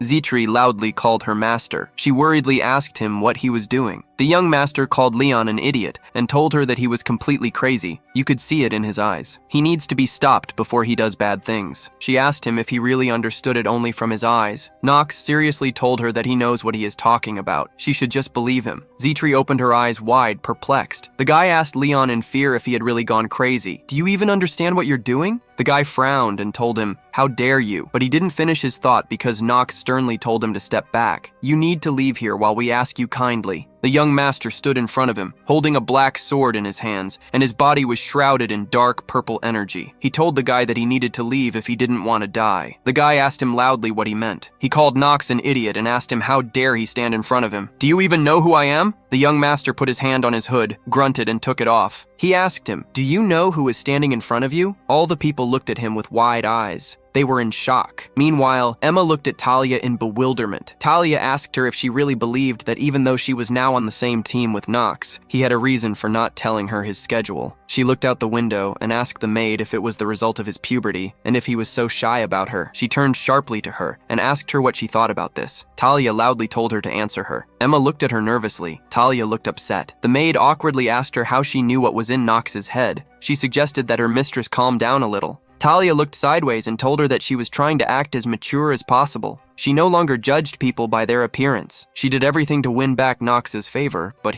and she didn't finish the thought because she began to awkwardly rub her hands together. Emma looked at her worriedly. She thought that at this rate, her mistress would be thinking about this for weeks. If she knew what would come of this, she wouldn't have defended that idiot Knox in front of her. She remembered how they were riding in a carriage, and Talia asked her why her fiancé was so cold towards her. Emma then told her that she thought he was just going through puberty. The lady looked at her in surprise and asked her what she meant. The maid, with a smart look, told her that all boys at his age behave like this. They are rude to others and pretend to be hard to touch. Talia was pleased with her answer and smiled. Emma thought that it all seemed to have started at that very moment. She began to have feelings for Knox. At that time, Emma did not yet know what this would develop into. She wondered if maybe she shouldn't have said something so thoughtlessly. The maid helplessly rubbed her chin with her hand and thought that it was now obvious that Talia liked Knox, and since this happened, but she did not finish the thought, and awkwardly told her that she was not sure that that was why Mr. Knox was behaving this way. Talia asked her in surprise what she meant. Emma told her that he was already her fiancé, and then asked her if it was possible that he was trying to draw a line between his personal life and success at the academy in this way. Talia suddenly grabbed her hand and joyfully called her by name. She told her that what she knew was that the maid was good at relationships. Emma hesitantly asked her if she really thought so. Talia blushed with joy and told her that she sounded very authoritative now. She would only turn to her for advice. Emma looked at her mistress's joyful face and mentally apologized to her, and then thought about the fact that she had never actually met anyone yet. The maid smiled helplessly. Suddenly, their dialogue was interrupted because a man knocked on the door of the room. They turned towards the sound, and Emma told the man that the maid of the rival family was ready to listen to him, but for this, the person must name the purpose of his visit here. Eleanor entered the room and greeted them. She smiled and told the maid her name. She told her that she was a member of Talia's team in the battle magic class. She would like to talk to Madam. Emma looked at her wearily, so Talia called out to her questioningly. The maid frowned a little and told Eleanor that if they did not have an appointed time, it would be better for her to first arrange a meeting with the mistress. Eleanor smiled and said Knox's name, so they looked at her worriedly. She told Talia that she wanted to talk to her about Knox. A couple of minutes later, Talia and Eleanor moved to another room. Eleanor told her that she was glad to see her. This is the second time today. She smiled artificially, and Talia looked at her worriedly. At this time, Knox asked the guy if he needed to introduce himself to him. The guy opened his eyes wide in shock. He thought that he really had silver hair and purple eyes. All the people looked at Knox in fear. They thought that it was him. The guy asked him if he was really the Reinhofer who was accepted into the academy this year. Knox calmly told him that he didn't like to repeat himself. The guy immediately apologized to him. He told him that he did not recognize him immediately since he was wearing a cloak with a hood, but he didn't finish his thought because the young master looked at him ominously and told him to get out of here before he got angry. The guy looked at him in fear, and Knox loudly asked him if he would really force him to repeat this for the third time. The guy turned around in fear and began to run in the other direction. He shouted to him that he would do what he wanted. Leon looked at Knox. He told him that he did not finish speaking with the guy. After that, the skeleton shrouded in green energy opened its mouth and rushed towards Knox. The young master extended his hand in front of him, and a clot of purple energy appeared in it. It looked like a ball. Knox asked him if it was now necessary to use black magic to have a conversation. He put the energy ball into the skeleton's mouth, causing the skull to split into small pieces. People looked at this in shock, and Knox told Leon that he was almost directly asking the Imperial family to capture him. Suddenly, Leon opened his eyes wide and screamed in surprise. He then told him that he was right, because using magic before they become adults is prohibited by law. He looked at his palm and told him that he had completely forgotten about it. After that, all the green energy disappeared, and Leon bowed to Knox. He apologized to him and told him that he had helped him out a lot. Knox took out a small bag and told him that since he understood everything, he could buy himself whatever he wanted and then leave from here. He threw him the bag and told Leon that he could use it if he didn't have enough money. Leon opened the bag. There were many gold coins inside and they seemed to glow. He was surprised and then asked the young master why he was helping him. He calmly told him that if he was trying to make him his debtor, it wouldn't work. Knox told him that such a small thing did not really affect his condition, although he would not say that he had no ulterior motives at all. Leon looked at him in surprise and then chuckled, telling him that he understood everything. After that, he put his hand in front of him, and a green magic seal appeared in the air, sucking in the skeletons. Leon approached Knox. He looked at the gold coin and told him that he thought it was payment for him not to tell anyone anything he felt from him, the unique magic of necromancy inherent only to the Manhwa family. Leon held the coin in his hands, and then it glowed with green energy and rose into the air. The coin levitated. Leon controlled it. He told Knox that he was not happy with such a deal. He calmly closed his eyes and asked him where he got the strength of his family. At this time, Eleanor and Talia were sitting at the table, drinking tea. Knox's fiancée told her that she wanted to talk to her about something. Soyuman, Alina watched Talia's expression, intrigued. This reaction was different from what she had imagined. Talia was so calm, looking thoughtfully to the side. Alina wondered if she could possibly have feelings for Knox. A small smile touched Alina's lips as she dismissed the idea. Impossible. For someone like him, an engagement is just a burden. It's better to be direct. You should know, Knox is a dangerous person, Alina stated coolly. First, he's the son of a family that stands as a pillar of darkness. Second, you can't deny the sheer number of terrible rumors about his strange behavior. She calmly took a sip of tea. Talia looked down and replied, I don't think Knox is such a bad person. She looked as serious as possible, but Alina frowned in displeasure, remembering her own childhood encounter with the young master. She calmly closed her eyes. Not everyone would agree with you. Alina thought that Talia was truly strange. Why would an honest, open girl like her even like the worthless Knox? She looked at her again and noticed that the emotion in Talia's gaze was a clear dislike for her. Talia decided to be blunt. The young master has his faults, but he is not the kind of person who would do something terrible. People just misunderstand him because he's cold towards others. But that's just the tip of the iceberg, I think. Alina looked at her displeased. I heard you two were engaged, which explains why you're so protective of him. She placed her cup on the table. But engagements between aristocrats are things that can change very quickly. Talia looked unhappy. She retorted loudly, That's not why I believe in Knox. Alina smiled darkly. People don't change that easily. Knox's fiancé admitted she might be right, but wanted to remind her of one thing. It was Knox who saved your life. If he hadn't been there, you could have died. I'm sure you understand that yourself. Alina's eyes widened. Talia pressed on, So why are you so hostile toward him? Alina frowned, then smiled, and calmly told her that it seemed she had said too much. She stood up to end the conversation. She thanked Talia for her time, and Knox's fiancé said goodbye. Alina left the room and went down into the yard where Rick called out to her. He smiled. It seems your conversation didn't go so well. Alina looked down. She asked him, What do you think is the most important quality for a merchant? Rick smiled. Of course, a keen eye and an awareness of one's surroundings. She frowned, thinking that it was her own attentiveness that made her the money fox and a star in the world of finance. She wondered if Knox had truly changed. Alina thought that was nonsense. She frowned pitifully and said aloud,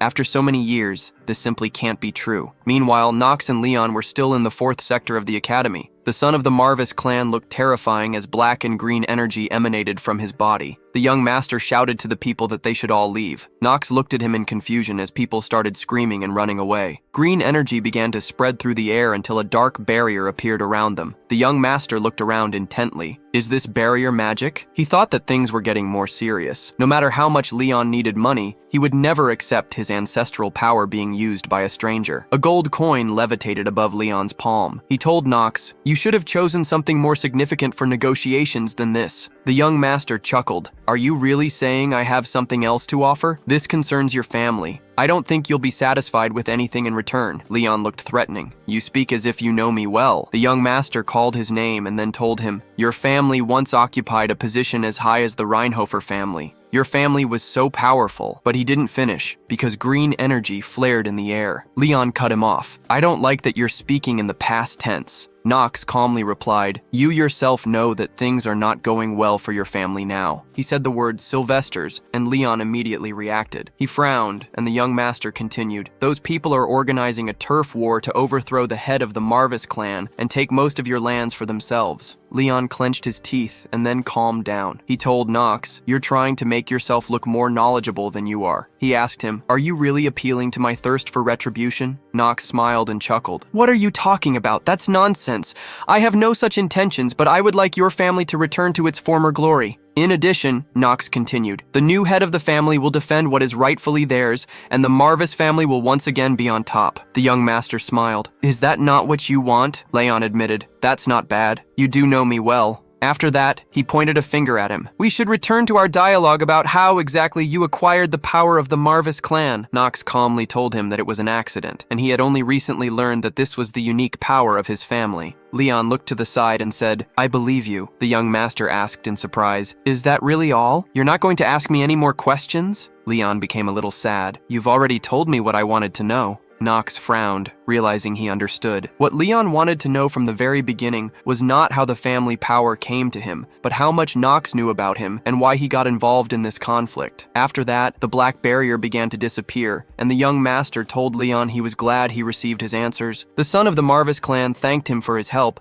and promised he would certainly repay him in the future, but not with money. The young master turned and walked back to Zitri. He told Leon, "You can forget about it. I don't expect anything from you in return." The next day, the weather was great, and the sun was shining high in the sky. It was a luxurious building with gold accents in the interior. Knox walked across a small bridge inside the building, and everything around was covered in ice. Noah sat in front of him, her throne also shrouded in ice. He thought about how she would be his light at the end of the tunnel, his island of peace. "It's time to enhance my hour of genius skill." He smiled and his eyes seemed to glow. He thought that among all the brilliant skills in the game, prophetic dream was the most powerful. He remembered how, in a past life, he played a game and an inscription appeared on the computer screen saying that he had beaten the game for the first time. Therefore, the hidden skill was unlocked. Now, Hour of Genius was available to his character. However, the skill is only available for use by characters with 2 active genius stats. Now, he looked at Noah and thought that at first, he just liked this game. He didn't even know what would be in the expansion when he bought it. If he had not made the right decision, he would probably have died more than once by now. Just the thought of it made him shudder. Knox smiled, but he was a little panicked. The dean was eating a large lollipop. She smiled and told him, "You really did great on the test. Is your family secretly raising a monster like you?" The young master approached her. "I can't believe you're calling me a monster right to my face. Don't you think that's a bit much?" Noah smiled. "Am I wrong?" She lowered her leg, and blue energy appeared under it. The dean asked him,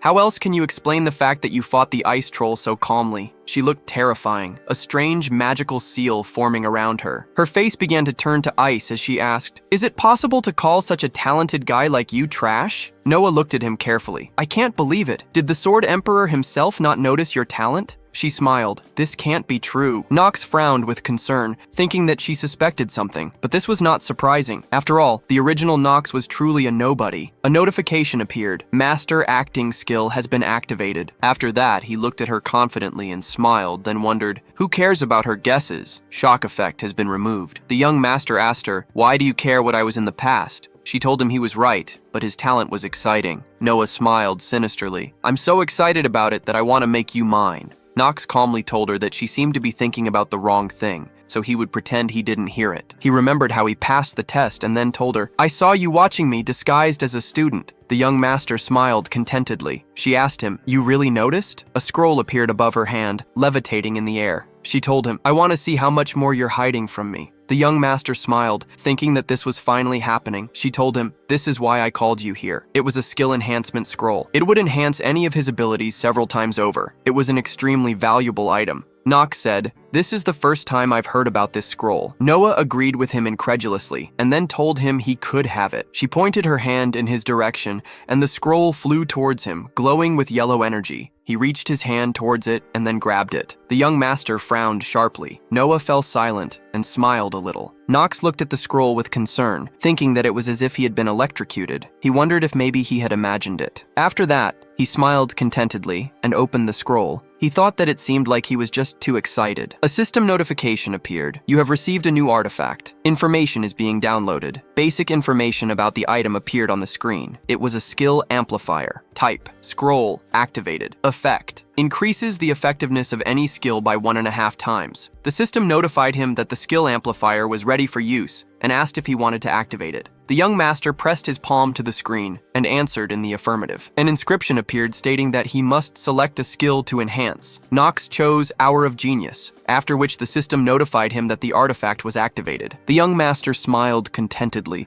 as yellow and pink energy appeared around him. "The skill has been successfully enhanced. You have received an improved Hour of Genius." After that, only yellow energy appeared around him, circling his body. A message appeared saying that he had received the artifact at an early stage, so the effect would be further enhanced. The system notified him that the effect of the artifact would be doubled. The duration of the Hour of Genius skill increased to 10 minutes. Knox smiled, thinking that it was impossible to improve this skill in any other way. This is already a super powerful skill, so there are not many ways to develop it. One of the ways is a strengthening scroll. Getting the scroll at the very beginning of the story is the best loot. Noah smiled. Are you happy with the result? Yellow and red energy levitated above Knox's hand, looking like flames. He thought that it was better not to prolong the conversation with her. After that, he answered in the affirmative and told her that he would leave if she was done. Noah told him that he could leave because he must be very tired after saving his classmate. The young master looked at her seriously, thinking that she knew everything. He sighed heavily. It was an accident, so you shouldn't think about it. I wouldn't want to attract too much attention at the academy. The dean told him that she understood. She told him that he should go and rest. Knox replied, I'm truly grateful to you. After that, he left the hall, and Noah thought that Knox was a dangerous guy, so she needed to be on her guard. She laughed quietly. I'm looking forward to seeing the monster Knox will grow into. She was eating a pink lollipop and asked, is it really that interesting? The next day, it was an academy classroom. A professor in a white suit told the students that they needed to memorize the properties and characteristics of each element. Knox leaned boredly on his arm and thought that the subject of elementary magic of the Empire was not described in such detail in the original. But now, it's not even the lesson itself that's more important, but Professor Ras von Celestia. Basic information about him appeared on the screen. He was a 35-year-old human male. His attribute was Earth, and his achievement was Professor of Eldane. He had 3 bonuses: passion for studies, introspection, and mastery of unknown weapons. Celestia's limitations were obsession, paranoia, trauma, weak mind, and cold-bloodedness. He was the same man with pink hair and a mustache. Knox thought that the professor had a crucial role at this point in the plot. Celestia's statistics appeared on the screen. His stamina was 12, his mana was 18, his luck was 3, his will was 21, and his charm was 19. The young master thought that he was not particularly strong, but he was pleased to know his skills in advance. He was even a little surprised that with such a set, he managed to become a professor at Elaine. Celestia thoughtfully looked around the audience and told the students to start class. For now, he looked at Knox and thought that he looked very arrogant. He was already looking arrogantly at the guys around him. Celestia wondered what kind of talent he received to become like this, and what the dean, Noah, saw in him. After that, he coughed and told the students that every person, not only academy students, has a predisposition to one or another element of mana. Today they will find out what element each of them possesses and how to manifest it. Suddenly, he loudly called out the name Knox. Knox looked at him questioningly, and Celestia asked him if he already knew what element he possessed. Knox told him that his attribute is darkness. The professor asked him what he knew about this. The young master told him that, unlike the 4 main elements, darkness is quite capricious and does not fit well with the other elements. However, the power of darkness can be truly destructive when compared to the basic elements. Among the disadvantages, it can be noted that it is quite difficult to control, and only certain families succeed in this, passing on their knowledge from generation to generation. Celestia asked him what element is opposite to darkness. Knox immediately told him that it was light. The professor frowned and asked him when these two forces collide, which one usually wins. He smiled, and the young master calmly told him that light usually wins. Celestia's body began to tremble, either from anger or from fear. He told him in surprise that usually students deny the weaknesses of their main attribute. The professor asked him if he was special. He told him that he had to answer one more question. After that, he raised his finger, smiled, and then asked him what he would do if he suddenly encountered representatives of the light attribute in battle. Knox smiled and told him that he would try to find the right moment and kill the enemy before he did anything. Then, he would make sure that the enemy would definitely no longer interfere with him. The young master smiled ominously, and all the disciples looked at him in fear. Celestia opened his eyes wide and thought, "What is he? What is Knox saying?" Now, in the dormitory area of maids and servants, in Rick's room, Eleanor's butler, he sits on the bed deep in thought, holding a syringe containing a terrifying red liquid in one hand, while trying to tightly tie a band around his arm with his mouth. He then proceeds to inject the red liquid into his body and emits a satisfied moan of desire. As the needle pumps the liquid into his body, dark and eerie veins begin to surface around the injection site. The liquid gradually spreads from his arm throughout his body, and Rick's face displays a look of satisfaction. After the injection, Rick walks over to the mirror, admires himself, and wickedly smiles. A demonic tattoo appears on his chest. He mutters to himself, "Now I just have to put in a bit more effort, and I'll be able to become a real demon." Suddenly, a demonic hand emerges from the mirror, and the demon confirms, "Yes, it's like you said, Hausholzdeneffer. You'll be able to become a real demon instead of a mere human. You won't need sleep and won't age. You'll become a demon that surpasses the limits of humans." Rick joyfully smiles, then kneels to thank the demon, promising, "I'll do everything in my power to revive you." The demon doesn't respond, but gives a wicked smile and gradually disappears into the mirror. Rick dresses himself again. His face changes, his eyes returning to their normal black color, and he continues his plans unnoticed. Back in the lecture area, Professor Rass and the students are surprised by the protagonist's response during a confrontation with an enemy. Knox calmly smiles and replies, "Well, while that person was still unaware, I'd kill that person. I'd make sure of the kill so that it wouldn't create any future troubles for me." Professor Rass is astonished by the response and remarks, "You would want to pull out the roots before they grew into any future issues. I wasn't expecting such an answer." Knox sits down and apologizes, saying, "I apologize if that wasn't the correct answer. I simply thought that was the most efficient method of doing things." Meanwhile, a notification appears indicating that acting genius has been activated powerfully. Professor Rass looks at Knox with a puzzled expression and silently evaluates him. Unwavering eyes, an upright posture, and shoulders that aren't bent downwards. Knox von Reinhofer truly meant what he said. "I'm starting to understand a little why Dean Noah is interested in him." However, as his thoughts halt, he loudly calls out, "Assistant, prepare the imp right away." The assistant, upon receiving the command, hesitantly asks for confirmation. Professor Rass coldly stares at the assistant and says, "Did you not hear me? I'm asking you to prepare for the magic adequacy test." The fearful assistant, without further questioning, prepares as instructed. Professor Rass then looks back at Knox and asserts, "That kind of haughty attitude needs to be brought down a level." He strokes his chin in satisfaction. In order to obtain a sharp sword, it must be tempered thousands of times. After a while, when the assistant brings a cart into the lecture hall, covered with a white cloth, the students begin to gather below. The assistant, still anxious, starts to unveil the cloth. As the cloth is removed, the students' eyes widen in astonishment at what is revealed before them. Professor Rass calmly explains, "They're the lowest-ranked demons provided by the Association. They're known as imps. A terrifying creature with a small red body and 2 horns on its head is revealed." Though the students become increasingly anxious and curious about the presence of a demon in the lecture, Professor Rass reassures them, while it's very aggressive, it's not that threatening. Because it has low health, cadets can easily kill it. Despite the professor's assurance, the students remain apprehensive and fearful, because after all, it is still a demon. The students below also express their concerns. "This is only the first class, though. I guess this is the level of Elaine Academy." Professor Rass interrupts them, saying, Now, stay focused. You guys are the elites that got accepted into this academy, aren't you? You must remember this. Your ultimate goal isn't to become a knight or a mage. It is to subjugate all demons that exist in the world. For you to do that, you all will need to get used to the beings known as demons, of which we still know very little about." Listening to the professor's words of encouragement, some students began to show their determination. The professor then instructed them on the task they needed to do. "All of you are to infuse your mana into the caged imp to force it into submission." Meanwhile, Knox looked at a demon with disdain for this action, feeling that something was out of place. According to the original storyline, this lesson should only take place in the 2nd year. Something's off. After condensing mana into your palm,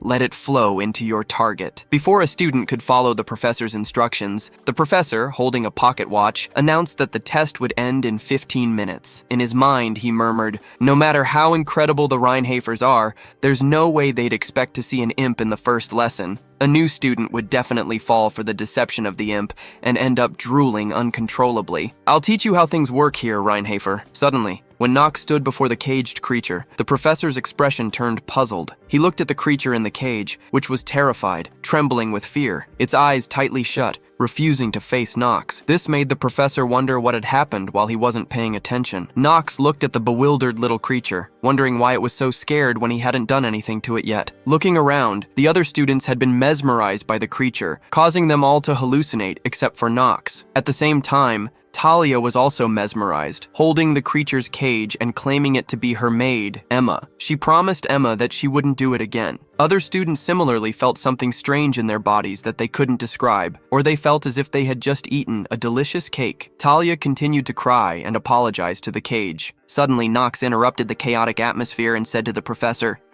Professor, I'm sorry, but can you change my imp? I haven't done anything, but it's already trembling in fear." The professor, now sweating and breathing heavily, looked at Knox with confusion. Knox wondered who would make such a sound in the sacred classroom. When he turned back, he caught the professor's face shining like crazy. The professor had completely changed his attitude towards Knox, eagerly asking, "Hey Knox, how did you force that imp into submission?" Knox reiterated, "Wait, I just said that I haven't done anything yet." The professor, even more excited upon hearing this, praised Knox. "Great, I can't help but feel foolish for not noticing that great talent within you. Incredible. I'll give you a chance." The professor then turned to Knox and declared, "Please listen up. I'll give you the chance to become the best student." Knox was surprised and internally confirmed, "The best student? This is what I think it is, right?" In his mind, various illustrative scenes appeared, and he expressed, "The kind of thing in dramas that you must never do, being an assistant." Hearing the professor's announcement, the other students were half delighted and half apprehensive, saying, "I'm so jealous. He gets to become Professor Rass's best student? Wow, he has to accept." Suddenly, Knox raised his hand and declared that he refused that title. He bluntly expressed his thoughts. "It's being the best student in name, but isn't it just being a slave?" Hearing Knox's blunt refusal, the professor was extremely shocked and couldn't believe it was true. The other students also wondered what Knox was thinking. Meanwhile, the outstanding students in the class were cramped after trying to resist being mesmerized. Observing Knox with uncomfortable glances, especially Echidna, she silently evaluated Knox. "I can't believe he's the only one standing up normally. Who the hell are you, Reinhaffer?" A few hours ago, on the academy corridor, Professor Burnham was following Professor Rass, eagerly exclaiming, "I'm telling you, that filthy-looking, white-haired bastard is freakishly strong. I guarantee you that Knox kid is a crazy bastard." Professor Rass appeared indifferent, replying, "Even so, he's just a new student. It's too hasty to make any conclusions just because he made some achievements. Don't put such high expectations on new students." Professor Burnham expressed, "Rass, your problem is that you're too close-minded. Dean Noah also asked us to watch out for him, didn't she? He's definitely talented. What more is needed? We're talking about a student whose talent is recognized to be the best by one of the 4 sages." Professor Rass disregarded this and stated, "I'll need to see him with my own eyes. You don't need to care about this anymore." Professor Burnham still tried to catch up, saying, "You and your obnoxious attitude, hey, wait for me." Returning to the present, Professor Rass, now with a completely contrasting expression, was shocked and couldn't believe that Knox had rejected his offer. He stuttered anxiously, asking Knox for the reason behind the refusal. Meanwhile, other students shared similar sentiments, expressing, "Is he crazy?" That was a chance to assist Professor Rass with his class. He's the biggest authority on magic education. There are mountains of people queuing up to be his top student. I can't believe he just threw that chance away. That's exactly the kind of thing the good-for-nothing of the Reinhafer family would do. He literally threw away an opportunity that was served to him on a silver platter. That's why good-for-nothings like him shouldn't be allowed here. Hearing the gossip about himself, Knox felt a bit puzzled,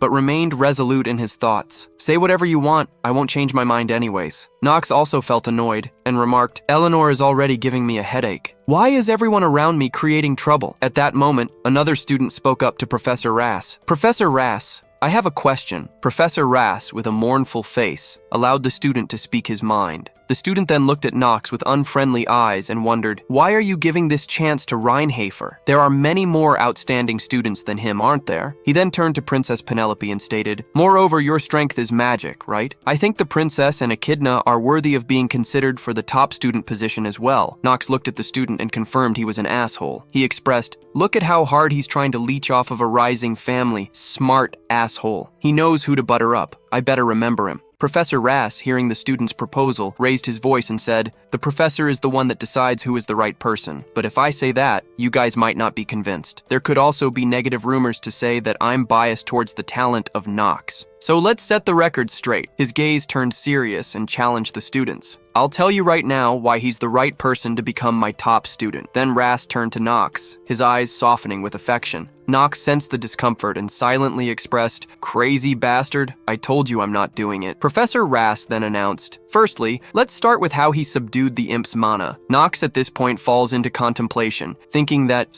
a summary of Rass's opinion would be something like this. Number 1, I don't know why, but I was able to subdue the imp quickly. While it might be a low-rank demon, it's not easy to do so. It's not surprising that Rass is fascinated by it. Number 2, the talent I have. Mana sensitivity genius. Then Knox's thoughts shift towards Professor Rass and suggest that Rass has studied magic for a long time. Someone like him would be able to easily tell who has a talent for magic and who doesn't. Interrupting Knox's thoughts, Professor Rass continues, "For that reason, It's only fair for Knox to become my top student. Knox bluntly refuses, saying, I already said I'm not doing it. Getting a straightforward rejection from Knox, Professor Rass, bewildered, says, Knox, you can take your time to reconsider. Then he looks at Knox with a somewhat creepy gaze and says, You're rushing your decision here. Knox feels disgusted and says, Please speak after you wipe your saliva. Knox then decides to leave the classroom and says, To begin with, there's a more suitable candidate, so I'd be grateful if you would give up on me. Leaving Professor Rass saddened, he continuously calls out to him to try to keep him. All the geniuses in the class witness this, each having their own thoughts. Princess Penelope expresses, He's different from the rumors I've heard. Echidna also agrees and admits, My apologies, my information gathering ability is lacking. The princess says, It's all right, Echidna. I think I've just gotten a little curious about him. She also remarks, Knox von Reinhofer, whether he'll become a light to the imperial family or a dark cloud that hovers over us. Back to Knox. By now, he has left the classroom, and now he's breathing a sigh of relief. He complains uncomfortably, Why is Rass suddenly acting like that? He was looking at me like I was some food covered in honey or something. Why aren't there any normal characters? Inner lunatic. But I've managed to get him off me, so I should be able to live in peace for now. A long day passes. Now it's also night. Knox is in his own room with a gloomy face.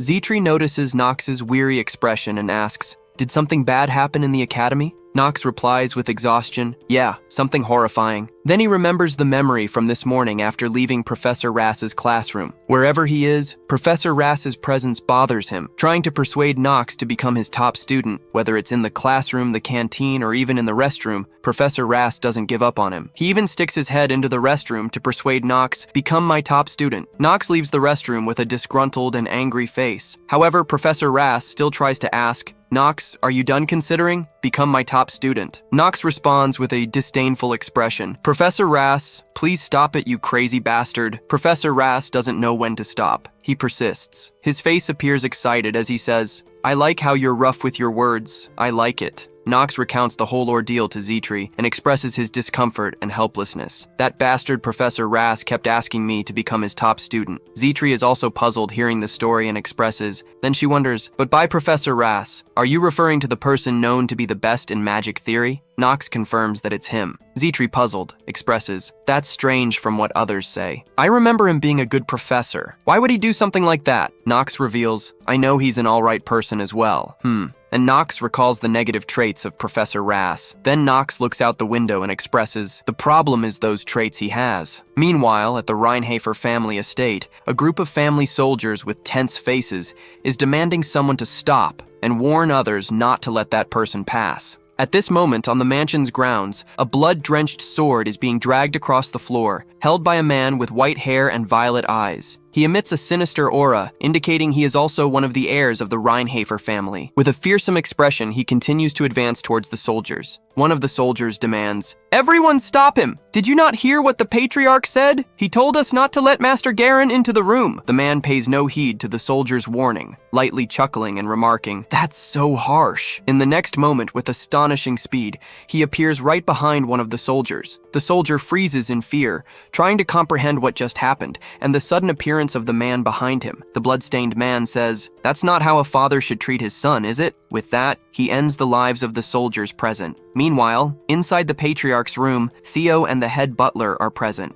wondering about the unusual noises outside. Shortly after, the supposed heir of the Reinhofer family bursts in without the patriarch's permission. His entire body emanates a terrifying aura of dark mana. With the corpses of the fallen soldiers behind him, the oppressive atmosphere renders the head butler unable to move, filled with fear as he wonders, Master Garen has gotten even stronger in that short time. The patriarch, with an unchanged expression, asks his son, Garen, I never thought you'd come back to the Reinhofer family again. Garen smiles and retorts, What reasons do I need to come back to my own home, father? Theo, with a somewhat intimidating cold expression, questions Garen, Is this place your home? Garen receives the question with a less jovial expression than before. He then lightly chuckles and tells Theo, I'm sure I told you already, it's time to give up. He further declares, There's not much time left, is there? Theo responds, That's none of your business. Garen warns Theo. The demon is also lurking around you. When you become weak, it'll rise and devour everything in its sight. Theo, with a cold and firm expression, confirms to Garen, "It sounds like you want that to happen." Garen then states, "Well, my business here is simple." He then menacingly asks Theo, "Where did you hide that sword?" Theo, shocked by his son's audacity, looks fearful and reiterates, "The first patriarch's sword." "Where did you hide Stormbringer?" However, the first patriarch's sword, Stormbringer, had already been entrusted by the patriarch to Knox. The dangers awaiting Knox with Garen's return will be revealed in the next installment. Garen boldly questioned the patriarch. "The first patriarch's sword. Where did you hide the Stormbringer of Jean von Reinhofer?" Angered by this, the patriarch scolded Garen. "Jean von Reinhofer! How dare you speak the first patriarch's name? You must be really out of your mind!" Grain, unfazed by this, laughed it off, saying, "Is that what's important right now? What matters is getting stronger and building a stronger force. That's what's most important for a noble." Dismissing it, Garen argued, "Garen doesn't know what truly matters. Garen doesn't respect, but brings up things from the past. If you know what truly matters so well, then why did you leave that woman to die?" Hearing this, the head butler, concerned about the topic being discussed, warned, "No, that woman mustn't be brought up in front of the patriarch." At this point, seemingly losing his composure, he said darkly, "Did you just say, that woman? You've truly disrespected your mother with that." Grain immediately denied what Garen said and confirmed, "My mother is Priscilla von Orel. She's my only mother." He emphasized further, "That woman is your mistake, and she's nothing but a guest within the Reinhofer family." Upon hearing Garen's criticism, the patriarch refused to continue the conversation and demanded Garen leave the room. Grain tried to call out to his father as if to confirm what he was saying. The patriarch, now emanating a terrifying dark aura, stared at Garen and reiterated, "I said, get out."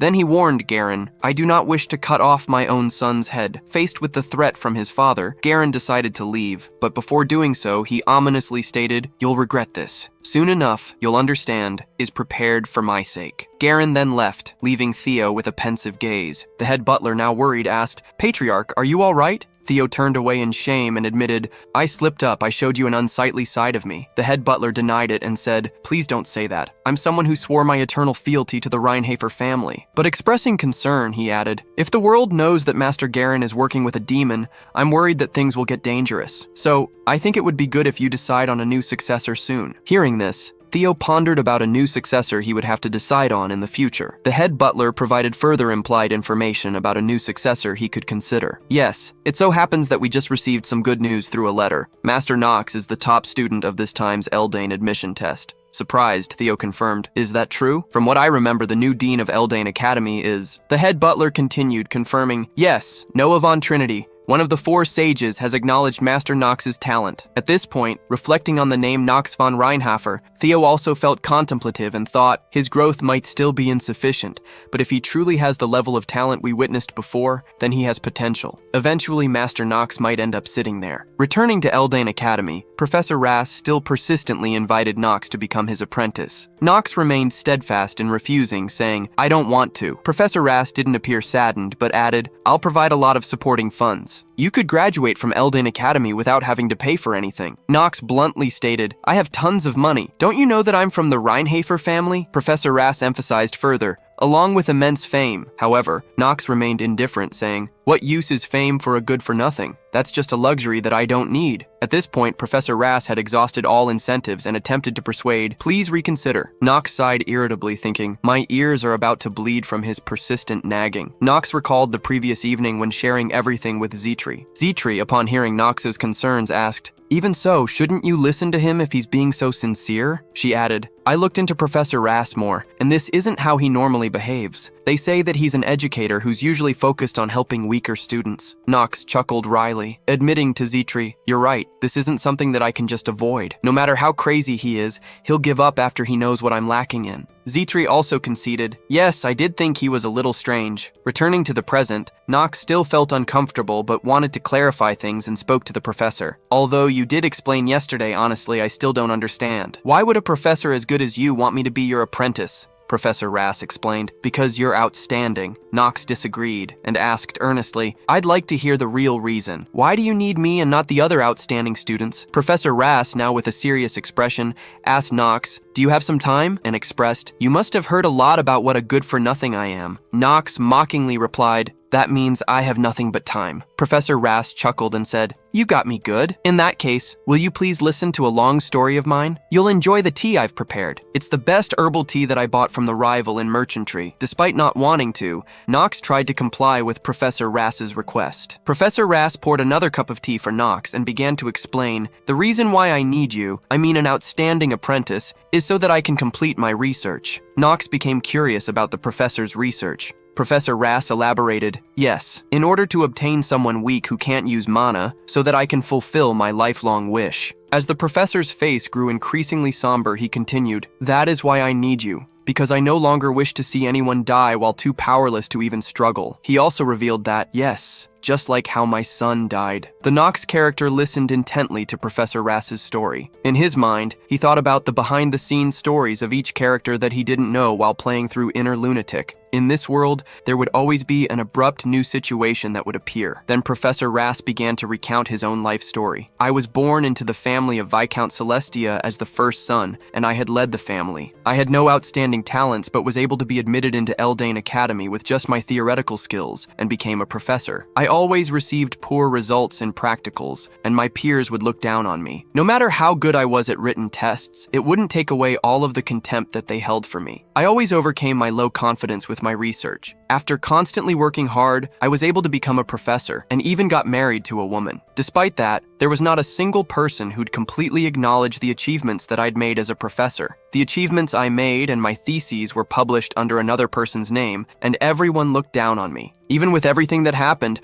I was able to have a son with my wife. My one and only child grew up and was admitted into Elaine Academy. He was able to successfully overcome all hardships and graduated from the academy. He said this to me, "Father, I'll work hard so that people will be able to speak highly of you." I was so happy hearing that. My son joined the squad that was directly under the Emperor and joined the battlefield at the forefront. He wanted to obtain victory so that people would speak highly of me and to raise the reputation of the Celestia family. But on that battlefield, my son died. It wasn't even long after the war started. He died after being struck by an arrow that only had a touch of mana in it. Now, does this explain why I would be obsessed over this thesis and my research for the sake of the weak? After listening to Professor Ras's tragic story, the Knox character silently evaluated, "This story is nothing significant. In the merciless world of Inner Lunatic, there are hundreds more of such stories. But I wonder why. The back of the professor that I saw through the monitor and Professor Ras's back right now, they seem different. I think I'm able to understand the depth of his loneliness just a little." The Knox character then told the professor, "I'm sorry, but I'm more certain after listening to your story. There's someone better suited for this than I am. Someone that would listen to your story better and more seriously than me. I think that's the kind of person that you truly need right now." Afterward, the Knox character decided to leave, and before doing so, he said, "I will see you at the next lesson." Professor Ras watched the Knox character leave without stopping him. Then his gaze fell upon a photograph of his son on the desk, filled with fond memories. He smiled faintly and remarked, "There's a resemblance between them." At this point, the Academy had returned to the night in the dormitory. In the Knox character's room, right at that moment, he received news that was nothing short of disastrous. Anxiously, he asked, "Say that again." "Who came back?" Zitri, with a serious expression, replied, "The first son of the Reinhafer family, Master Garen, has returned to the family. Because of that, several bodyguard knights have died so far." Upon hearing this news, the Knox character worriedly thought, Garen von Reinhofer, the first crown prince Louis, and the #1 bad ending maker of Inner Lunatic have finally started moving. After hearing that bad news, the whole room gradually fell silent. In Knox's mind, he thought, the worst bad ending maker. He then looked up at Zitri and asked, "Zitri, you've been to our family estate recently, right?" Zitri confirmed, adding, "Head butler Rodwell summoned us, so I went there with Rona." Surprised by this information, Knox thought to himself, that guy despises Theo's second wife, Knox's mother, whom Theo truly loves instead of his own mother. I don't know if he hates Knox, but if that's the case, then he might even harm Zitri. Knox sighed and complained, "Why did I have to make so many enemies?" He then asked Zitri, "Did Garen do anything?" Zitri recounted with concern, "Come to think of it, Knox, when I heard this, I was angry. I clenched my fists silently, evaluating.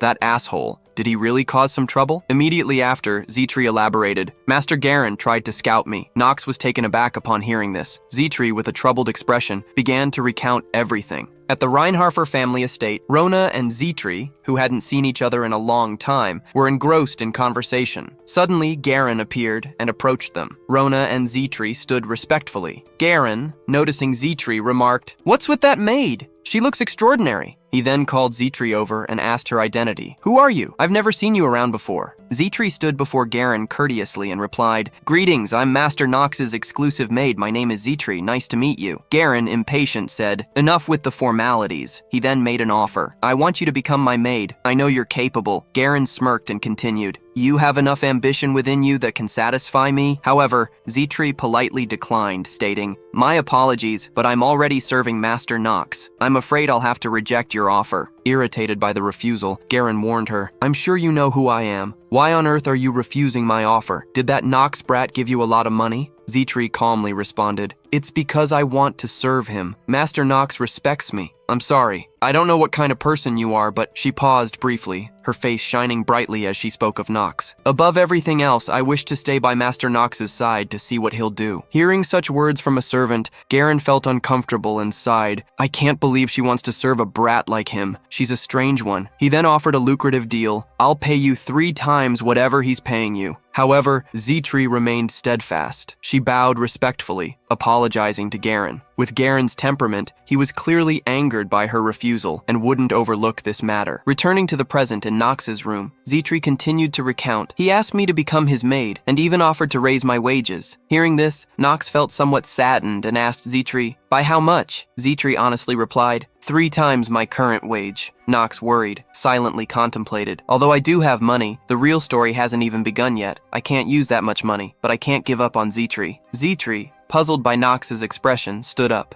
Facing Zitri, Knox offered, "If you want a wage raise, I'll match his offer and pay you 3 times more. Don't worry about it and focus on your work." Zitri was surprised to find that Knox had been worrying about her salary all this time. Zitri suddenly chuckled charmingly. Knox found it perplexing, wondering if he had said something wrong. Zitri teased Knox. She turned away and said, "Oh, about that? I'm sorry." Knox, upon hearing this, felt a wave of confusion, thinking, "What just happened? Did she just laugh at me? No way." Knox gently asked her again with regret, "Have you already decided to work with Garen?" She replied, "Whatever you're thinking of, that's not what's happening. I won't follow Master Garen, and the wages I'm receiving now are sufficient." Upon hearing this, Knox felt less worried, but still curious, so he asked again, "Why did you laugh then?" Zitri, being mysterious, replied, "I can't tell you that." Knox became irritated, saying, "This is an order." Zitri responded casually, "Something funny just came to mind, so I laughed." Knox retorted, "Zitri, you've gotten worse at lying." Zitri turned away and sighed at her foolish master. However, Knox was lost in thought, thinking, "Whatever the case, I'm good as long as I haven't lost her. But Garen, that asshole, I won't let him off if I ever catch him.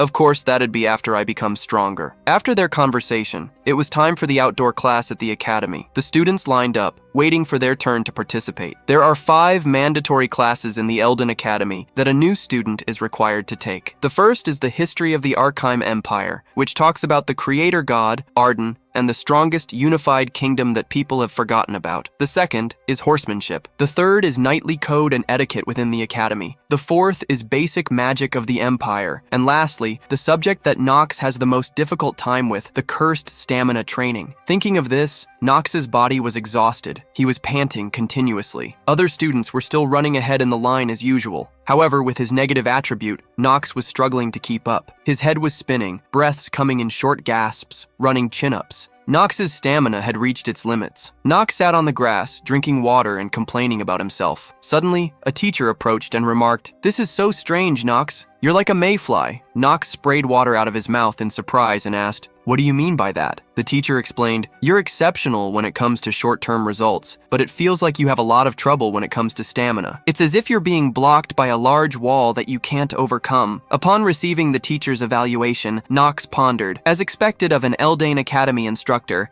it's as he said. Due to the terminally ill trait, Knox's stamina is stuck at 15, which is half of the maximum possible stamina. Knox then stood up and questioned, "Aren't you an instructor? Why would you say such discouraging words?" The man replied, "I apologize if that was rude, but it'd be good if you take heed to what I said. If you move recklessly in this manner, you might end up shortening your life." Knox responded, "I'll keep that in mind." In his mind, Knox evaluated, "There's a countdown for my heart. How could I not take heed to what you said?" At the same time, a notification popped up reminding him, because of the trait, terminally ill, your lifespan is decreasing at a fast rate. Knox grumbled, "This is so darn annoying." Paracelsus stood nearby observing Knox's actions. Knox seemed like a fool talking to himself and staring into nothingness, which made Paracelsus suspicious. He stood there and loudly remarked to Knox, "I can't figure him out at all. He did all that stuff at the admission test to get first place, but he's hiding his stamina now." In his mind, Paracelsus thought, this is definitely related to him acting like a good-for-nothing. Paracelsus's constant staring and comments annoyed Knox, who turned back and replied, "That annoying bastard. If we fight again, you'll get it good." The scene then shifted to the town next to the academy. Knox, dressed in a black cloak, walked through the streets discreetly. Suddenly, someone behind him spoke up. "I didn't expect to meet you in a place like this." Reinhafer's youngest son? It was Rick, Eleanor's servant. Knox, recognizing Rick's presence, internally grumbled, "Why the hell is he doing this to me? This freaking game destroyer." Knox looked at Rick with wary eyes, seemingly questioning his intentions for appearing here. Knox added, "Rick? His real name is Hausholtz Dennefer, the worst bad ending maker that's on par with the first prince, Louis von Arkheim. He belongs to the demonic humans. He has several abilities like negotiation, exceptional eloquence, talented with hidden weapons. Along with that, he is cunning, skilled in bat, Gumel Northern sword art, a traitor, and a con artist. His stats are Stamina 4, Mana 4, Luck 3, Willpower 5, Charm 12, Passive Skill, Negotiation Revision." Knox, recalling the story's events, became worried. Later on, he'll attack the rival in merchantry and betray Eleanor, which means he's the #1 person to avoid. Knox looked at him with disdain and said, "You're the one who came to give me that gift previously. What business do you have with me?" Rick maintained his cheerful expression and replied, "It's nothing serious. It's just that I saw a noble of the influential Reinhafer family walking around without a servant. I was just a little puzzled." Knox immediately responded, "That's none of your business." Rick didn't mind and continued smiling. "That's true." Then he changed the subject. "Oh, since it's fate that we met here, shall I help you as you purchase some items? I have a lot of free time right now." Knox sneered and said, "I doubt that's the only task that the head of the rival family assigned to you." Rick, showing respect, replied, "Since the past, great nobles have always closed their eyes to servants who deviate a little from their work." But the next second his eyes changed, looking at Knox with hidden meaning. In Knox's mind, he thought, "I must find out what he's scheming. There must be a reason why he approached me." Then Knox responded, "I don't like people who talk a lot." Rick understood and answered, "Yes, sir. I'll make sure to remember that." Meanwhile, in Eleanor's room,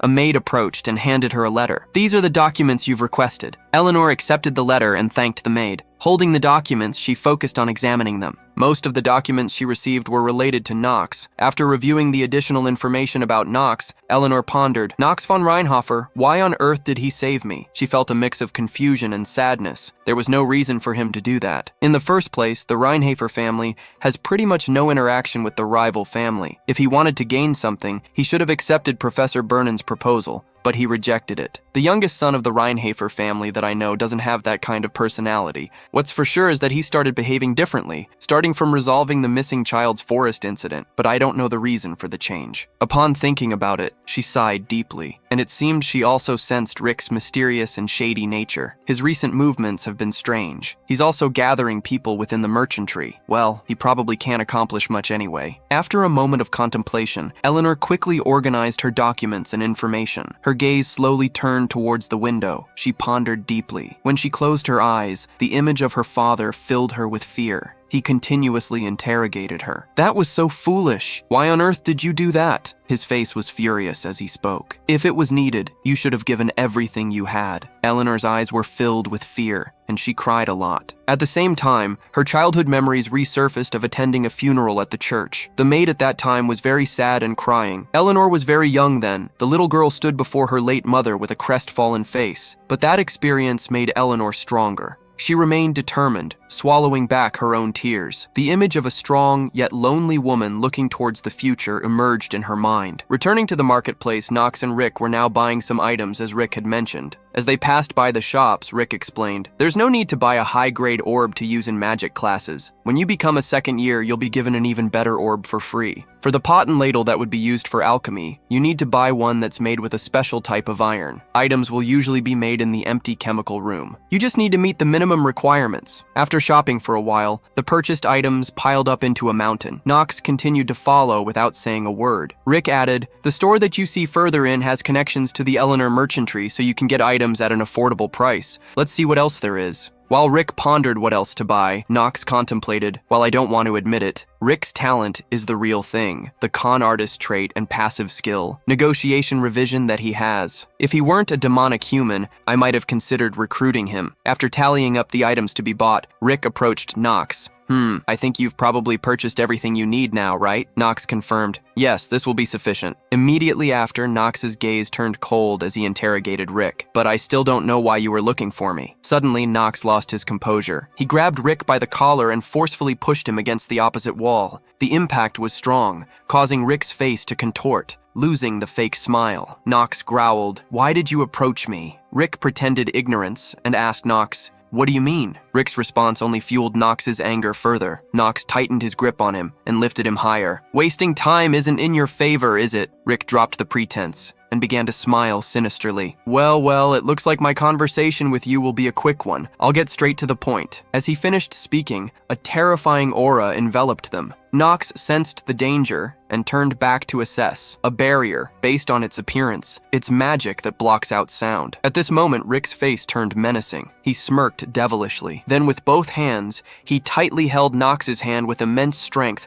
making it impossible for Knox to resist, even though he tried to exert more force. Knox instinctively pulled Rick's shirt, revealing the demon tattoo on his chest. Knox's eyes filled with anger, and the dark aura around him intensified as he interrogated Rick. "The one you serve isn't the first prince, but a demon, right?" When Rick heard Knox revealing his own secret, he was taken aback. "You really do know a lot of information." Immediately after, a sinister aura enveloped Rick. He then smirked triumphantly, stating, "I don't think my master will like that." This ominous aura made Knox uneasy, and he began to sweat. Behind Rick appeared a terrifying red-faced demon, its eyes glaring at Knox. Rick's eyes also changed to a yellow hue, seemingly merging with the demon's power. Despite facing this intimidating presence, Knox remained calm. He coldly spoke to Rick. "Do you really think your master will grant your wish?" Rick remained confident, confirming, "Of course." After a while, they both let go of each other. Knox warned, "I hope you don't end up regretting that." Rick, still composed, buttoned up his shirt and returned to the appearance of a friendly servant. Knox then turned and left, but before doing so, he issued a final warning to Rick. "Oh, just in case, if you dare to insult me and my family again, I'll kill you." At this point, Knox's eyes and face truly showed anger. This warning was the last Knox would give to someone like Rick. Hearing this, Rick understood the gravity of the situation and cautiously acknowledged, "I'll bear that in mind." Knox then left the marketplace, leaving Rick alone. The scene then transitions to a forest near the academy, where an outdoor class is taking place. Professor Burnham is in charge of today's lesson. He begins the class by addressing the gathered students. "All right, now that everyone's gathered, we'll start the class." One student whispers to another, remarking, "Isn't that the crazy instructor from back then?" Another student wonders, "The bald head?" Suddenly, a bespectacled figure interjects, warning them, "Be careful. It's okay to call someone who's not bald-headed a bald head, but if you call someone that's bald-headed a bald head, then that's very disrespectful." Hearing the lengthy explanation from the bespectacled student,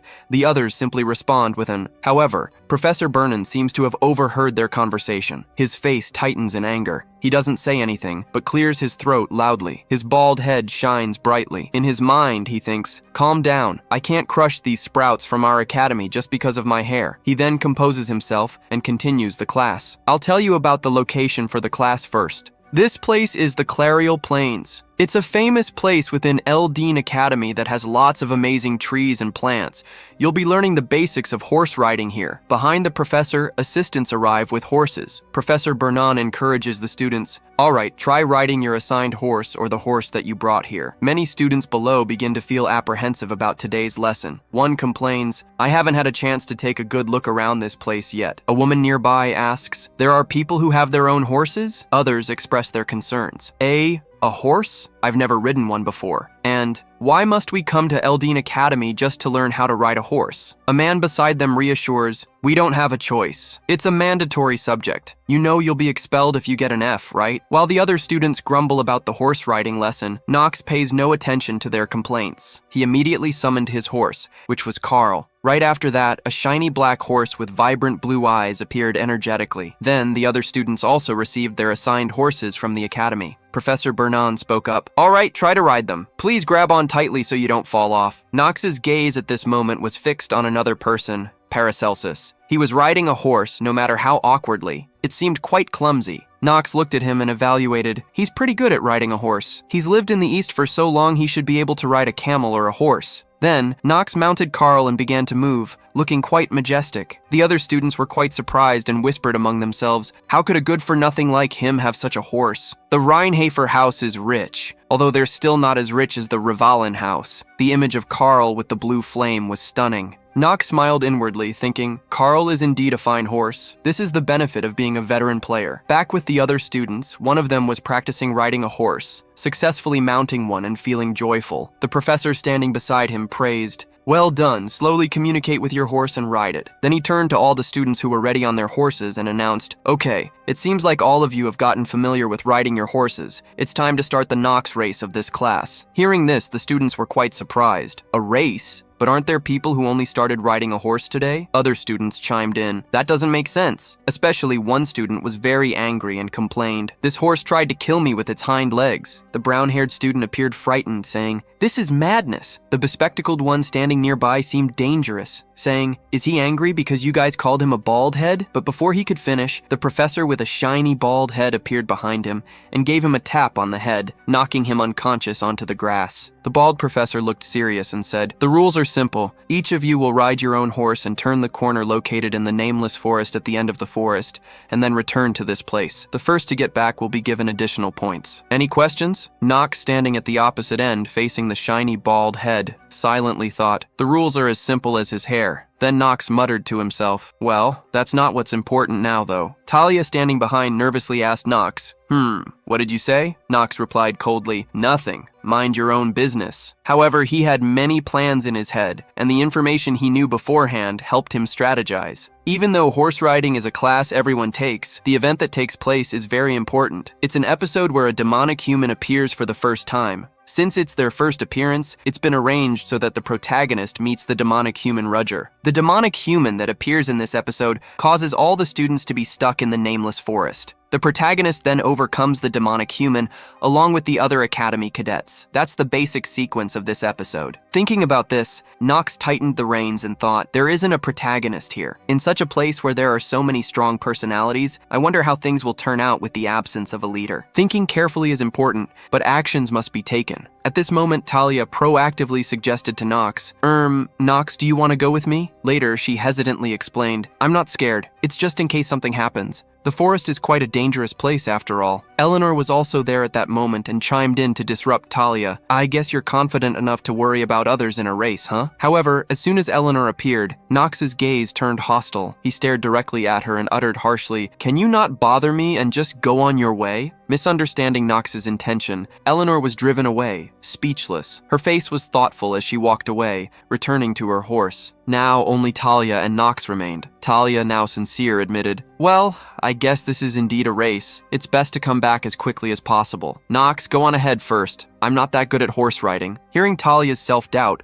Knox coldly remarked, "The race isn't what's important." He then left, leaving Talia perplexed by his manner. Talia stood there pondering, if the race isn't what's important, then what is? Soon, all the students returned, and the professor announced, "The race has begun, get going now." Immediately, all the students raced off at full speed. Knox was among them, riding Carl on the far right side of the group. Each student tried to take the lead, urging their horses on. A confident boy boasted to others, "I won't lose to commoners who haven't even ridden a horse until today." Suddenly, one student's expression turned fearful. Carl seemed to sense the danger ahead. The blue flames on him intensified, his eyes alert. Knox, sensing what was about to happen, restrained Carl and said, "Carl, I know." Suddenly, an announcement appeared. Due to the effect of mana sensitivity genius, the circle has been revealed. Beneath the students' feet, a large magic circle appeared. enveloping the entire area and all the students present. The other students were terrified, wondering what was happening. Knox kindly explained, "It's teleportation magic." He then advised them, "Everyone, just stay still, unless you all want to die here." Immediately after, beams of blinding light emanated from below the magic circle, causing all the students to shut their eyes.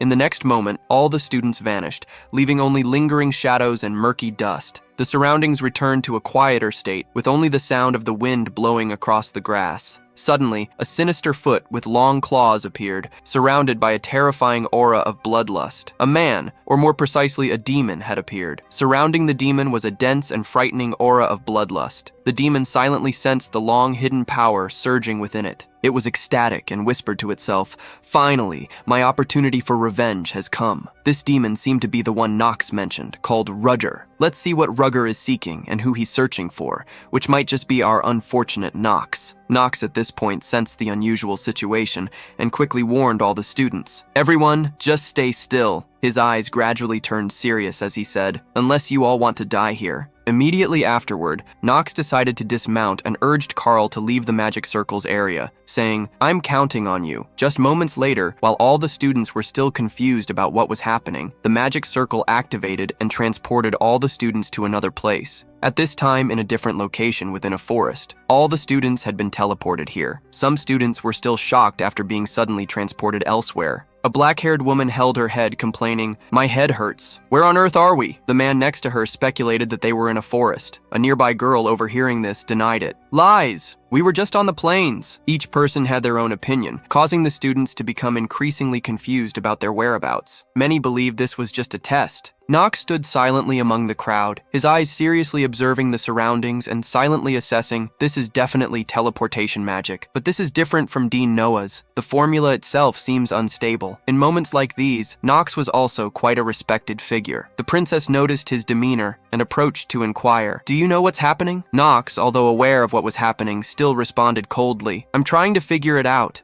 Then he added cryptically, "But one thing for certain is that there are outsiders that aren't with the academy." Echidna, with an arrogant attitude, stepped forward to interrogate Knox. "What are you talking about? If you know something, then tell us the details." However, Knox did not hesitate to put her in her place. "Know your place, Echidna. You're not the princess." He believed he had no reason to say anything to Echidna. Echidna, being reprimanded by Knox, was left speechless, her face angry, but she kept her thoughts to herself and said nothing. Eleanor, who was also behind, inquired to confirm, "Teleportation magic, that's what you said, right? And that this is due to outside influence." Knox did not hide and confirmed it was true. Eleanor, needing a reasonable explanation from Knox, questioned why he thought so. Talia, also present with a worried and curious face, said, "I'm also curious about why you think so. This could be a test of sorts from other professors too." Knox sighed in frustration at the group of privileged people, thinking, "This is why people who live comfortably can't make it. They're way too complacent." In his heart, he was certain, this is inner lunatic. We're within a game that boasts of being one of the most difficult games. However, he did not share this with them as it was his own secret. He found a reasonable excuse and told them, "The magic power looks way too unstable." At the same time, the skill Acting Genius had been activated. Knox continued to explain, "A disorganized formula, the fact that it completely disregards the safety of the target and is only focused on the function, is proof." One of the elite students, hearing Knox's explanation, agreed and said, "Yes, the formula is strange. Moreover, if this was done by the professors,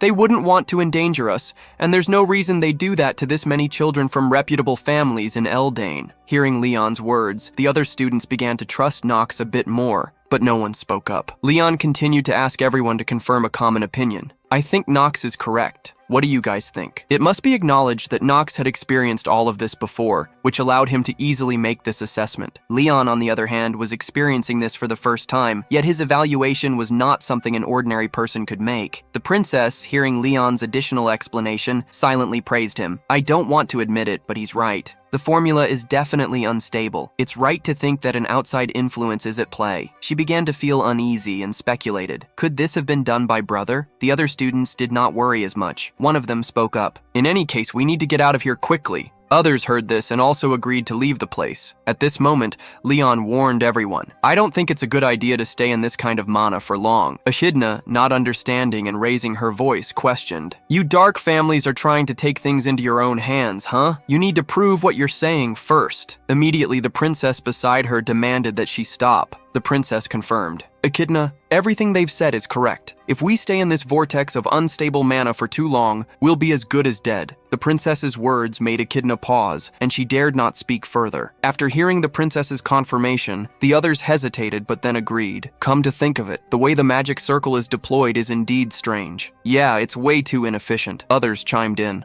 The princess is indeed sharp. She learned magic earlier than we did, didn't she? Paracelsus, standing nearby, listened but did not comment. However, his eyes became vigilant. He turned in one direction, drawing his sword and readying for battle. He signaled everyone to be quiet. Echidna, with her limited abilities, noticed nothing amiss. Paracelsus coldly asked her, "Can't you smell the stench of blood?" He added, "This is a monster that's intermediate rank or above. Its location is above us." What Paracelsus mentioned also alerted Knox, and he detected it too. Above them appeared a bird-like monster, with a large body and 4 wide wings. The wind from its wings made everyone below cautious. However, before the bird could make a sound, Knox swiftly leaped up. With one move, his sword slashed multiple times across the bird's body. His expression remained cold and composed as the bird took the hits from Knox. He warned all the students, "All of you, get ready." The large bird, easily cut down by Knox, lay on the ground. After defeating an intermediate-level monster effortlessly, Knox seriously declared, "In this dangerous situation, I'll take command of the fight." The other students, hearing this, were reluctant to acknowledge. "Who's taking command?" Many thought, "Knox is taking command? The good-for-nothing? That's crazy." The princess, surprised by Knox's quick response, thought, "The ambush of a monster whose presence I didn't even detect? He was the first to detect it? The good-for-nothing of House Reinhafer?" The elite students witnessed this, but neither denied nor agreed with Knox's declaration. The bird monster was not entirely defeated, as its body seemed to be infused with a bloodthirsty mana, making it more ferocious. The princess, still in deep thought, wondered, how is he suddenly so different? Knox von Reinhofer. Meanwhile, a bald professor looking at his stopwatch wondered, seriously, is the current batch of students completely talentless and horse riding? How is it that no one's back yet? This is the worst time record in history. This indicated that the bald professor was unaware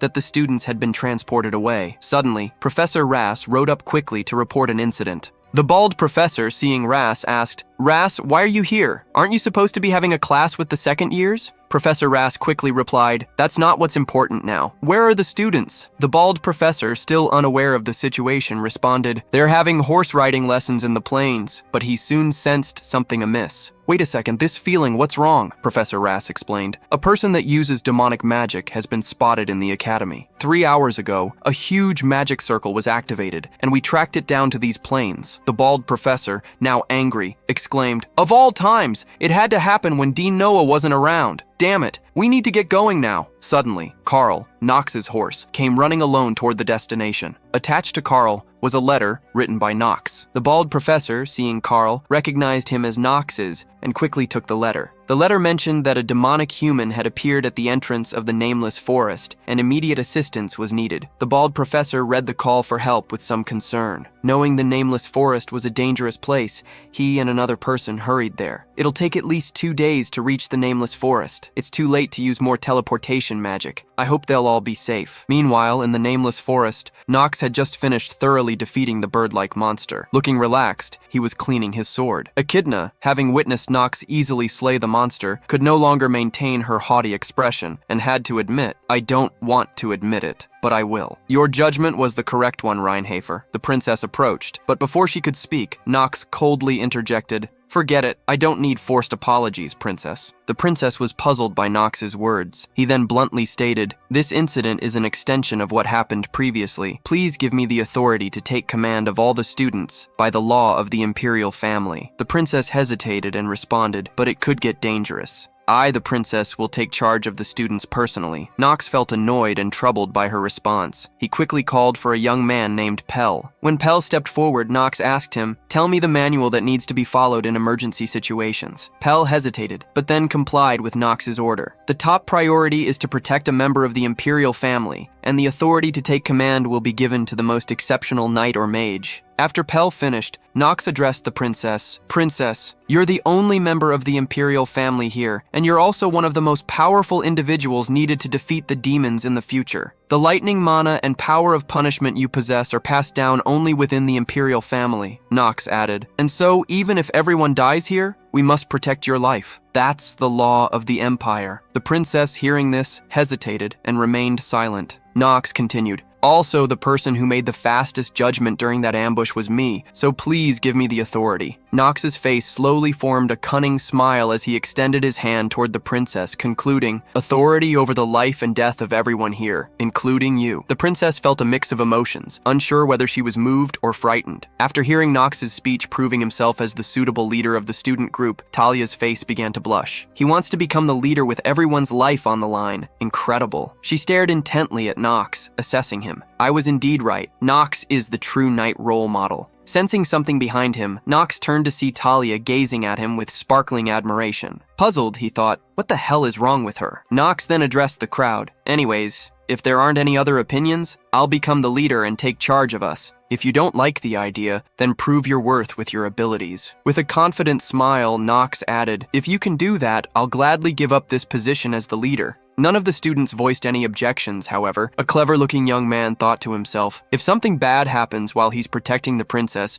the leader would definitely face severe punishments, even if he does well at the start. Something will surely go wrong eventually. That means Knox is drinking poison from a holy grail right now. He stood right behind Knox, mocking him. Ha ha ha, mindless idiot, do what you want. Knox heard his words and turned to look at him with utmost affection. Seeing Knox's gaze, he broke into a cold sweat and quickly turned away, terrified by Knox's love for him. After a moment of silence, everyone tacitly understood that Knox would be the leader. Knox then declared, it's decided then, starting from now, follow my instructions. If you don't, you'll be punished according to the law. The princess silently agreed with Knox's every word. Even the echidna, who disliked Knox, could only grumble internally. After clarifying everything, Knox began to command everyone. We'll start moving now, everyone. Follow me. Knox then took the lead. Eleanor, seeing Knox leave without further explanation, felt confused. Wait, shouldn't you tell us where we're going first? Knox, without bothering to explain, gave her a frightening look and said, I'm not good at explaining things, so make sure to follow me closely. Then he led the group, thinking to himself, if you guys knew just how many times I've played this chapter,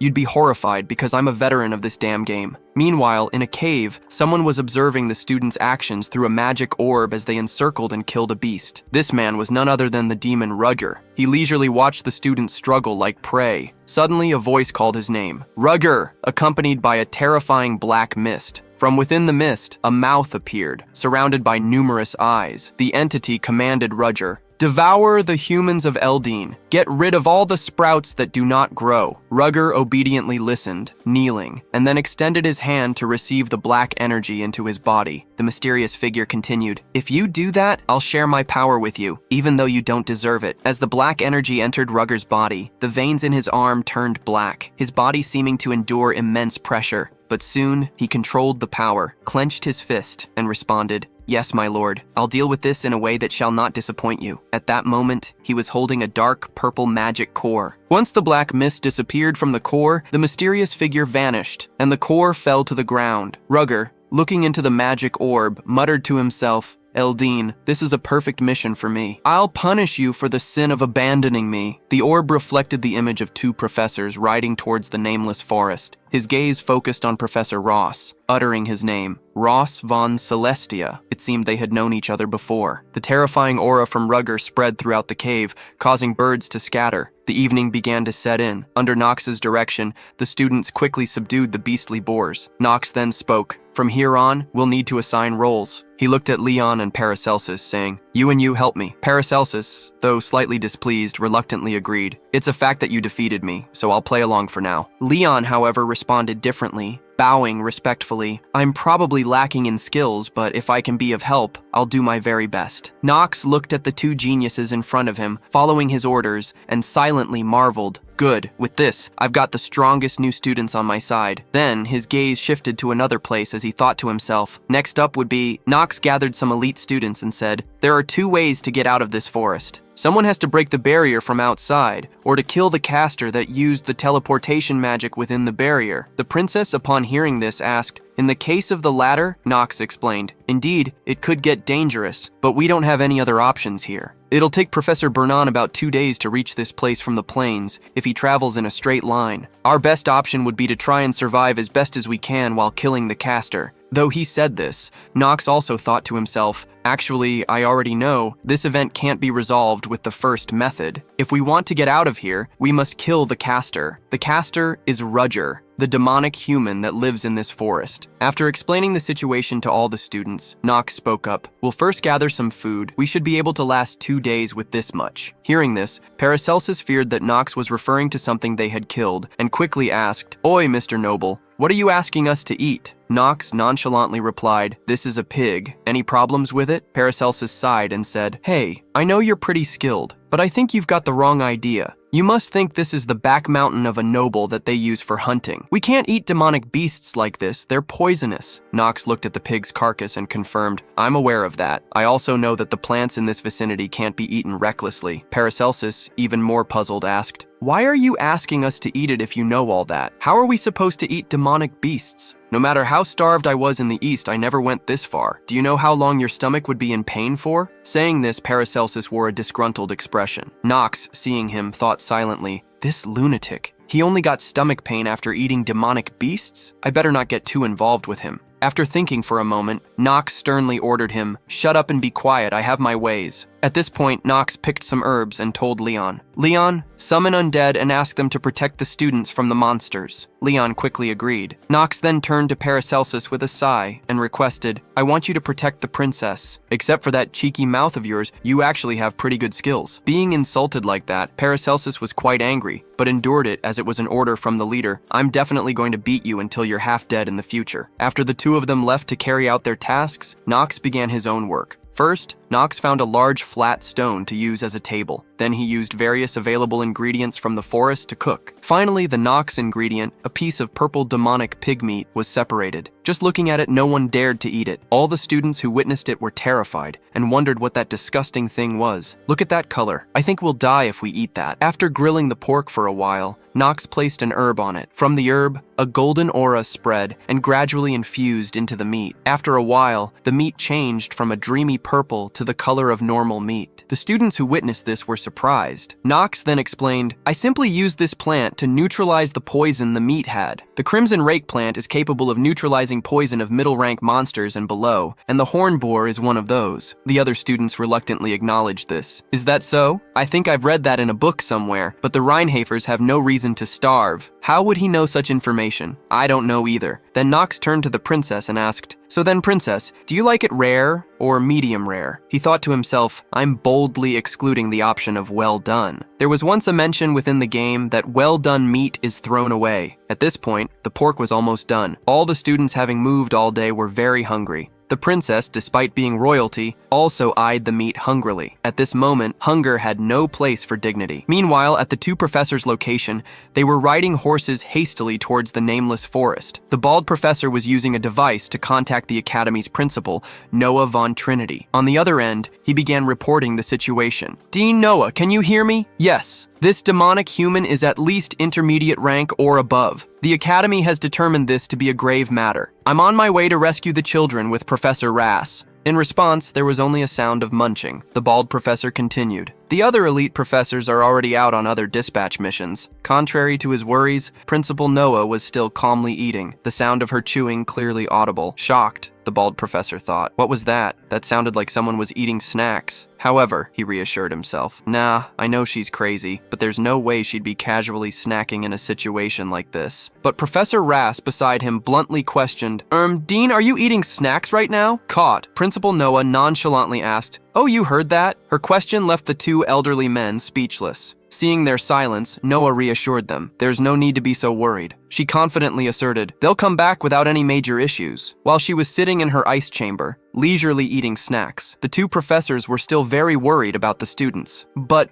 if they were second-year students, this situation wouldn't be as dire. But they're first years. They haven't even been studying at the Academy for that long. They're basically dunces right now. Professor Rass beside him also shouted in agreement. Their expressions were far from calm. Sweat ran down Professor Rass's worried face. They haven't even learned basic defense magic properly. However, to their surprise, Principal Noah cut the connection without bothering to listen further. The two old men were left helpless. Damn it! It can't be helped then. I'll just do as much as I can. The bald professor was no longer calm, urging his horse to run faster. Professor Ras behind him called out, "Bernon!" In his mind, the professor worried. "My top apprentice, Knox. I will never let you die in a place like this." What are your thoughts on the story? Drop a comment below and rate it from 0 to 10. Can't wait to read what you think.